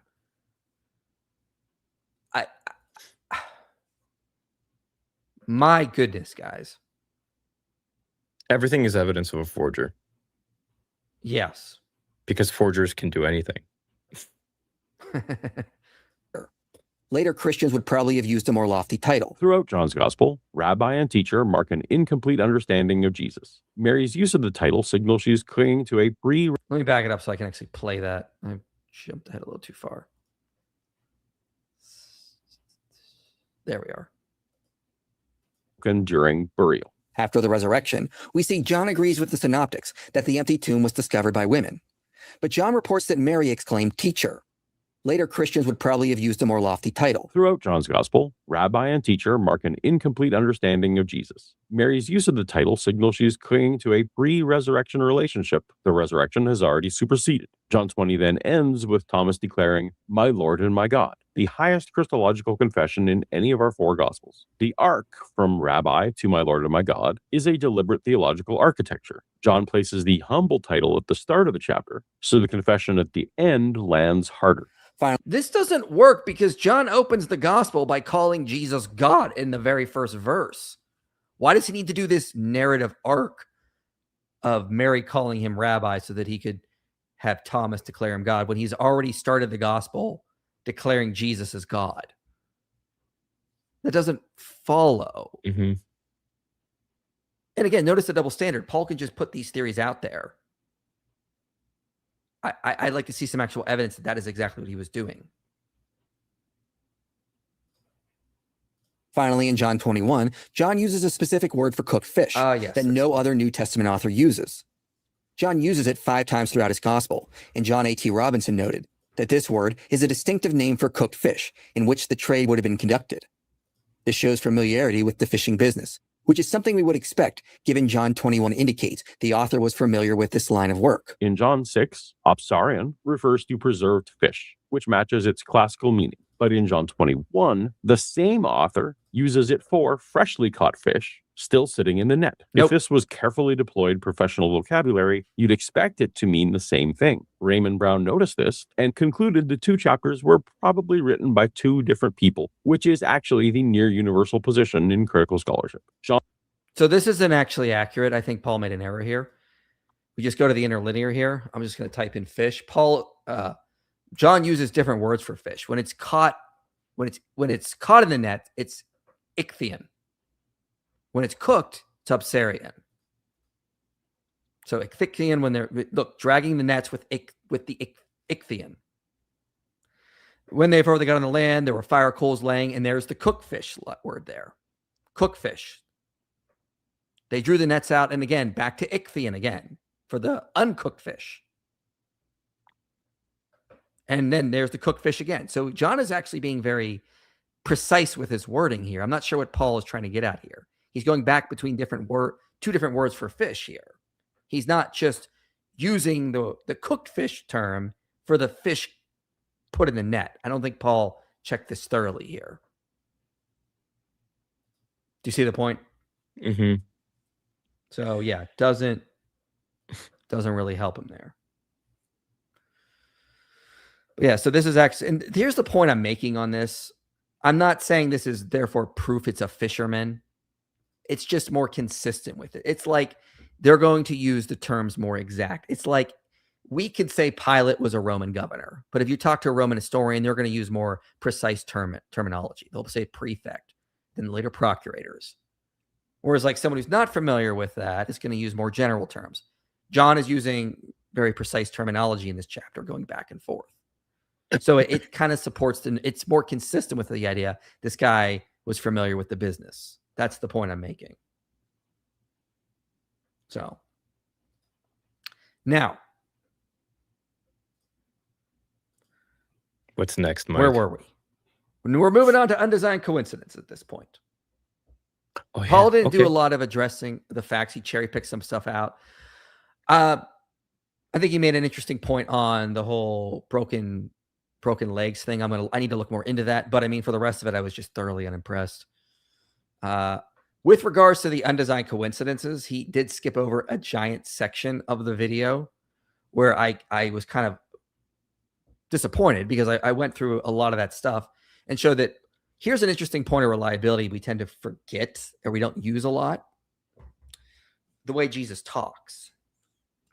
So if you're writing fiction, you can make Jesus say whatever you want. But Jesus constantly is talking in the way that would enhance memory. He talks in like stories, parables, hyperbole, overstatements, puns, you get it. Ways that we're going to enhance memory over and over again. if you were actually writing down, if Jesus was a real rabbi, he would teach in a way that would enhance memory. And then you'd have to write that down later on as he actually talked. So that is actually more consistent with this being the actual words Jesus passed on. Whereas if you're writing fiction, you wouldn't need to do this kind of stuff. You could just make it up. So why write Jesus in a fashion that's rhythmic? Why write him in the fashion of a parallelist must be borrowed? Why have him do all this stuff when you don't need to? You're writing fiction. So it seems this is far more consistent with the idea that they're writing down what Jesus actually taught as a rabbi, teaching in a way that would allow people to memorize his sayings more easily versus somebody making fiction. Paul doesn't address this section at all, unfortunately. So he moves on to undesigned coincidences. Are you ready for this, Stan? You ready to have your mind blown? Let's see it. Okay. We're almost to the end of this. Let me reset. Despite their apparent independence, the items fit together like pieces of puzzles. The undesigned coincidences argument requires that the gospel authors wrote independently of each other. They didn't, as is both the scholarly consensus and demonstrated repeatedly throughout this video. Okay, so he doesn't understand the undesigned coincidences. No, he doesn't. No, it does not require their writing independent. My goodness. No, that has never been the argument. This is a straw man again. Guys, the argument from undesigned coincidences is that one gospel author will explain something else in another gospel unintentionally. So we try to avoid times where Mark is clearly being used by Matthew or Luke. But like sometimes Mark is talking about something, like Matthew's talking about something entirely different. And Mark is talking about something entirely different. And somehow they explain something accidentally, even though there's dependence there. It does not require independence, excuse me. Yeah, it's not complete independence. It's factual independence. One gospel author is filling in a fact that is independent from another gospel. Factual independence, not literary independence. Mm-hmm. This detail alone makes this entire line of argument fail. Yep, if you straw man it, yep. But let's be generous and assume that some so-called undesigned coincidence examples survive all of this. What would they actually prove? At best, that two authors drew from the same underlying source. That's it. Not that the source was true. An oral tradition circulating for decades among the Christian communities could develop complementary details without any of those details connecting to real events. Yeah. Okay, buddy. Yeah, so he's just doesn't understand the argument. That's what's happening. There are no examples where fictional accounts of people making stuff up develop the amount of undesigned coincidences we see in the Gospels. It just doesn't happen. So if Paul thinks that could be the case, show your proof. There isn't any. A shared legendary source would produce interlocking accounts just as easily as shared eyewitness memory. Lee McGrew and other Go ahead. It's not about the fact that the accounts interlock with each other. It's about the casualness of the interlocking. Like that is the main point of undesigned coincidences. It's the type of casualness and a dovetailing between testimonies that is more consistent with honest reportage than somebody making something up or somebody trying to use another literary source and try to harmonize it or anything like this. Forced harmonizations are going to be like obvious. There's going to be things that stand out to you, but just completely but incidental, like accidental corroborations that are about casual details, like where Philip is from. That's not something that you just go out of your way to make up. That is like, this is the point of undesigned coincidences. Other advocates apply no consistent methodology for deciding what counts as a coincidence versus what counts as deliberate design. And she ignores the cases where the accounts flatly contradict each other. What? In the feeding of 5,000. Hold on. Paul, dude, if you're going to say stuff like this, you actually have to read the literature, dude. Like, Lydia has two. Hold on. I'll pull them up right now. Okay. 2020 paper. Undesigned coincidences and coherence for a hypothesis. Another one that's really important, confirmation, coincidence, and contradiction. She wrote that paper in 2021. There's tons of these that you can go on to. Dude, you can't just. Stop. Just I know. stop. I know. Well, get ready. He's going to show you a contradiction that Lydia McGrew missed. You ready for this? Yeah. 1000, Mark sets the event in a remote, desolate place. Luke explicitly puts it near the town of Bethsaida. These two accounts can't both be right, and the contradiction is exactly the kind of thing the undesigned coincidences argument. Okay, wait. Should I'm sorry. not I'm exist. making you stop a lot here, Mike. No. Go. Hey, Paul. They're contradicting each other, but they're like literarily dependent on each other. So somehow, like, what's going on here? Like, contradictions are going to be evidence against dependence. How are you making that work out? Like, do you not see what's happening here? Also, they don't contradict. It was in a desolate place near the town of Bethsaida. There are desolate places near towns. You know what's interesting was when I landed at Heathrow Airport in London. To drive to London, I drove through so many forests, farmlands. I was like, wow, I would not have expected this stuff so close to London. Desolate places, so to speak. Like that's not a contradiction. You can be near a town and be in a desolate place. My goodness. But again, we're the ones not being charitable. Is to start is something we find in Luke and John. Luke tells us that at the Last Supper, a dispute arose among them as to which of them was to be regarded as the greatest. Jesus ends the dispute by saying, "Let the greatest among you become as the youngest, and the leader as one who serves. For who is the greater, one who reclines at table or one who serves? Is it not the one who reclines at table? But I am among you as the one who serves." Jesus doesn't do any serving in this passage, but John's account of the Last Supper adds context to make better sense of this, because he tells us Jesus dressed as a servant and washed the feet of the disciples. This would explain why Jesus uttered what he said in Luke. An author provides details in one account that adds context to another account, allowing the story to make more sense. Except the author of John knew the book of Luke. Hugo Mendez's 2025 study shows John presupposes Lucan characters and events he never bothers introducing because he... Then why doesn't John include that line from Luke in order to explain it? Same problem. Same problem is what we said in the beginning. Yeah, him knowing about a source does not mean he is everything he writes is attempting to explain everything in the source. And by the way, remember what I said earlier when we were talking about the video, the hidden gospel and Paul's response? And he said, like, well, they're not trying to harmonize stuff. Here, he's just saying, oh yeah, they're trying to harmonize this stuff. Mm-hmm. Inconsistent methodology from what he said earlier in the video.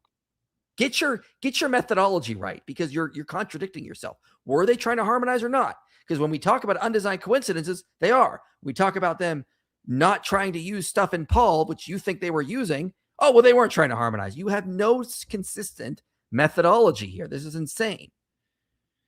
And also, Paul ignored a very big section in my video on John, didn't even address it, which is that Luke Vandewey has shown that one of Luke's sources was John, showing he was an eyewitness. So that can also explain that data that he's bringing up here. He expected readers to already know them from Luke. Rudolf Bultmann, Michael Goulder, Dennis MacDonald, and Harold Attridge all agree the Johannine Last Supper dramatizes the Lucan saying. He dropped the embarrassing squabble and replaced it with foot washing. Conservative apologist Mike Licona concedes that Luke probably lifted the whole dispute from Mark 10, where it happens a week earlier in a completely different context, and relocated it to the Last Supper. If Luke moved the scene, it wasn't historically at the supper. And if it wasn't historically there, it can't be the real explanation for the foot washing. This doesn't make any sense because they're not dealing with the undesigned coincidence. That's not what John is actually doing. And like, there's embarrassing stuff in John with the disciples disputing. Is there not? I still just don't see how this actually undercuts undesigned coincidences at all. That's it. Like, that's my problem at the end of the day. Like, well, I mean, what I'm trying to get at is, like, if they wanted to cut out embarrassing stuff, why there's so many embarrassing stuff about the disciples in these gospels, about them not understanding what Jesus was teaching, getting things wrong, not realizing he was going to die and resurrect. Yep. So, like, yeah, I don't, man, it's just, there's so much data that goes against what he's saying. In Luke, when Jesus is before Pilate, Pilate asks him, "Are you the king of the Jews?" Jesus replies, "You have said so." Then Pilate says to the crowds, I find no guilt in this man. But didn't Jesus just admit to the charge? Why would Pilate find no guilt with him? So something is either wrong or missing. Luckily, John adds context. Pilate brings Jesus in and asks him, are you the king of the Jews? And Jesus replies, my kingdom is not of this world. So his kingdom is a spiritual kingdom, which would not be a threat to Caesar, and why Pilate can find no guilt in him. This shows us nothing Luke says is incorrect, but John gives the context for it to make sense. But not only does John add context for Luke, Luke adds context for John, because John doesn't give us the accusation from the Jews that Jesus claimed to be a king, which explains why Pilate would even ask Jesus if he was the king of the Jews. So both accounts support each other. Luke gives us the accusation, and John gives us the answer from Jesus as to why he was innocent. This is a great example of John being literarily dependent on Luke. Mark Goodacre showed that Pilate's threefold confession of finding no case against Jesus is a signature Lucan literary move. Luke uses that exact forensic finding language 6 times in his gospel and 6 more times in Acts, including Paul's trials before Roman officials. It's how Luke consistently portrays Roman officials as failing to find grounds to condemn Christians. John reproduces the same threefold structure here, while Mark and Matthew don't use it at all. And notice this is just whataboutism. This is actually addressing the undesigned coincidence. It's not, yeah, I was just going to say, this isn't even trying to explain the data point in question. It's not explaining the interlock. And again, this can just be explained with Luke Vandewey's argument that for Luke, John was a source. That's why there's similarity there. But it's not literary dependent. We know what that looks like. Look at how Luke uses Mark. John is not using Luke like that. That's not literary dependence. So this is absurd. It doesn't even deal with the issue. And John's dialogue creates more contradictions than it fills in. Matthew, Mark, and Luke all say that Jesus answered once and then said nothing else, leaving Pilate baffled. That is not what they say. They do not say Jesus only said one thing when he was there. They just summarize. My goodness. Like, again, show me where they say this is the only thing Jesus said to Pilate. Well, you can't because it didn't happen. No, we just have to overread the text. Overread it, yes. Literary artistry. John also doesn't tell us the feeding of the 5,000 happened in Bethsaida. But in this account, Jesus asked Philip where they could buy bread for the people. Earlier in John, we see that Philip was from Bethsaida. So Luke also explains the existence of this question in John. Jesus asked Philip because he was from the region, which John doesn't connect in the actual passage of the feeding of the 5,000. Yet another problematic example. The first written version of the story cannot be in Bethsaida, because in Mark 6:45, immediately following the miracle, they get into a boat to go to Bethsaida. Luke. And the actual Greek, as scholars have shown, means towards Bethsaida. They were in a desolate place around the area. They started rowing towards. And again, this is whataboutism. You're not addressing the undesigned coincidence. You're just going, well, yeah, well, what about this other issue? Luke relocated the event to Bethsaida, which created a problem he didn't fully clean up. His disciples asked Jesus to send the crowd to the surrounding villages for food because they're in a desolate place. Except in Luke, they're in a city. Mark Goodacre calls this editorial fatigue. Luke moved the story, but forgot to update all the language. Let's read what Luke says here. Luke 9:10-17. On their return, the apostles told them all they had done, and he took them and withdrew them apart to the town called Bethsaida. So it says apart, not in. When the crowds learned it, they followed him and they welcomed him and spoke to them, and he spoke to them of the kingdom of God and cured those who had need of healing. Now the day began to wear away, and the 12 came and said to him, send the crowds away to go into the surrounding villages and countryside to find lodging and get provisions, for we are in a desolate place. That's in the Gospel of Luke, chapter 9. I thought Paul just said they were in a city. Luke says they're in a desolate place, ladies and gentlemen. Did Paul bother to check the Gospel of Luke? Man. Oops. Here, I'll just put it up.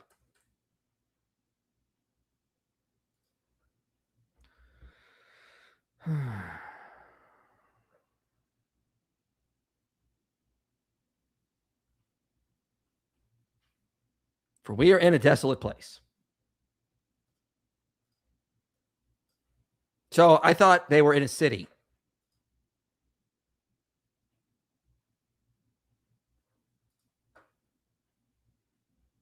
This is the big response to debunk the gospel reliability series, ladies and gentlemen. I'm so impressed. I don't know what to do anymore. Just manufacturing contradictions, man. Yeah. Followed Luke's relocated version, and John is the only gospel writer who expanded Philip into a recurring character with actual speaking parts. Carrier suspects John simply invented the idea that Philip lived in Bethsaida so he could cast him into a really relevant role. He cited Richard Carrier, yes. Oh my gosh. John does not say the feeding of the 5,000 was in Bethsaida. So when he says Philip was from Bethsaida earlier in his gospel in a different context, he's not inventing that to explain this detail. Again, I don't think Paulogia understands the argument from undesigned coincidences. No, he doesn't. Another aspect of this miracle is that Mark specifically mentions that Jesus commanded the people to sit down on God because the grass isn't often green in the land of Israel. But Peter J. Williams notes, it is green in the spring after the winter rains fall. John accounts for why Mark says the grass was green, because he says this miracle occurred when the Passover was at hand. Dale Allison and Joel Marcus have argued this is more Hebrew Bible allusion and typography than weather report. Mark 6:34 compares the crowd to sheep without a shepherd. Jesus then, as the good shepherd, makes the flock lie down on the green grass. That's Psalm 23, deliberately invoked. Hey, Than. Hey, Mike. Oh. Yeah. Mike, if I observe something that happens in real life and then I see a pattern in that real life thing that I observed that like matches what happens in the Bible, does that mean that the observation of the thing that I actually saw didn't happen and I'm just making that up and hallucinating It just means you're making it up, yes. Okay, fair. What I was going to say is, didn't we attend a talk by Tim McGrew at ETS where he addressed this directly? And then he was so kind as to give us his slides. I also have my nice. You have the slides. Good. I also have my script coming up on this. You read through my script. The video will come up on this too.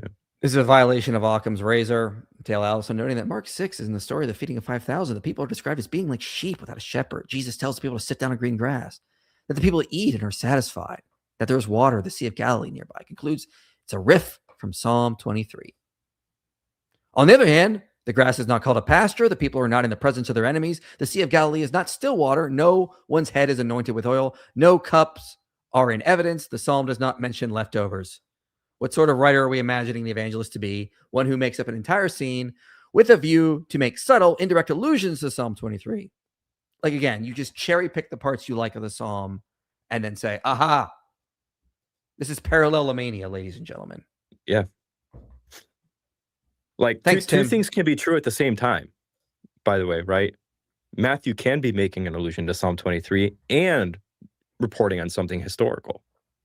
Yeah, what's the video I cited earlier? It's like, dang it, where did I put that?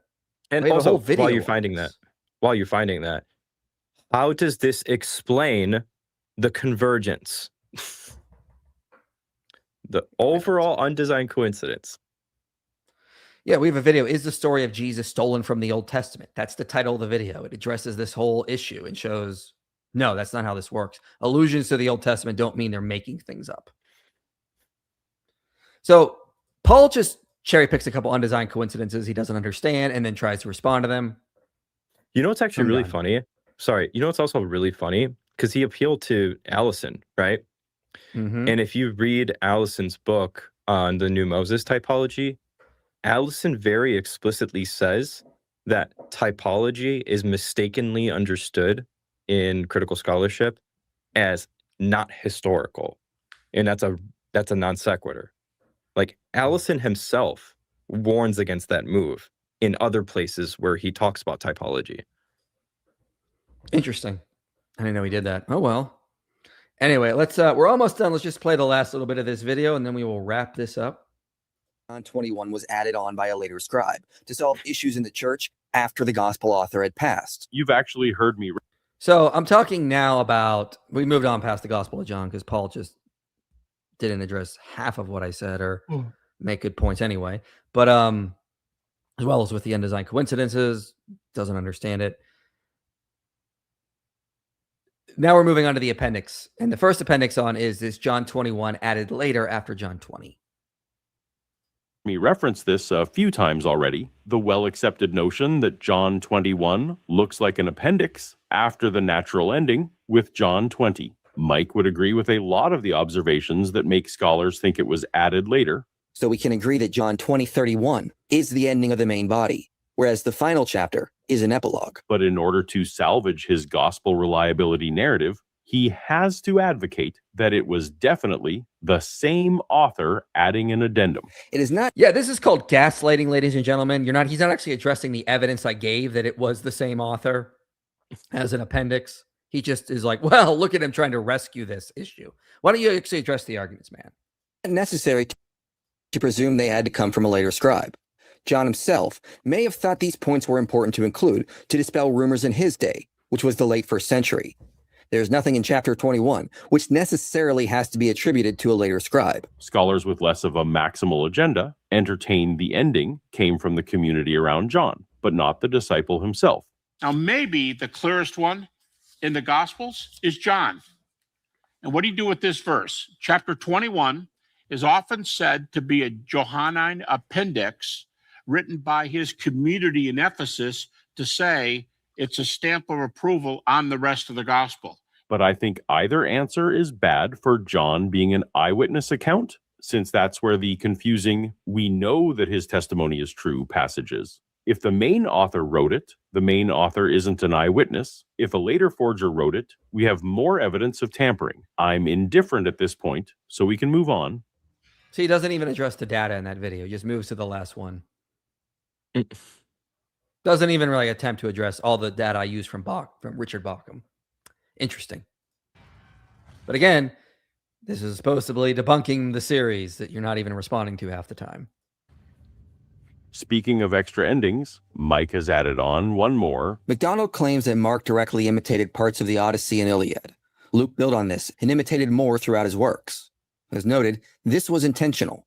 MacDonald's view is these New Testament authors were purposely reworking. Now, the video he's responding to now is a 40-minute video responding to Dennis MacDonald. There's 4 minutes left in this video. How much of it do you think he's going to address? Given he has quoted MacDonald a ton throughout his video.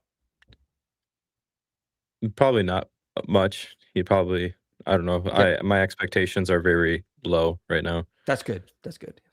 Working Homer to create fictional accounts of Jesus. Again, you've heard me mention this kind of influence a few times in this video, but there's obviously a spectrum of possibilities here. Influence of other writings like Homer. Josephus, it's widely acknowledged that he has some Homeric flavoring in the way he does his history of the Jews. That is not to say that what Josephus writes is inaccurate. It is about certain things where there's Homeric flavoring. It's just to say that he has arranged it in a certain way that readers could say, this is kind of similar to Homer here.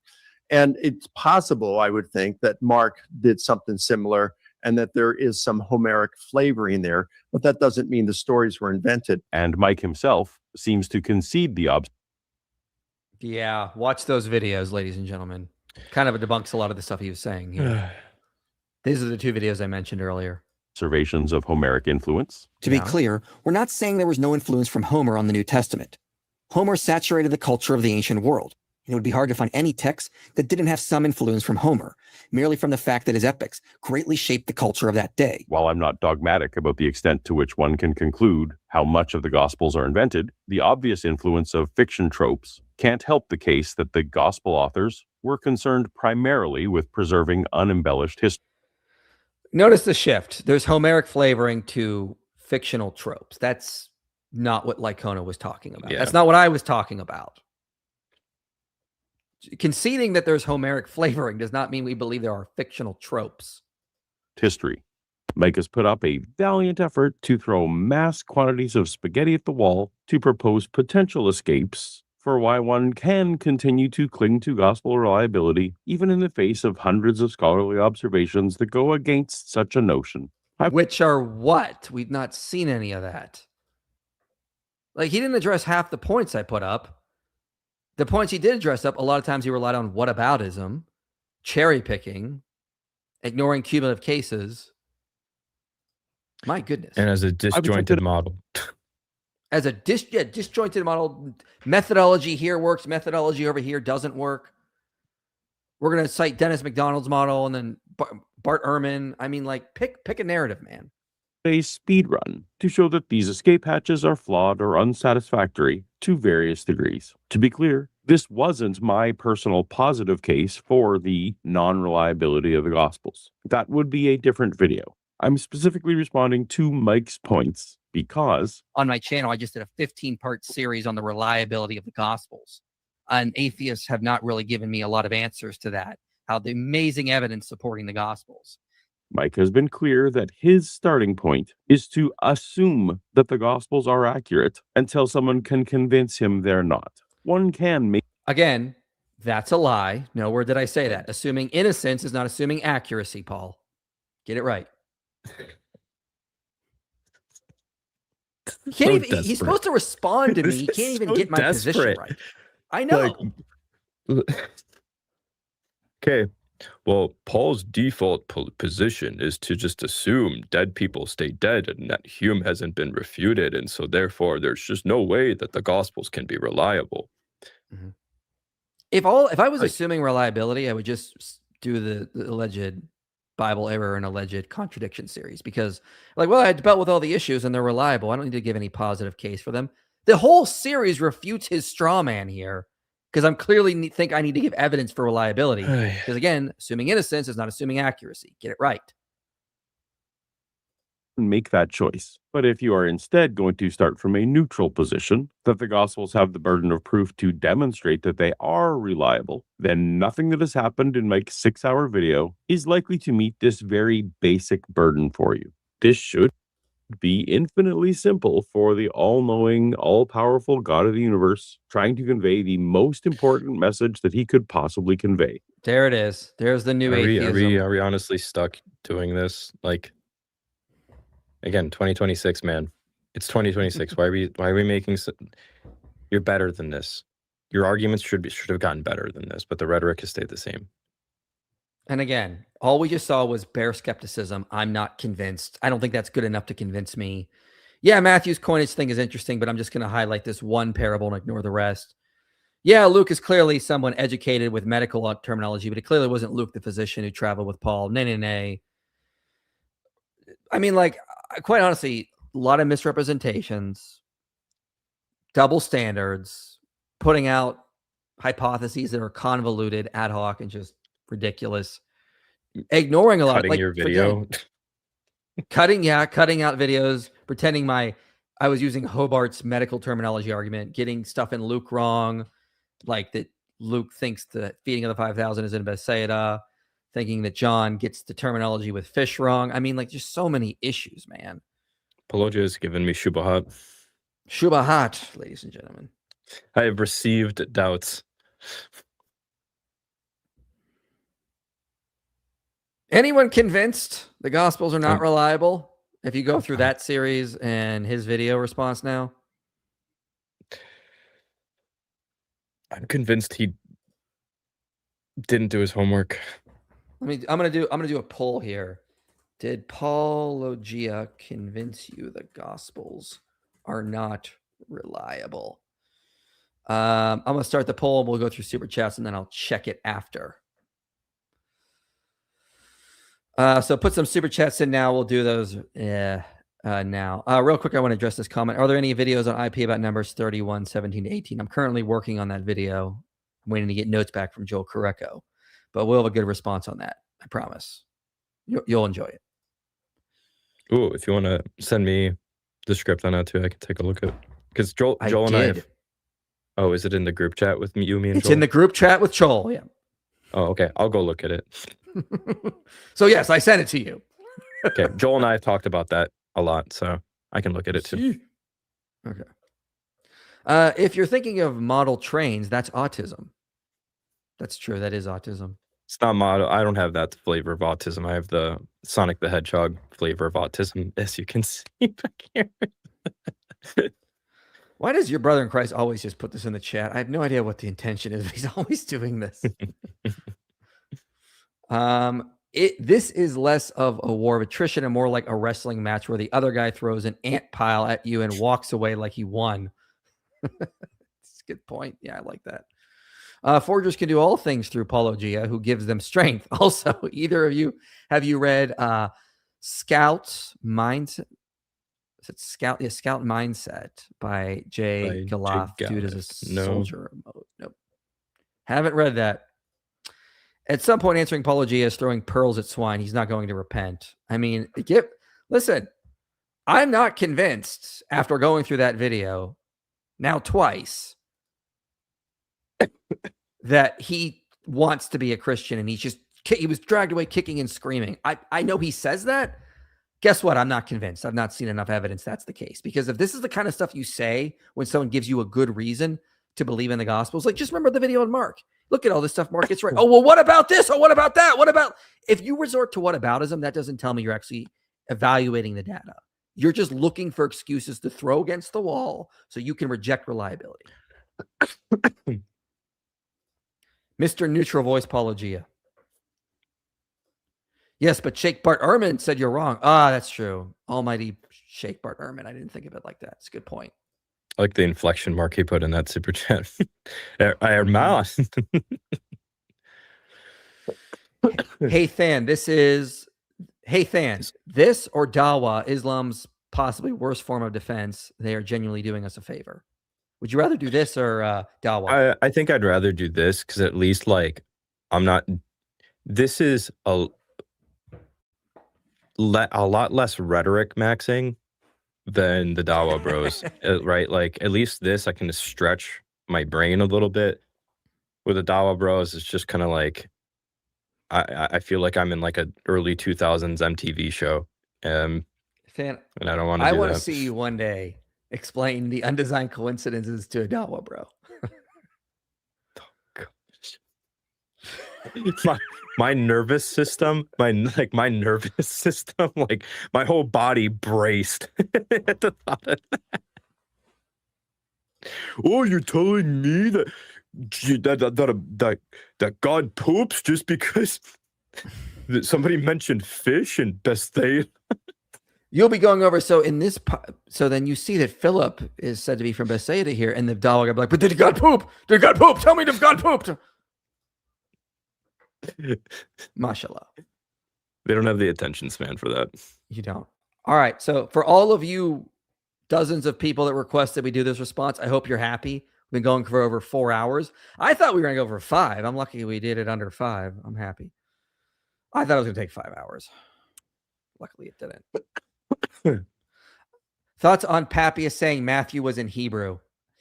Oh, I talked about that in the video on Matthew. I think there was something originally written in Hebrew. I think it was probably what scholars think is the Q source, but I don't think we can actually reconstruct that. I think that's impossible.